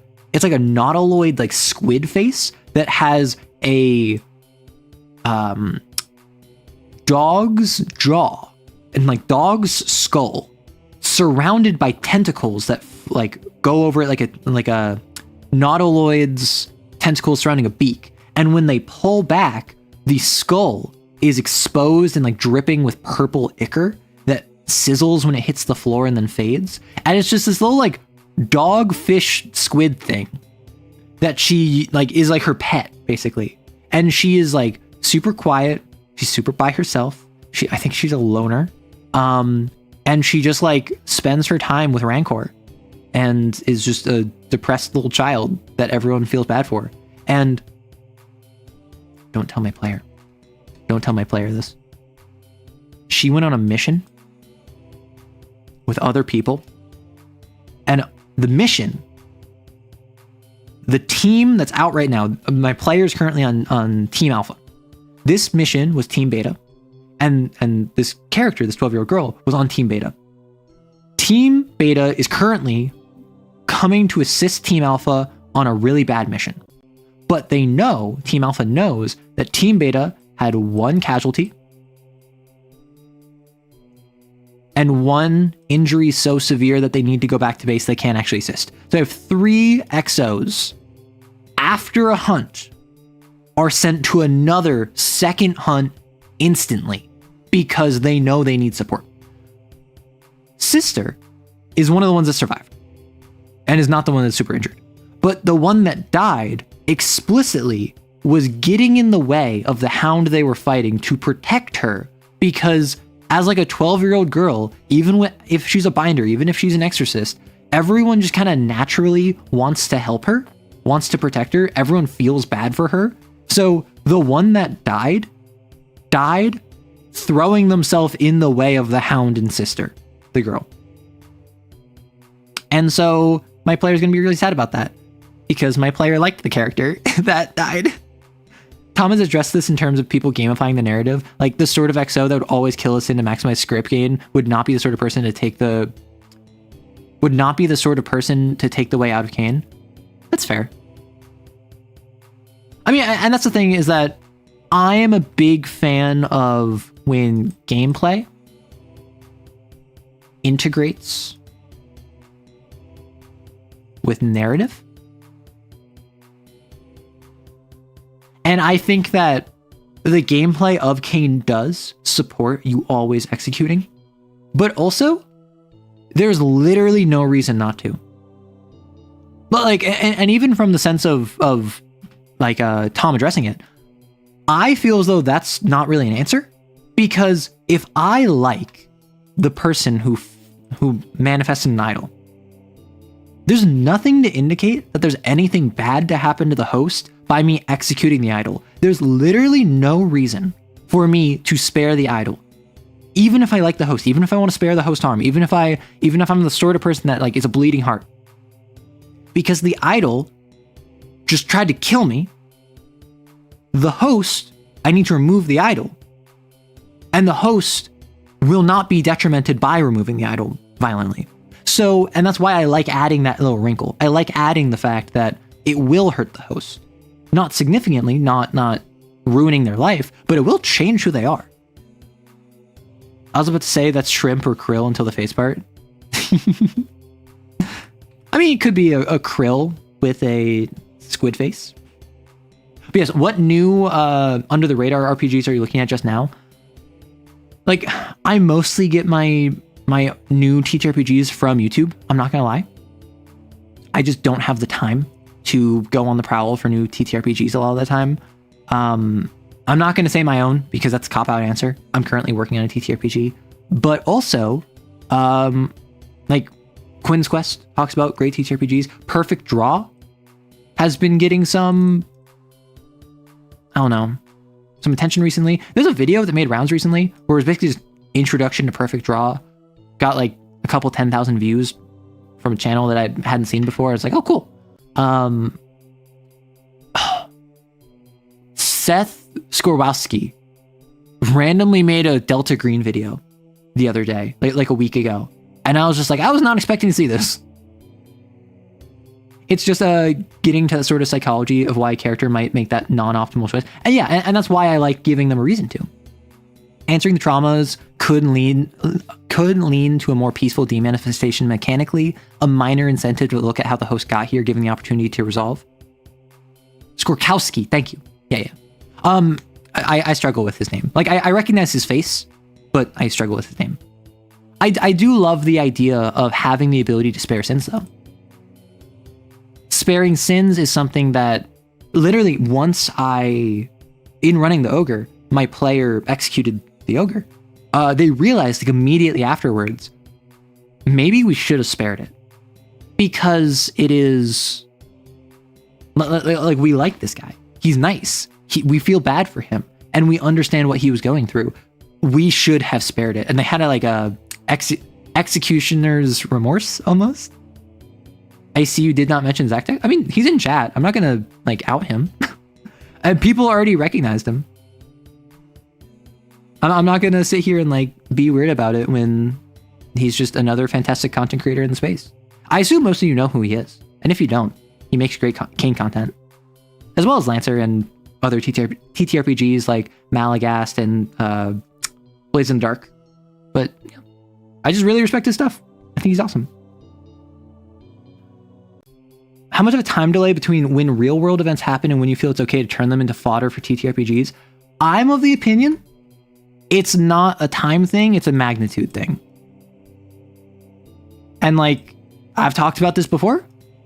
I think, I've heard people bring this up before, the idea of a World War II style centipede from the Axis powers.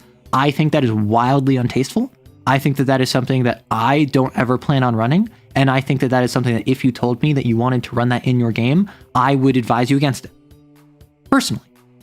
I think that the line is different for every individual. And at the end of the day, I'm not here to tell you how you can have fun. But I do think that it is important to recognize that the different magnitudes and striations of events of different peoples will impact what it is. For instance, you could make something like in CAIN based off of like 9/11. I probably wouldn't. Not because it's too soon, but because that's just not the sort of game that I'm trying to run. When you were talking about channels you get game recommendations from, oh, that's fair. That's fair. I found him when he was doing Spell a Day, always been making good content. Yes! And that's why I found it so funny, because I saw that he had a backlog of Spell a Day, and I was just like, whoa! The pipeline of D&D to Tom Bloom is real. Like the Lancer CAIN suite, Vampire the Masquerade, which isn't Tom Bloom, but like more gothic, from D&D is so silly. No, drag him into the front of the class. Don't actually do this. He's how you found about Lancer, CAIN, Magna Gothica, or however you spell because I'm bad at writing.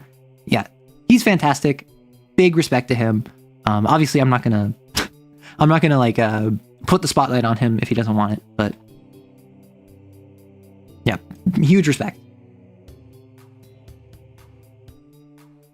Oh my gosh. Thinking about a character to Beso Atreus, Faith and Chastity, Harpocrates, and like the idea of a Faith Bond 3 to not make Chastity stick around me. Blasphemy suggestion, maybe 1XO wants to get rid of.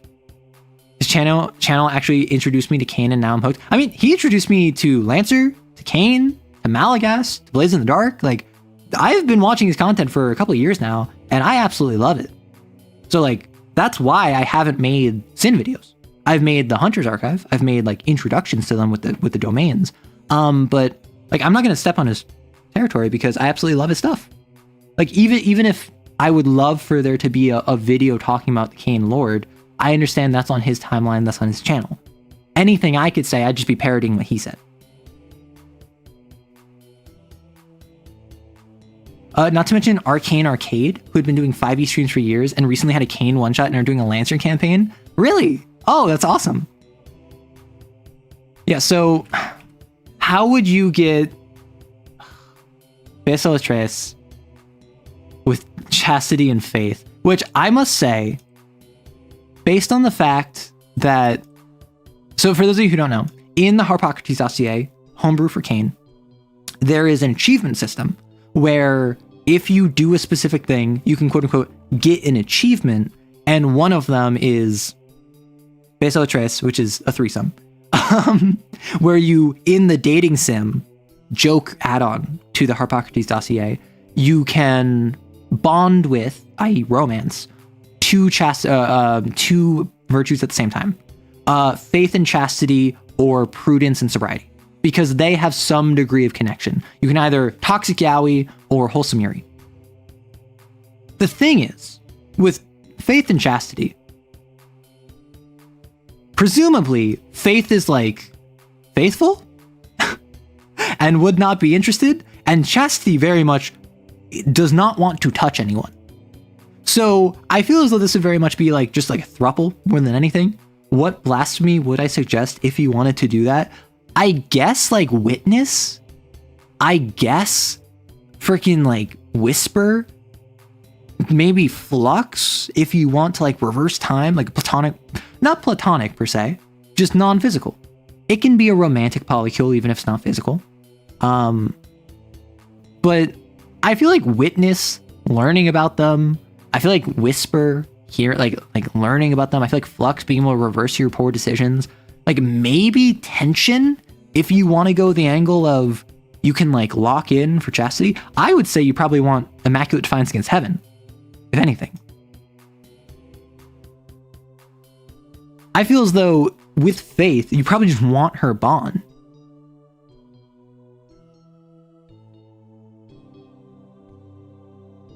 Shout out Roles of Engagement, new channel doing a CAIN live play that in the course of 5 episodes has sent me on such a massive emotional roller coaster that I must spread the word. Good to know. I always love hearing about other shows that are doing well for themselves. Because, no disrespect to anyone, I feel as though a lot of shows are not fun to watch. I feel like as though a lot of games are fun to play, but I feel as though a lot of shows of games are not entertaining for a viewer, they're entertaining to play. And I feel as though a lot of the most successful ones, whether it's Dimension 20, whether it's Critical Role, whether it's Division 12, Hunter the Parenting, all of these things focus on being entertainment. And I do think that there is a place for that. I also think that there is a place for, I just want to stream my D&D game. I just want to stream a game where we play Lancer and it's just my friends and me playing Lancer and we're sharing that with others. Personally, that's why I've avoided this. Avoided doing an actual play for so long. I would want a group that would be focused on entertainment because I would want to make it content. You want Immaculate Defiance of Heaven, but I'm thinking if there's a reason to want to get rid of a blasphemy with it, like Mother, being Mother, wanting to be rid of Pugile to stop the Sin Mark Metamorphosis. I don't know, my first thought, if you want to romance Chastity, who doesn't want you touching people, who wants you sparing innocence, and Faith, who wants you not getting sin and also sparing innocence, I feel like Tension is a good choice. I feel like information gathering ones like Whisper or Witness are good ones. I don't see anything crazy. Honestly, surprisingly, Revulsion might be good. Because if you can Revulsion to get humans away from you, that is Chastity. And if you can Revulsion to get sins away from you, and Binders and XOs away from you, that's Faith. That actually might work out of it. One of the reasons I'm hesitant to do any live play, see, you get it. And like, I all respect to anyone that does a live play, independent of whether or not I feel as though it's good content. Independent of whether or not I feel your live play is good content, I respect you for doing it purely by the confidence and the bravery to do that. But when I think of my idea of a live play, I think I want a group of content creators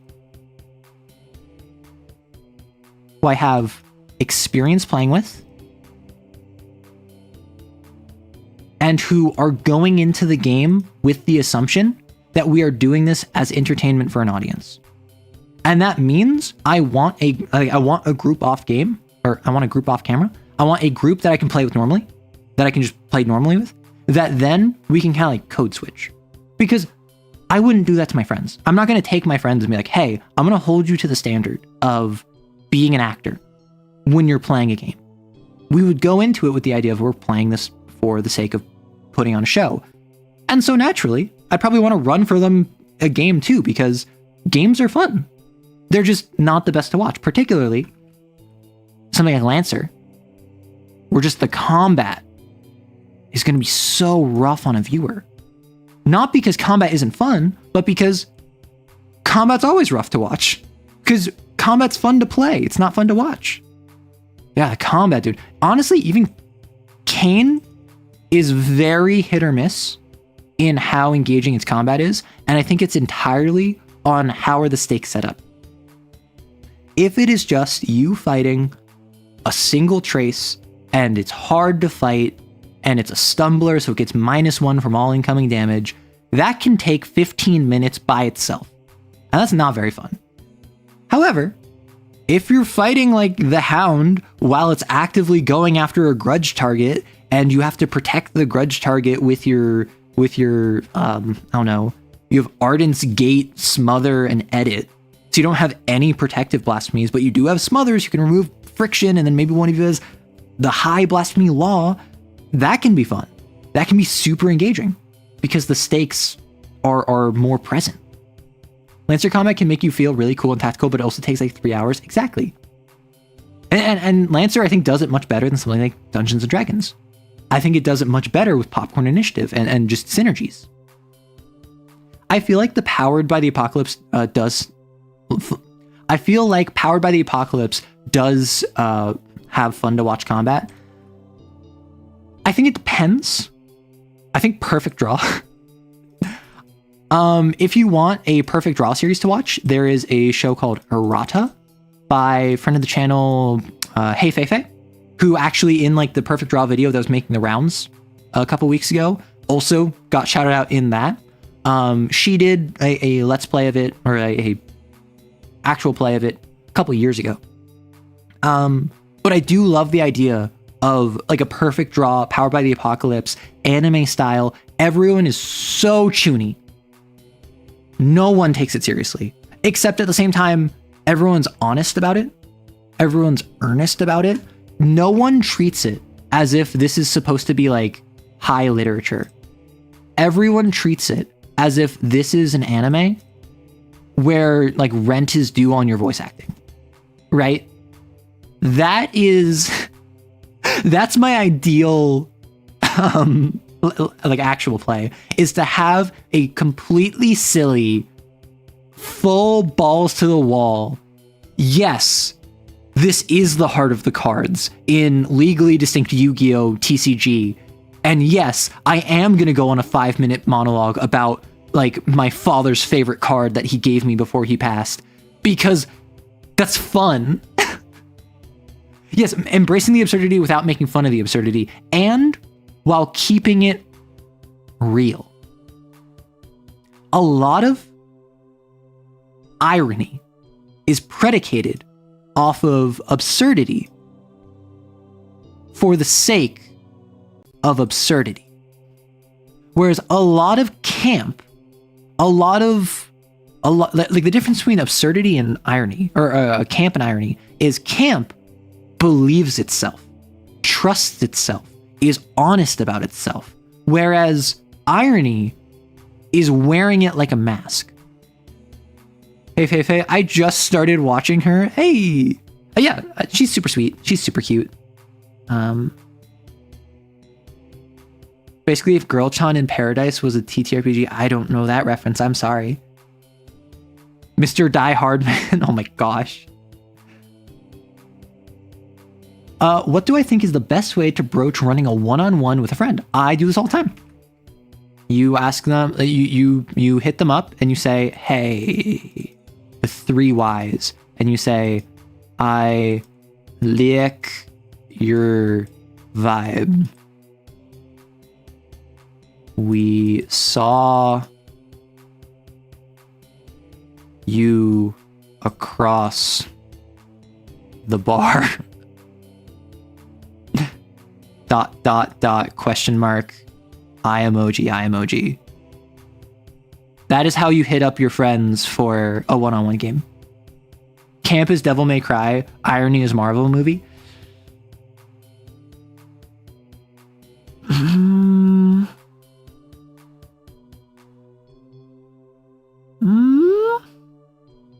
I don't know Devil May Cry well enough, so I can't comment. I'm thinking, I don't think the MCU is ironic. I think the MCU is just false. Because, like, irony is like, haha, wouldn't it be so silly if I was this ironic and absurd? Just kidding, I'm not actually like that. I feel like the MCU is almost like try hard. Because I'm going to keep it real. I have not kept up with it since, like, the third Spider-Man movie. I started a Disco Elysium style duet campaign with a friend 2 weeks ago. Don't tell him the setting is actually City of Mist. Oh my gosh. I do love City of Mist.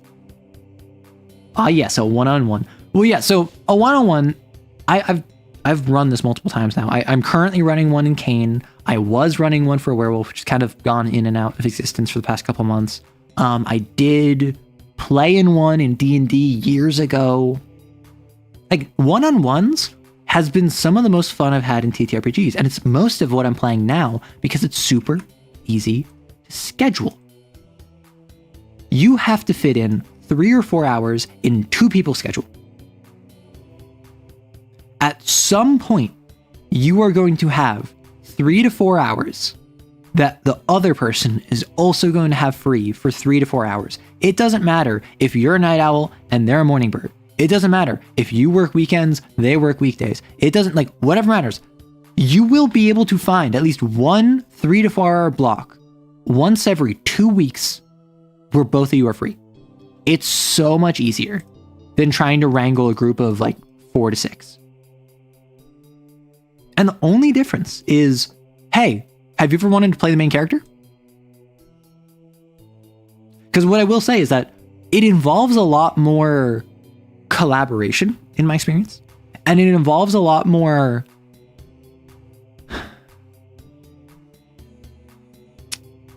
I guess, like, adapting to their unique psychology. Because when you have a group of players,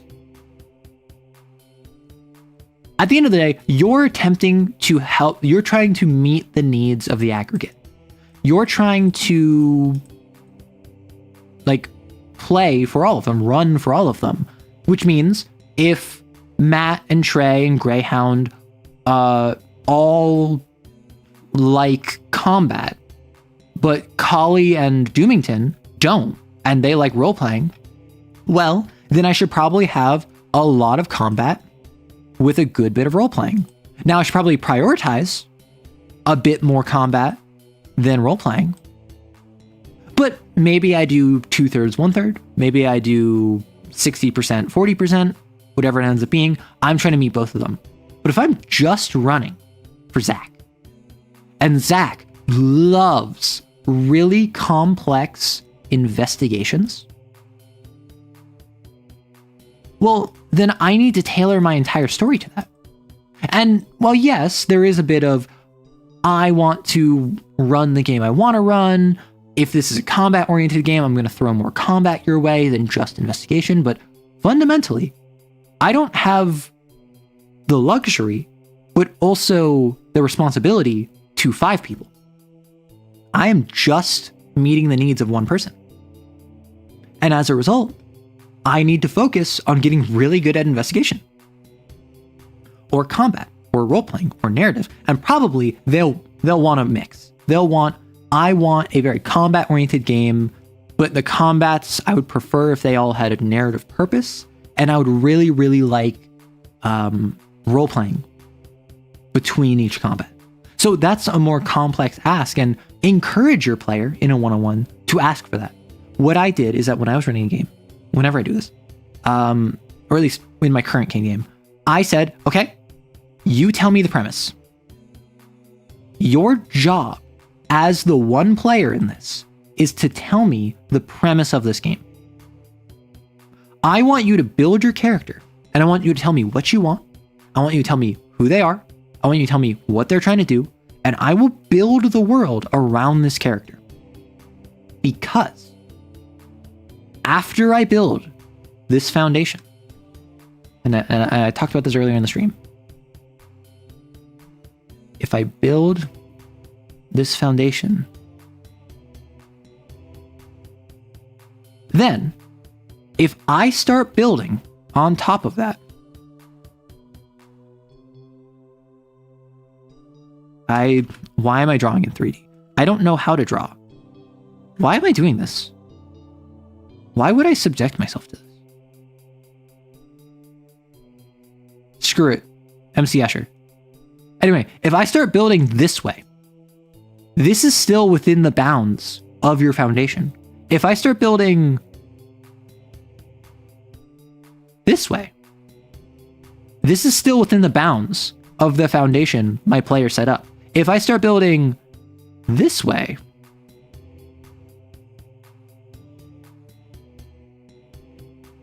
whee, it's a slide. You see? If I start building this way, it's still within the bounds of the foundation my player set up. If I start going this way, that's out of bounds. Which is why I get my player to establish immediately, before anything else, the foundation of the world that I'm building. What are the bounds of what interests you? And then that might adapt as the game progresses. However, what I need to focus on is, what kind of plot points do you want to hit? What tone are you looking for? How much role-playing do you want? Do you want in-character romance? Are you comfortable with this or that? Like, beyond just a normal game, where because it's an aggregate, you can kind of get away with, okay, I want to run a game that's all about heading to a diasporan world that's being occupied by Harrison Armory, and it's this conflict between Harrison Armory and the locals. And Union is on the side of Harrison Armory, right?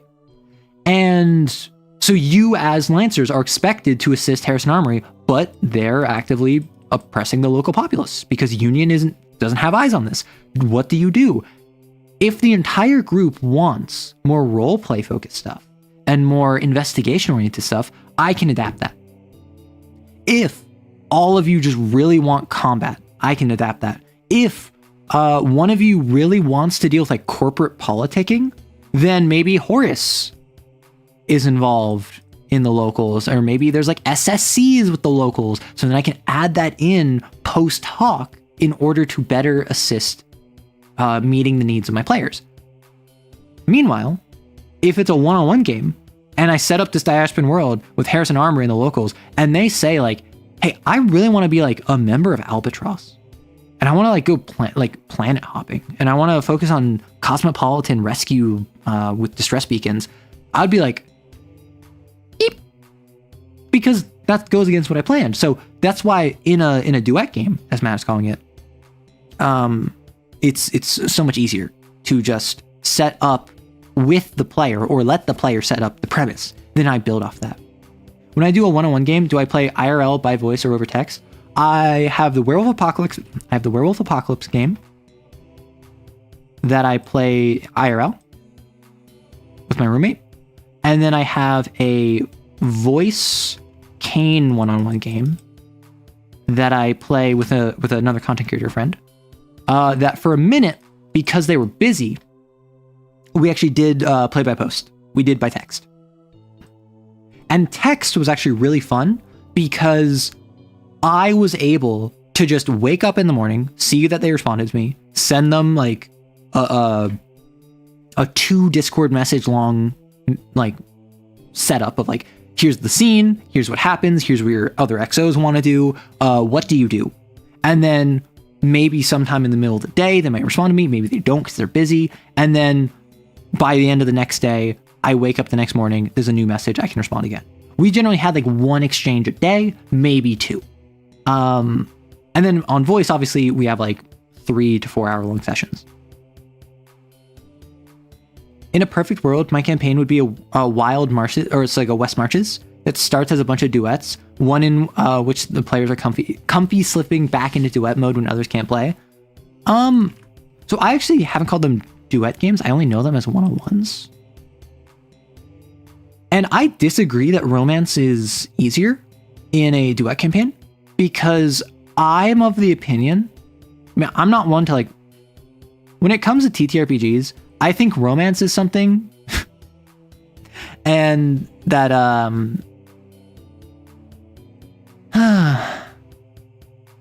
do I say this nicely? I think a lot of people struggle when it comes with like flirting or romance. And I think a lot of TTRPG players don't have game, with all due respect. Therefore, I feel as though if you want to romance my character, or if I'm running an NPC or whatever and you want to romance them, you kind of need to have game. And I'll play easy. I'll give you an easy in. I will not gatekeep you from romancing the NPC that you like. However, if you have no game, it's gonna be awkward for both of us. And no matter what I do, I'm not saying I have game, mind you. I'm not saying I have Riz. All I'm saying is that it will be awkward if you don't know how to at least act the flirt. No, you got a point. I have absolutely no game as a useless lesbian. That's most of my audience.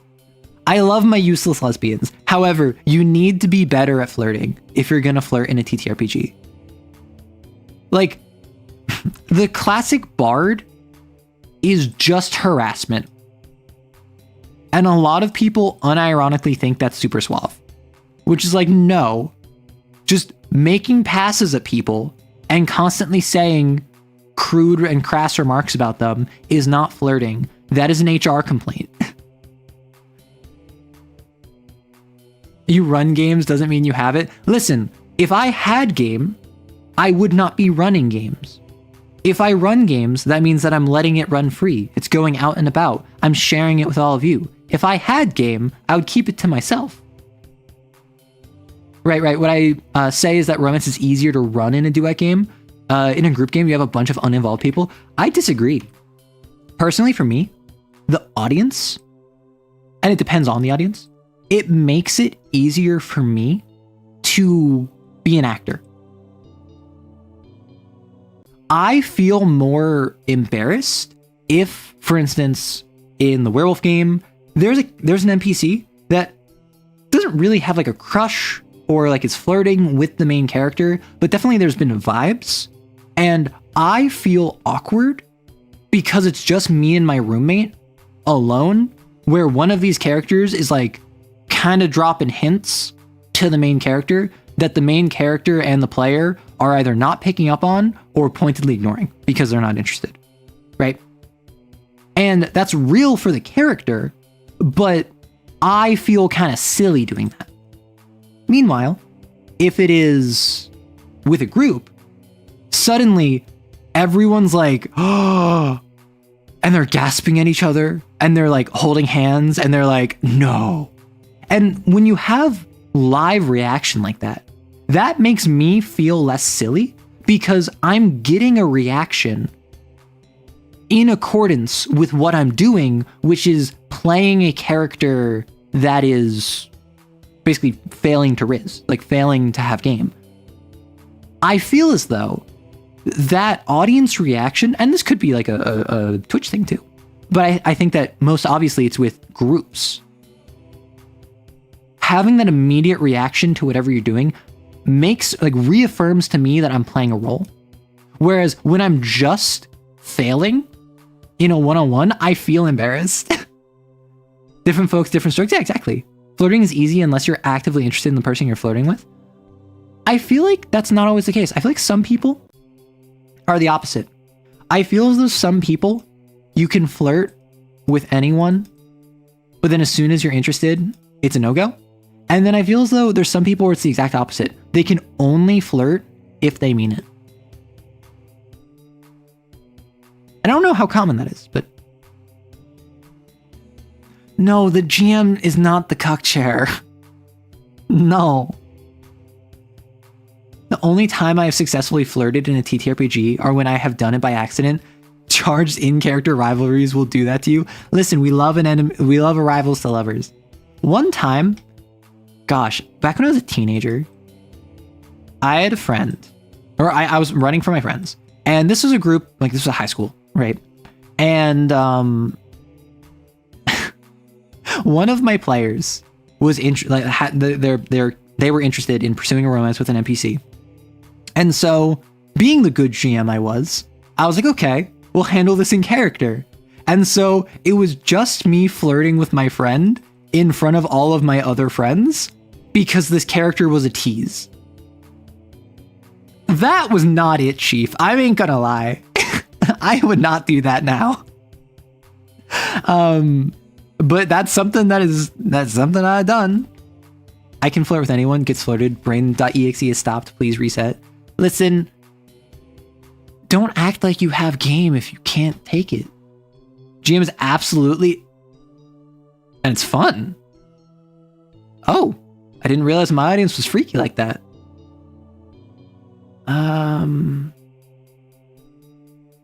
Weapons are an important part of characters' characterization. What would you think of someone who uses a man catcher as their weapon of choice?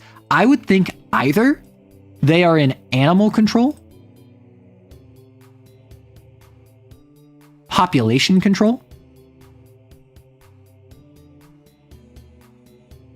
or they're like in childcare. It's one of those three, because if you have a man catcher, you're either using it because you have to like deal with like a lion or something, or you are actually using a man catcher for the real intended purpose of like catching and stopping a person, or most likely you have children that you want to deal with and you don't want to touch them, so you're just like, get back, you beast. I have no game. I fall face first into relationships and ask, how the heck did that happen? That means you have game. Unconscious Riz is still Riz. You cannot come to me and tell me that you do not have game when you have won every board state you have ever played.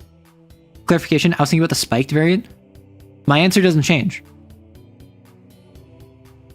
All of this, just evil. That's my answer. Oh no, a lion! If only brought a lion catcher instead. Oh man. Catcher.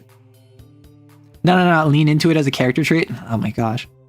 Why can't I do it on purpose? Dang it. Listen, unspoken Riz is a power word in D&D. What's my favorite CRPG? So, y'all correct me. CRPG is like computer role-playing game that's like old school Baldur's Gate. That's like that's like Disco Elysium style of game.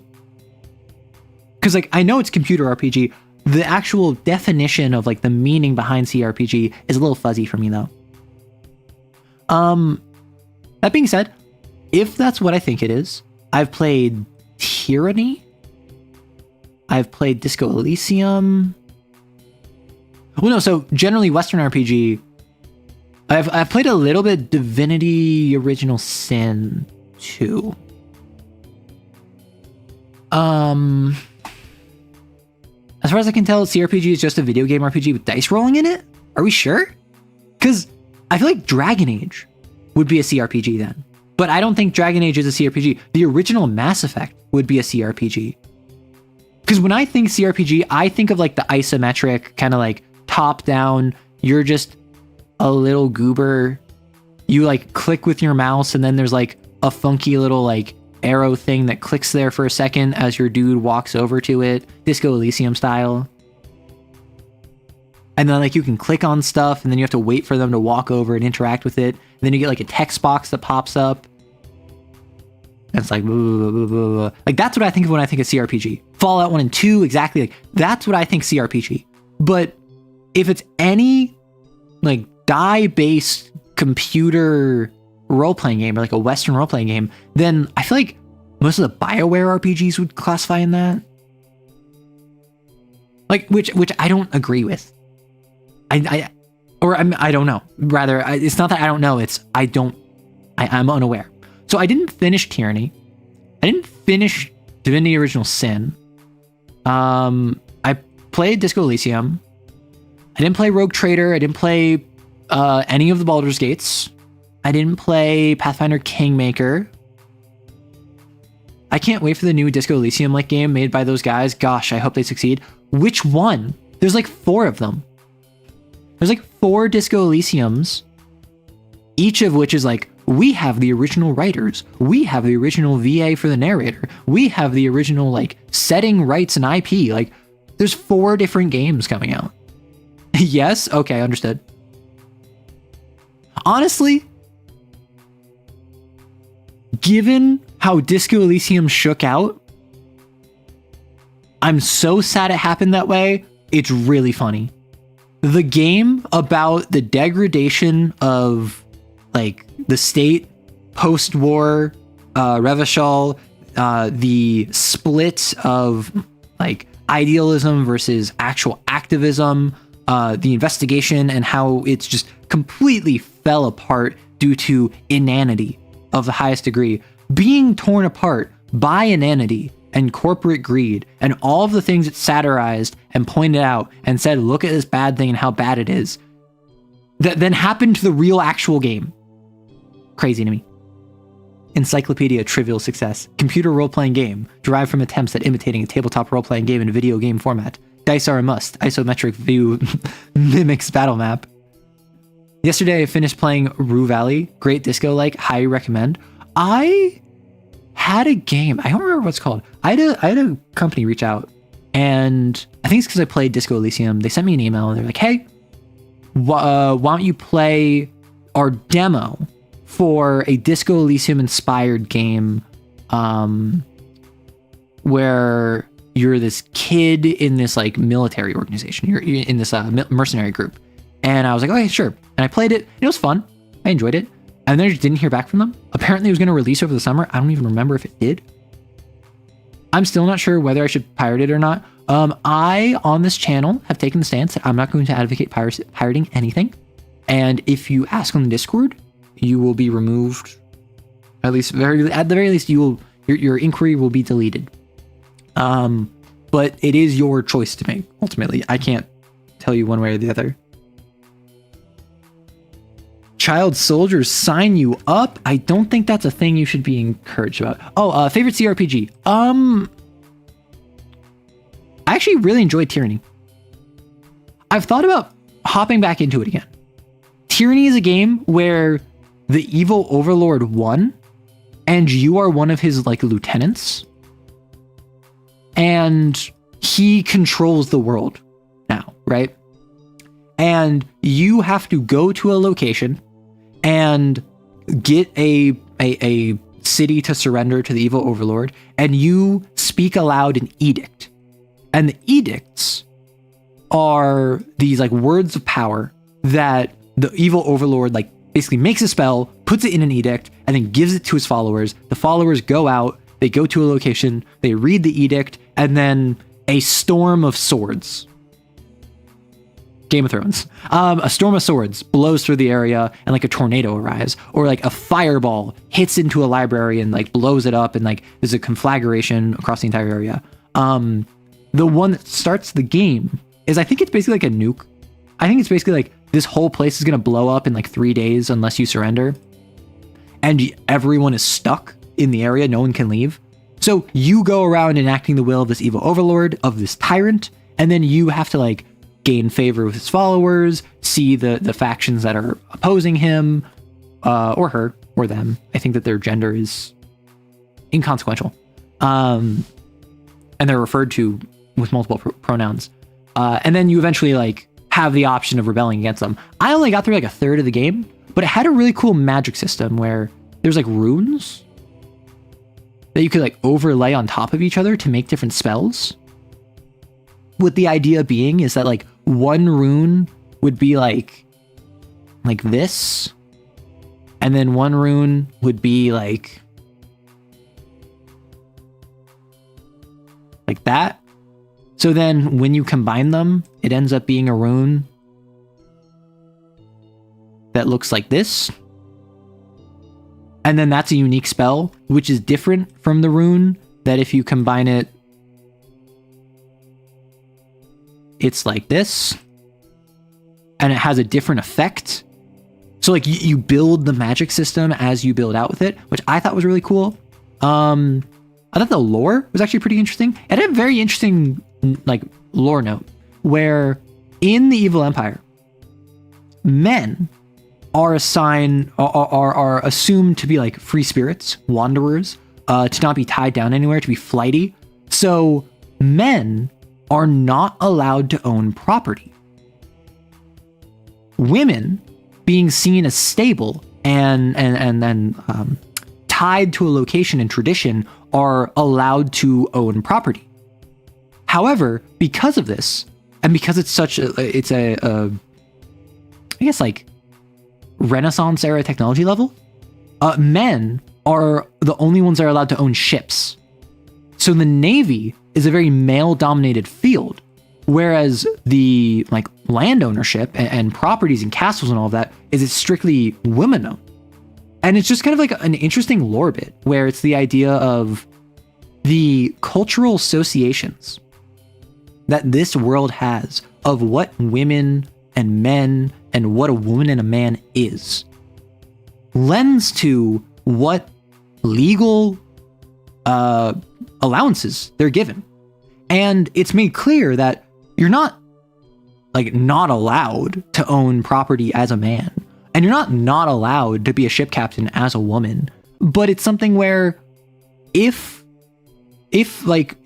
someone owns a ship, if a man owns a ship and he dies and he was married to a woman and he had a daughter, the ship is going to go to the closest male relative before going to his direct descendant, who is a woman. So even if his woman is like a capable shipwright, the lineage of progression would be like his nephew or his like third cousin before going to his direct daughter, because it's assumed that men have a natural inclination towards wandering and exploration and like going out into the wilderness. Whereas women, in the same token, if a woman like has a husband and like has a son who's a capable ruler and like is well liked by the local populace, if she dies, her property won't go to her husband or her son. It will go to like her sister or her aunt or her niece before the people that actually live there. And that's such an interesting thing of world building. Like, if you're gonna world build sexism, do it interestingly. Complex and or interesting magic system, you say? Yes. I actually really enjoyed Tyranny. I wouldn't say it's my favorite CRPG. I would say that like I really enjoyed KOTOR, Knights of the Old Republic. That's more of a that's a CRPG, like you literally like roll stats with point buy. I really enjoyed Disco Elysium. And I had a fun time on stream with it. Oh my gosh, the person that writes is live. Yes, I do that often. I do that like 3 times a week. My next hunt will be a living host. Nice. When are you gonna do a Slipknot cover, huh? Okay. So for those of you who don't know, there's a song by Slipknot called Slipknot on the Mate, Feast, Kill, Repeat album. And it sings about Werewolf the Apocalypse. The lyrics literally are like, Pentech sucks, they drain the life force of my tribe, Pentech sucks, bone gnawers suck, they roam around in garbage bins, all bone gnawers suck. Which is, Pentex is an evil organization in Werewolf, bone gnawers is one of the tribes, they talks about slipping into the Umbra and stepping sideways. Unfortunately, I did literally record lines for this so I could sing it. 1, I don't feel confident, and I feel as though I would not do very well with it. 2, it's a very bad song to sing because it's like a 6-minute song or something. It's like a 5-minute song. The first half of it is just instrumental. So I would need, if I was to do that, to cut out like the first half, or just, I guess I could add like narration explaining Werewolf the Apocalypse. So like it was too difficult of a process where I'm not a singer, so I didn't feel confident, and I recognized that the song was just not conducive to karaoke. So like I would love to, and I think it might be fun to do that on stream at some point if I ever get more confident singing. But it's definitely like not anytime soon. People were interested, but I don't know. What's my new feelings on the new Star Wars game that looks like it might be connected to KOTOR? I don't know anything about that. I ain't gonna lie. I have not kept up with new Star Wars games. I just don't really care too much. Dang, it's time to write my last will and testament to anger all of my family. I'm sorry, some dude. Like, I already got enough in my head about the Payday cover, and the Payday cover was explicitly, I was doing this to be silly. Fan art shared? What is that, Araya?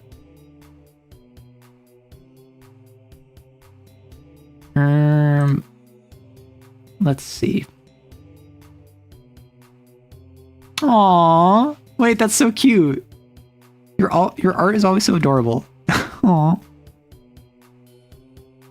Is this a Pokemon Ranger reference? That's what I get from this. This would be a silly recommendation for me, but Slumcore, the song, what does that mean? Slumcore is in like a genre? The song? I'm off to bed. May I get a quick question other than this one? You're on thin ice, but sure, Buster. Araya, that's so cute. Thank you so much. I love your art so much. Every time I see it, I always love it. But yeah, so I would love to do the Slipknot cover. I just feel so in my own head about it. And like, I don't know. I would love to, but again, a big part of why it is that it's like, there's like 2.5 minutes of just no vocals. But at the same time, I could add audio. I could add audio of me explaining Werewolf the Apocalypse. I could like give a preamble in that 2.5 minutes and then start singing. And that would probably be pretty pog. Glad you like it. Araya, your art is wonderful as always. You want to head pat the art? I feel like a lot of people draw me a lot of the art I have received. And this is not a criticism. This is purely like an acknowledgement. I'm very head patable. Like, so obviously like this is a chibi. So naturally the head is going to be giant by comparison. Similarly, this is a chibi, giant head by comparison, but also just like giant head, very head patable, very cute.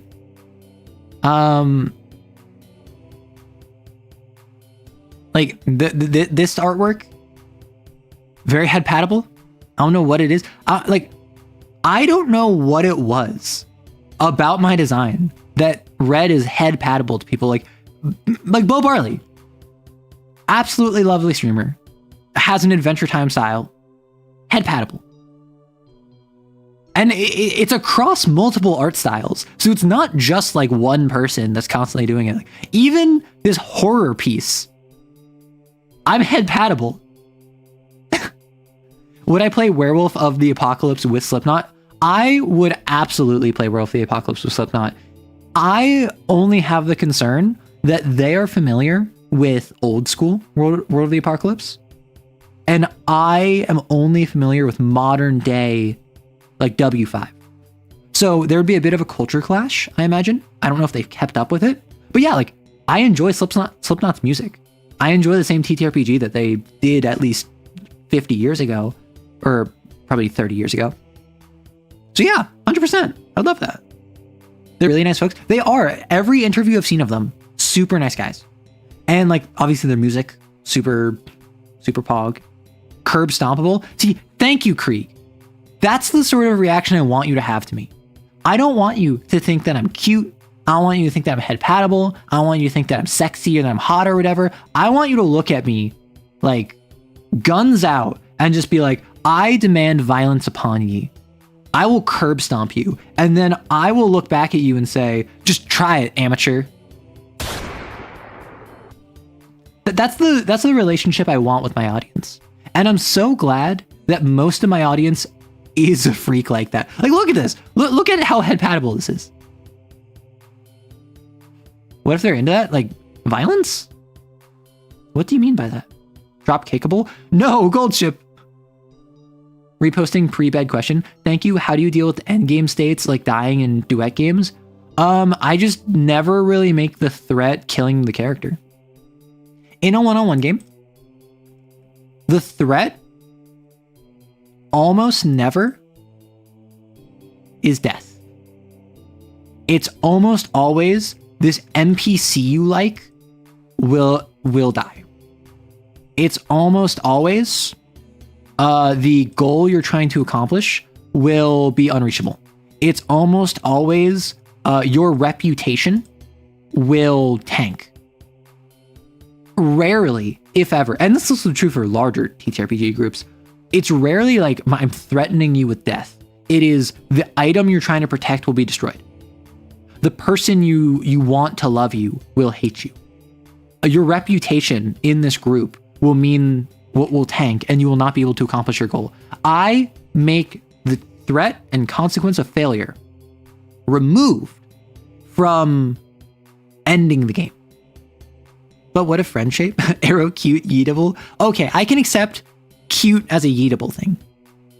Under heaven sucks! Under heaven sucks! They bind the sins of the humans. Under heaven sucks! See, you get it. They played CAIN and made a song about it. Thank you so much for my time. Enjoy your rest, and the VOD will always be here. I unfortunately can't listen to it too much, Slipknot or other music. You get headaches and migraines way too easily. Oh no. Shootable. Are you trying to riz me up? That's exactly what you got to say in order to get right to it. Like, I don't know. I just like the relationship I have of just, I will just like roast you to heck, right? And then you'll bite back. And then I'll shoot you. And then you'll shoot me back on your way down into the grave. And then we both laugh about it. And then we continue next stream. Like, that's my relationship with my audience. This is how I feel with my audience. And this is exactly what I wanted from my audience. I think you mean purgeable. Can you accept cute aggression? No. No. There are VTubers I get cute aggression for. Like, Fuamoko, I get cute aggression. I cannot watch Fuamoko too much because they're too cute. Mutually assured destruction. That's what I want from my audience. I want an audience that will just kill me. You know the Cowboy Bebop Spike meme? Oh hey, what's the actual topic for tonight? Listen, we already talked about cannon fodder. It's fine. I will always be blindsided when Arrow says something while I'm working on my campaign. What is cute aggression? Cute aggression is when you see something cute and your body is like, do not know how to process. I want to destroy. Most often, it is the idea of like you see a really fluffy bunny rabbit and you just want to squish it. Like you want to like grab it and like you want to squish it with your hands and just like take a fluffy like puppy or whatever and just like squeeze it. It's the idea of your brain is kind of overstimulated with cuteness. So it's like, okay, in order to balance this, I will add in a little bit of aggression. Arrow, are you cannon fodder? I did not say that. I said that we're dealing with cannon fodder with CAIN. I'm talking watermelon in the thigh. What? In the thighs level carnage. Okay, I can't do watermelon. Yeah, I don't think I could do a watermelon between my thighs. I wish I could. Like I do my squats. I've trained my thighs with weights. But I don't think I do like squishing. I wonder if I could. I should try that. I want an audience that would just kill me. Like, I want us to be different people by the end of it. So B stars. What does that mean? Oh, I get that. Yeah, I thought it was just Jekyll and Hyde dark style urges. Watermelons aren't too hard to squish. Well, okay, so what I'll do is I'll just take a watermelon and I'll put it between... I'll put it between my thighs.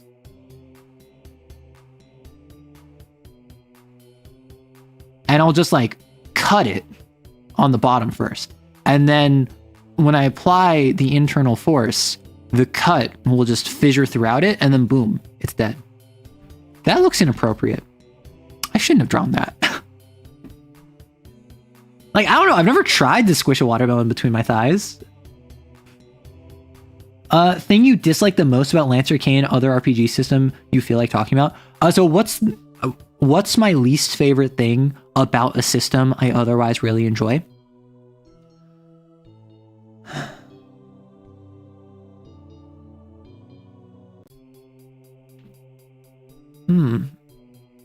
I definitely have... Oh yeah, so with CAIN, the thing that I keep coming back to, the thing that I keep struggling with, it's always hard to hit something supernatural.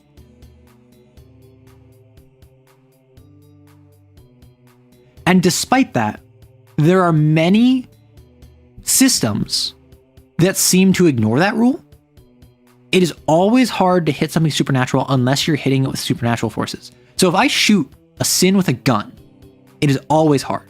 If I roll my dice, I need to roll a 6 or higher on a d6.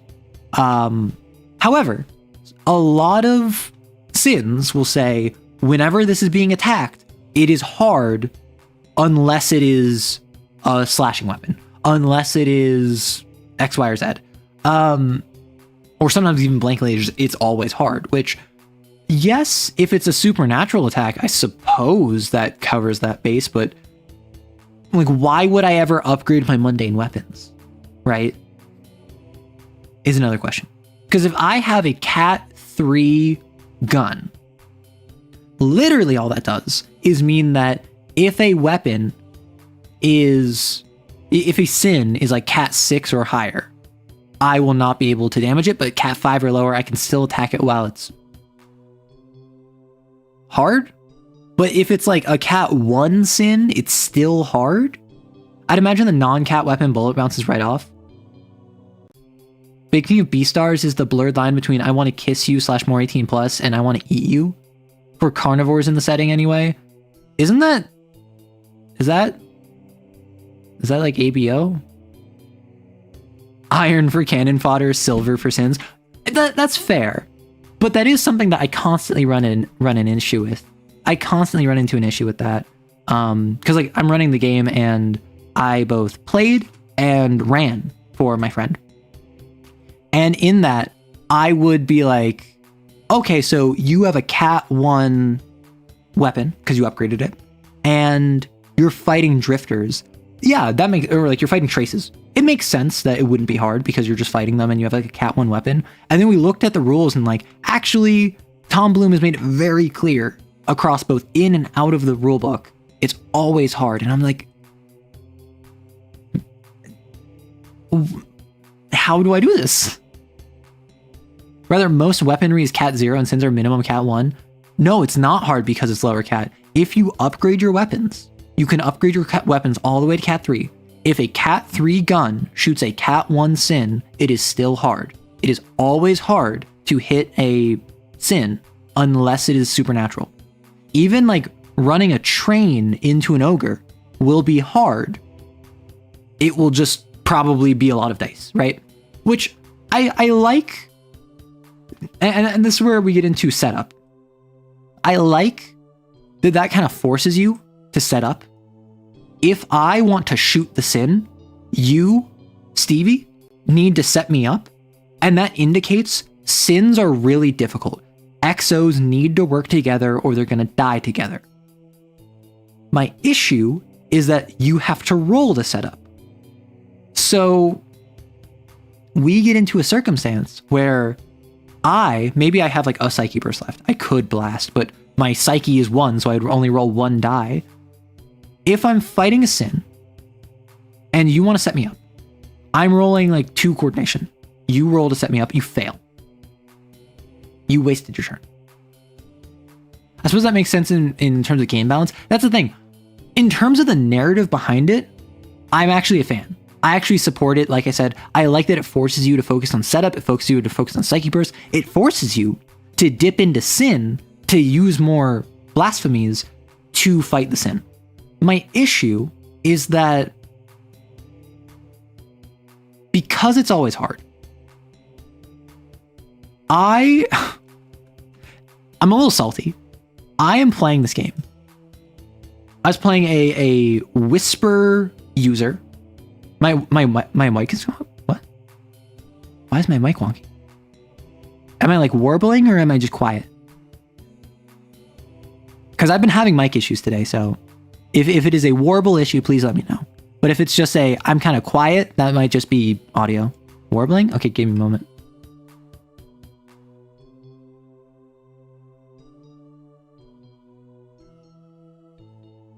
How do we feel? Have we survived? Anyway, I'm kind of salty. I had a brief, I had a hound hunt where what we did, I was a cat 4 XO hunting a cat 2 hound, and I was alone. I had a castle team. I had untouchables with me, but I was the only XO on site. So I was the only one that could be effective. I was a beast that swapped into a sorcerer. And I had the whisper blasphemy. And my main weapon is I used plastic explosives, and I used my whisper with Omen to, before the fight, I would go on site, I would plant all the explosives in the exact proper place, and then during the fight, when I was fighting the hound, I would roll interfacing to detonate my explosives, how good they were. Basically retroactively. I would use precognition or omen or whatever my whisper power was to represent the fact that previously I had seen that this was going to happen and I planted all of them. That my GM ruled, my admin ruled, because I was spending a psyche burst, I was spending a blasphemy on it, that meant it was not hard. But I also had other explosives, so I was also using explosives normally. Every time I used one of those, I had setup, I was rolling 3 dice because I had 3 interfacing. I rolled across like 4 die pools, 5 die pools, probably 15 dice. And as you would expect, like 7 of them were 4+. I think maybe 1 of them to 2 of them was a 6. And all of these were hard. So I, across like 15 dice, I was rolling 4s, I was rolling 5s, and I just could not for the life of me roll any 6s. We ended the session. I had been fighting this thing for like half an hour, and I dealt 2 slashes to it that it then proceeded to heal 1 from because of fattening of rage. The next session, I think I rolled like 3/4 of them were 4+, and I was getting assistance from my castle team, because my issue with fighting sins is, as cool as it is for it to be super tough to fight, if the dice go against you, the dice go against you, which is not the fault of CAIN. That's the fault of every system that relies on dice for such a necessary component of the game. That being said, setup can fail. Meaning, if setup fails, I'm stuck on hard. If I'm stuck on hard, I need to roll 6s. If I don't roll 6s, I don't get anything, meaning that I need to focus on getting set up again, which if they fail, like, unless you set something up where you're constantly getting set up or constantly burning through Psyche Burst, which I will say, this is the only time I've played. I've run more CAIN, but the only time I've played was in a one-on-one where I didn't have other XOs with me. So it was 3 Psyche Bursts against a hound. That is something that I really struggle with. But that's also just kind of me complaining.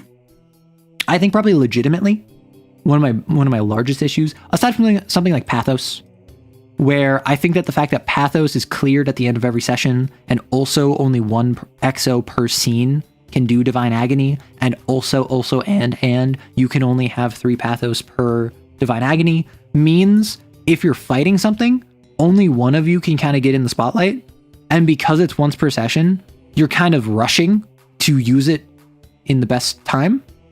So Pathos is something that I don't think was handled the best, but I do like as a concept.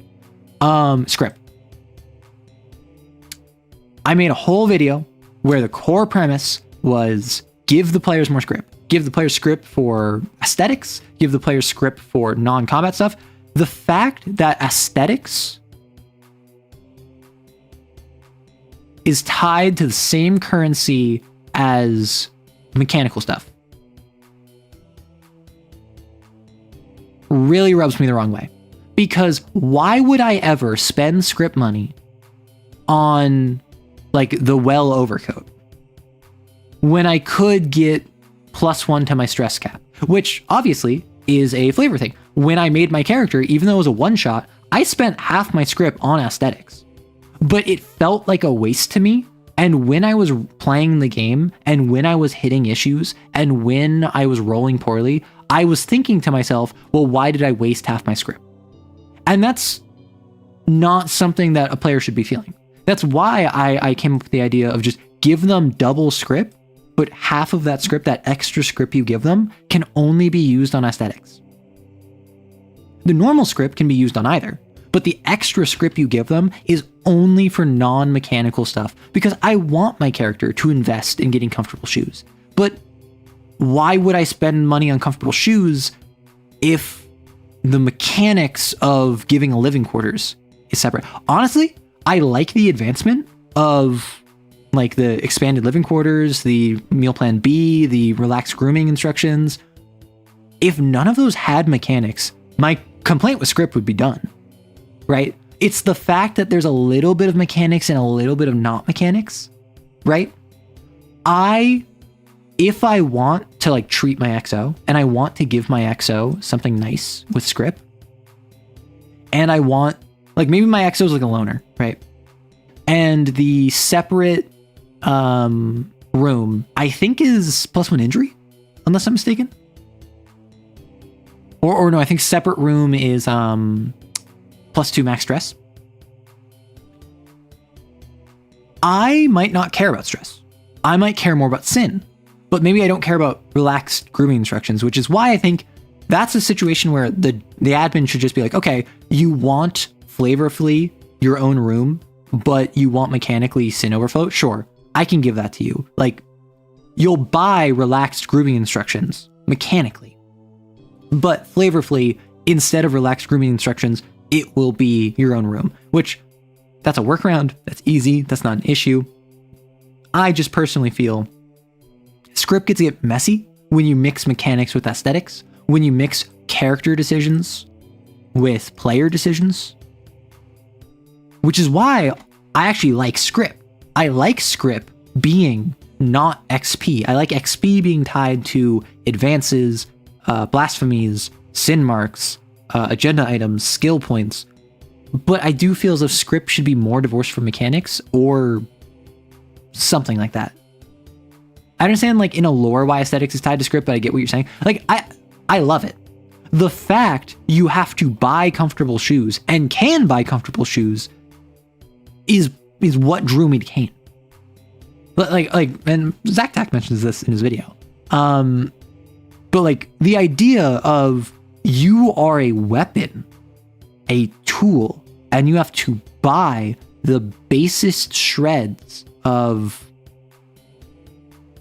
just comfort really impacted me and really made me interested, more so than like the sins and all of that. And then I ended up getting really into the sins. But I feel as though, why would I, from a player perspective, I have a mechanical incentive not to do that. As far as the mechanics are concerned, buying a well-tailored out uniform, a standard issue uniform, is quote unquote a waste of mechanics. It's not literally a waste characterfully, but mechanically it is, numbers wise. And that's just kind of like a struggle that I personally have. And that is like a little bit of a, just kind of figure it out. Just do it yourself. But it is something that I do struggle with. When your explosive counts as magic from Psyche, are you using a holy hand grenade? More so, I managed to precognitively determine where the exact perfect spot was to plant these explosives early. I don't know if this was talked about, but can you combine sins like idle plus toad? So the rules, CAIN has rules for what if you have 2 sins? Not if you have a single sin that is both. I would go harder. I'm not gonna lie. The 2 sins is basically they share a palace, they have an equal amount of domains, and I think it's they share an execution talisman, but they do their own things. I like the idea of just going balls to the wall. Like when I ran a game where a single host manifested a lord that then metamorphosized into a spider from the Harpocrates dossier, I basically gave it an execution talisman reset. I gave it a severe attack reset. I gave it a pressure reset. It increased in cat as if it were a sin event. And now it's like a brand new spider sin. Whereas the players, the XOs, are still having just had fought a lord with injuries and stress and psyche burst missing, which is why they ran away, recouped, and rested. But I also like a meme, so. What about mixing domains and questionnaires? I think it would be really cool to have like a toad idol. A toad idol. Toad idol! Toad idol. Where probably what I would do. Oh, know what I would do? I would say it's either one of them is dominant, one of them is recessive. So it's like it's a toad, comma, idol. It is 2 toad domains and 2 toad trauma questions and 1 idol domain, 1 idol question. Or I would say it's a mix and match. So a mix and match would always be it has 2 domains of one and 2 trauma questions of the other. So it might be 2 toad domains, 2 idle trauma questions. And it'll be 1 toad trauma question, 1 idle domain. And then it's the idea of like,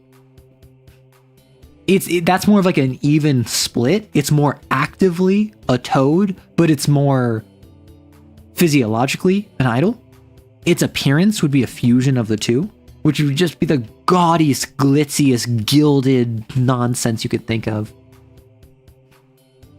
The thing I love about CAIN monsters' sins is how flexible and deep they can be, like a customizable toy. Most monsters in fictional settings are shallow or used for something that you could just use regular people for.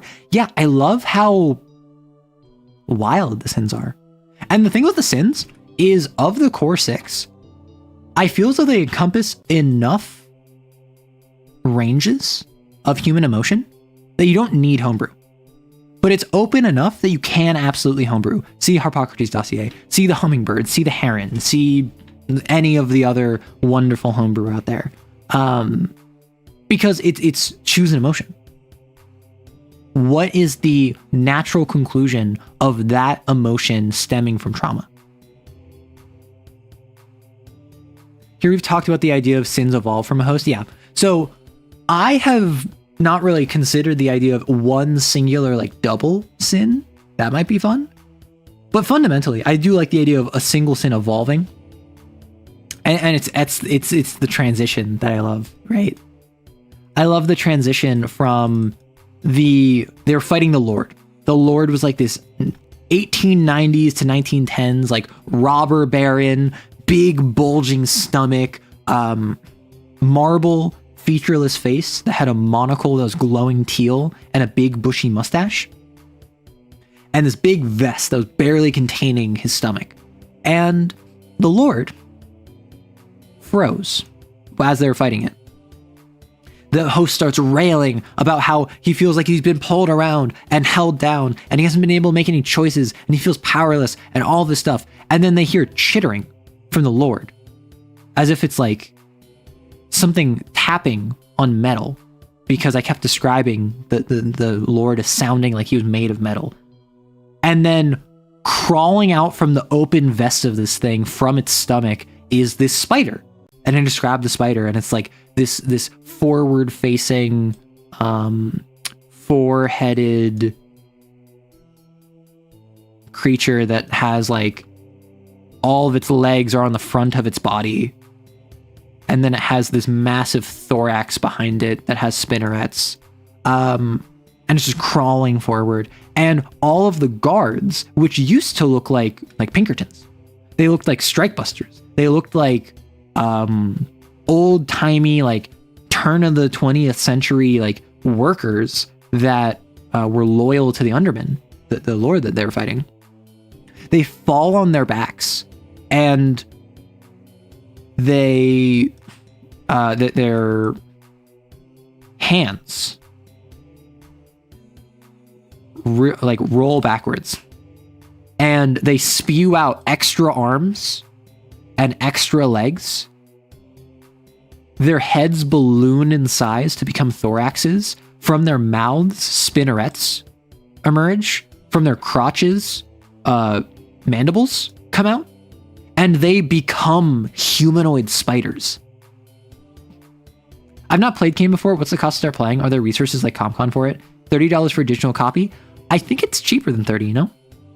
I know it's on itch.io. I know it's on CAIN, itch.io. It's been on sale before. I don't know if it will be on sale in the future. I highly recommend it. I highly, highly recommend it. I don't know. Oh, Idle. I've heard about Idle, which Tom Bloom is working on. I'm not sure about it. I don't know much about it, but I did love the metamorphosis of like the shift of everything was turned old timey when the Lord was here. And so fighting the Lord, they had like old timey weapons and gear and clothing. And then as soon as the spider emerges, everything fades. It all warps back to reality. Then the silk starts shooting everywhere, expanding across buildings, crawling along. Spiders start crawling everywhere. From their crotches, mandibles came out. It's not a sentence I ever wanted to hear affectionately. I love being horrific. And I think when you have the sins, they need to at the very least be creepy.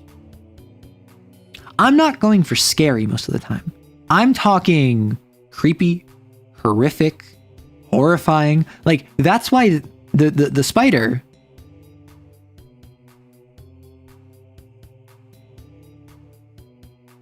has like 4 faces of the family members, the generations before the host, staring at him, leering down at him, surrounded by spider legs. This massive thorax behind it that is covered in like wiring and steel from the steel plant nearby. Like, it's got to be unnerving, unsettling. And it is...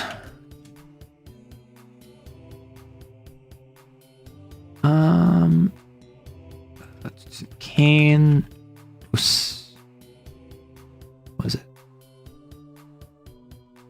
There's been a good couple animations. So about CAIN, and one is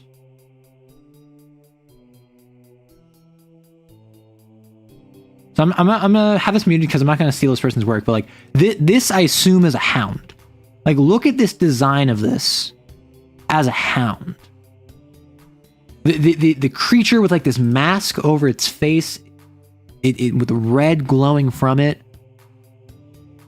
So let me just, and then I assume, my guess is this is probably like an ogre. It might be a centipede. So like look at this. What is this?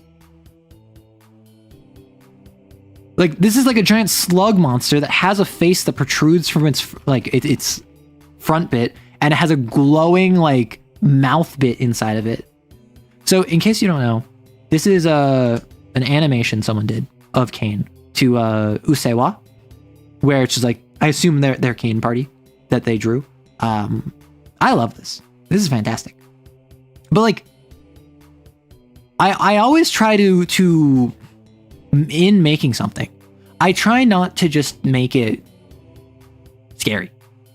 I try to make it creepy, unnerving, unsettling, weirdly human, or completely anything but. When I make demons, I've talked about this before. I have a story that I wrote where it's all about demons, and in my TTRPGs, I'll run demons, and my favorite thing about demons is I'm not falling into the uncanny valley. I'm swan diving into the uncanny valley with my sins. I go out of my way to take animal traits, and this is for demons in particular. I don't really do this for sins that much, but like with the Rancor, the bound sin that the 1XO has, that is something that absolutely I make it just animal traits. Fish plus dog plus squid plus spider legs. All of this is like weird and doesn't fit together. I love just taking animal traits and being like, it is a giant snake that has a huge mouth, like a Yoshi mouth, and like a slug body. Across its underside, there's dozens of legs, and the legs are anything from deer legs to dog legs to centipede legs to human legs that just run along its slug-like underbody. There's a weird like porcupine section up near its neck. Its mouth has crooked, misaligned, big, flat, fist-sized teeth, none of which are aligned with one another. So, for instance, its teeth will look like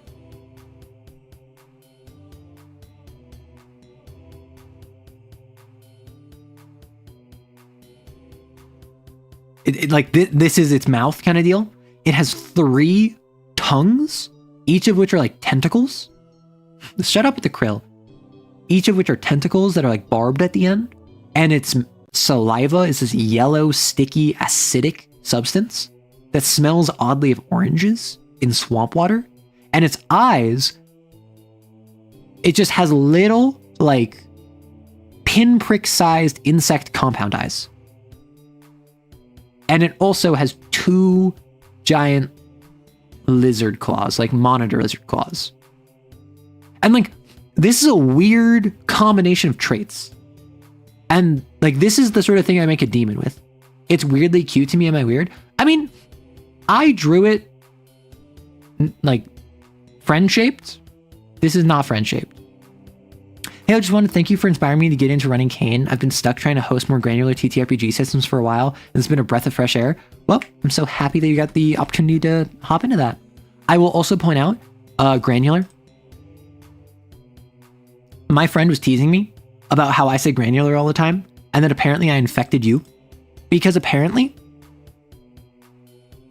like once a stream, someone else will now start saying granular.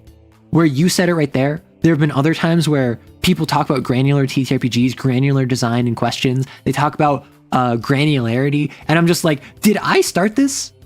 Did I put this curse on you? Am I the one at fault?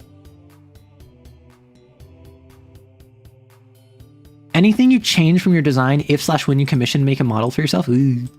I feel so granular right now. Who else up granularing their them? Wonder how granular we can get? Very. Is there anything I would change with my design?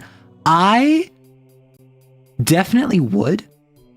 I don't know what. Definitely I want a different neck piece. This neck piece is just because it fits my color scheme and because I want something on my neck. I would change something about it. I want a semicolon neck piece, ideally, because I'm a writer. I use the semicolon, but also like the semicolon foundation and the meaning behind it is very important to me. And I don't know how much I would change like explicitly.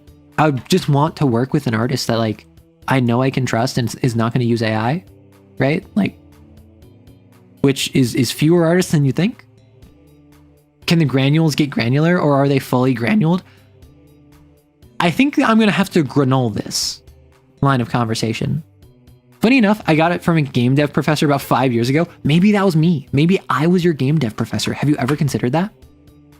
But yeah, so if I was to do a model, I would either just do like a facelift of just like a revamp of my current design, or I would go really hard into like the mafia angle, because everyone already calls me boss.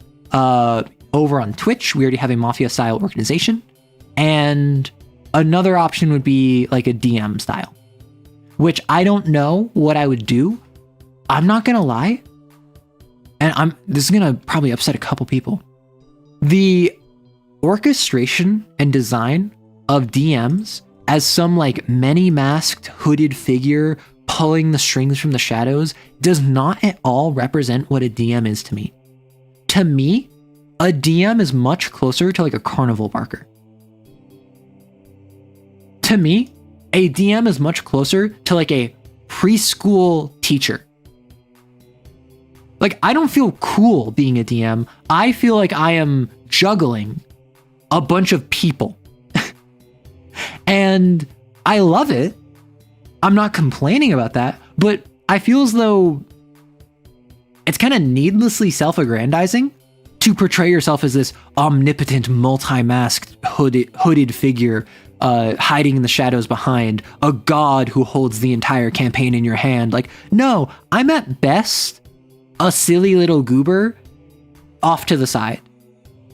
And maybe that's just my relationship with myself and like my lack of interpretation of myself as like all powerful or whatever. But like, even in a game where I can literally just say anything and it happens, I very much so want to work with everyone else to make it the best game it can be. So that's something where it's just like, that's not a dig at anyone who does portray themselves that way. It's a weirdly common trope to see like hooded, masked, blindfolded,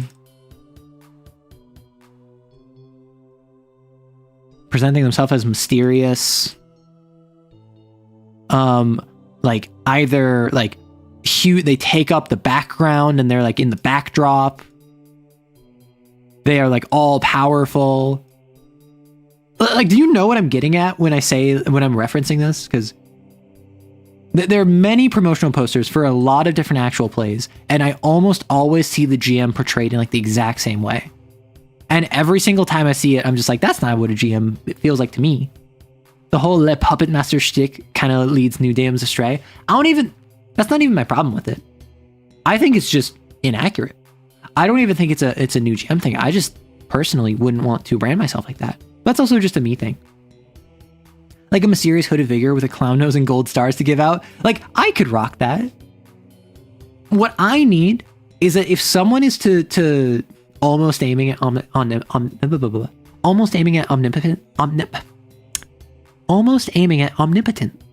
I enjoy tired scribe archetype of GM. I do like. Does anyone know? If I reference Hades game Hades, I identify more with Hades from the video game Hades than I do with most interpretations of what's it called? I enjoy the Hades interpretation of Hades as a representation of a GM more than I do like the all-powerful hidden god behind many masks. Like, I'll say Matt Mercer, because I think Matt Mercer did it, and then a lot of people are like, I want to do that, which is cool. More power to him. Tired, depressed, bitter, nominally in control, but Zagreus goes around destroying everything, i.e. my players.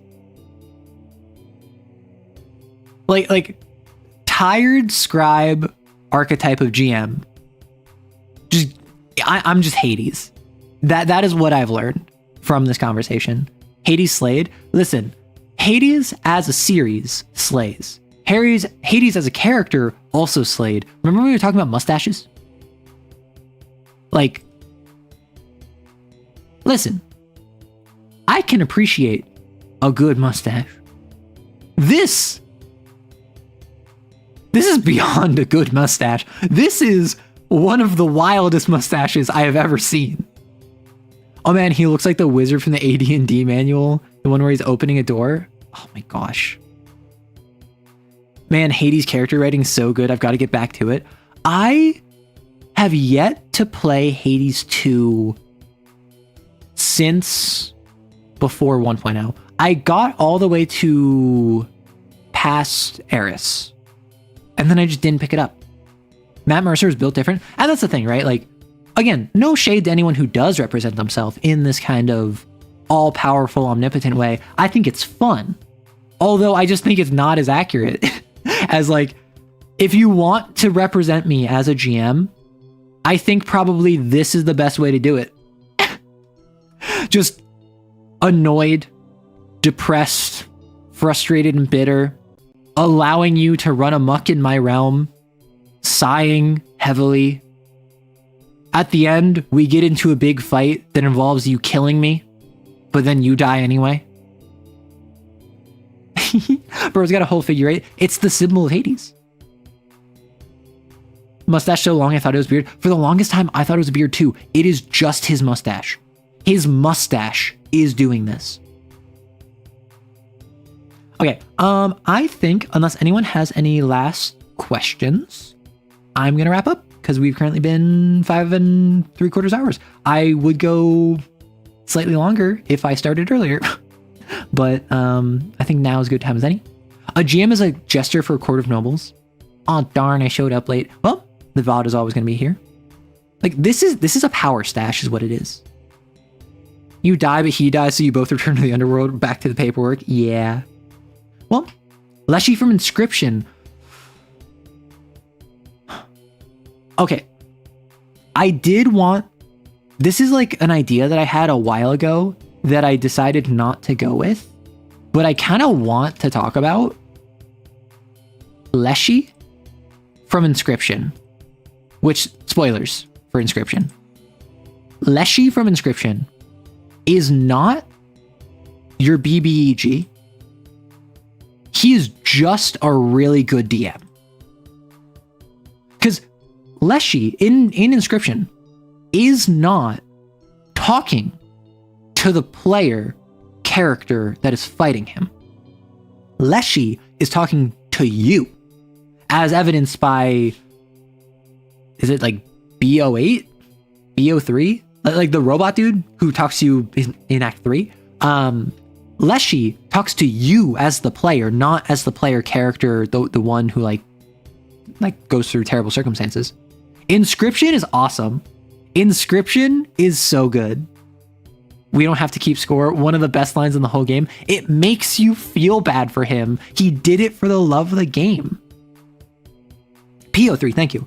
PO3 talks to you directly, not in-game. Grimora talks to you. Can we talk about Magnificus and his version of Inscription? Can we talk about how at the end of the game is deleting itself, it's all going awry, Magnificus takes over the disc, and you are just playing Yu-Gi-Oh! You have dual discs. You have mana rocks. It was so silly. Every scribe would contribute together to create the perfect game. They represent every pillar of game design. They do, yeah. Because like Leshy was all about like the story and the ambiance, the vibes.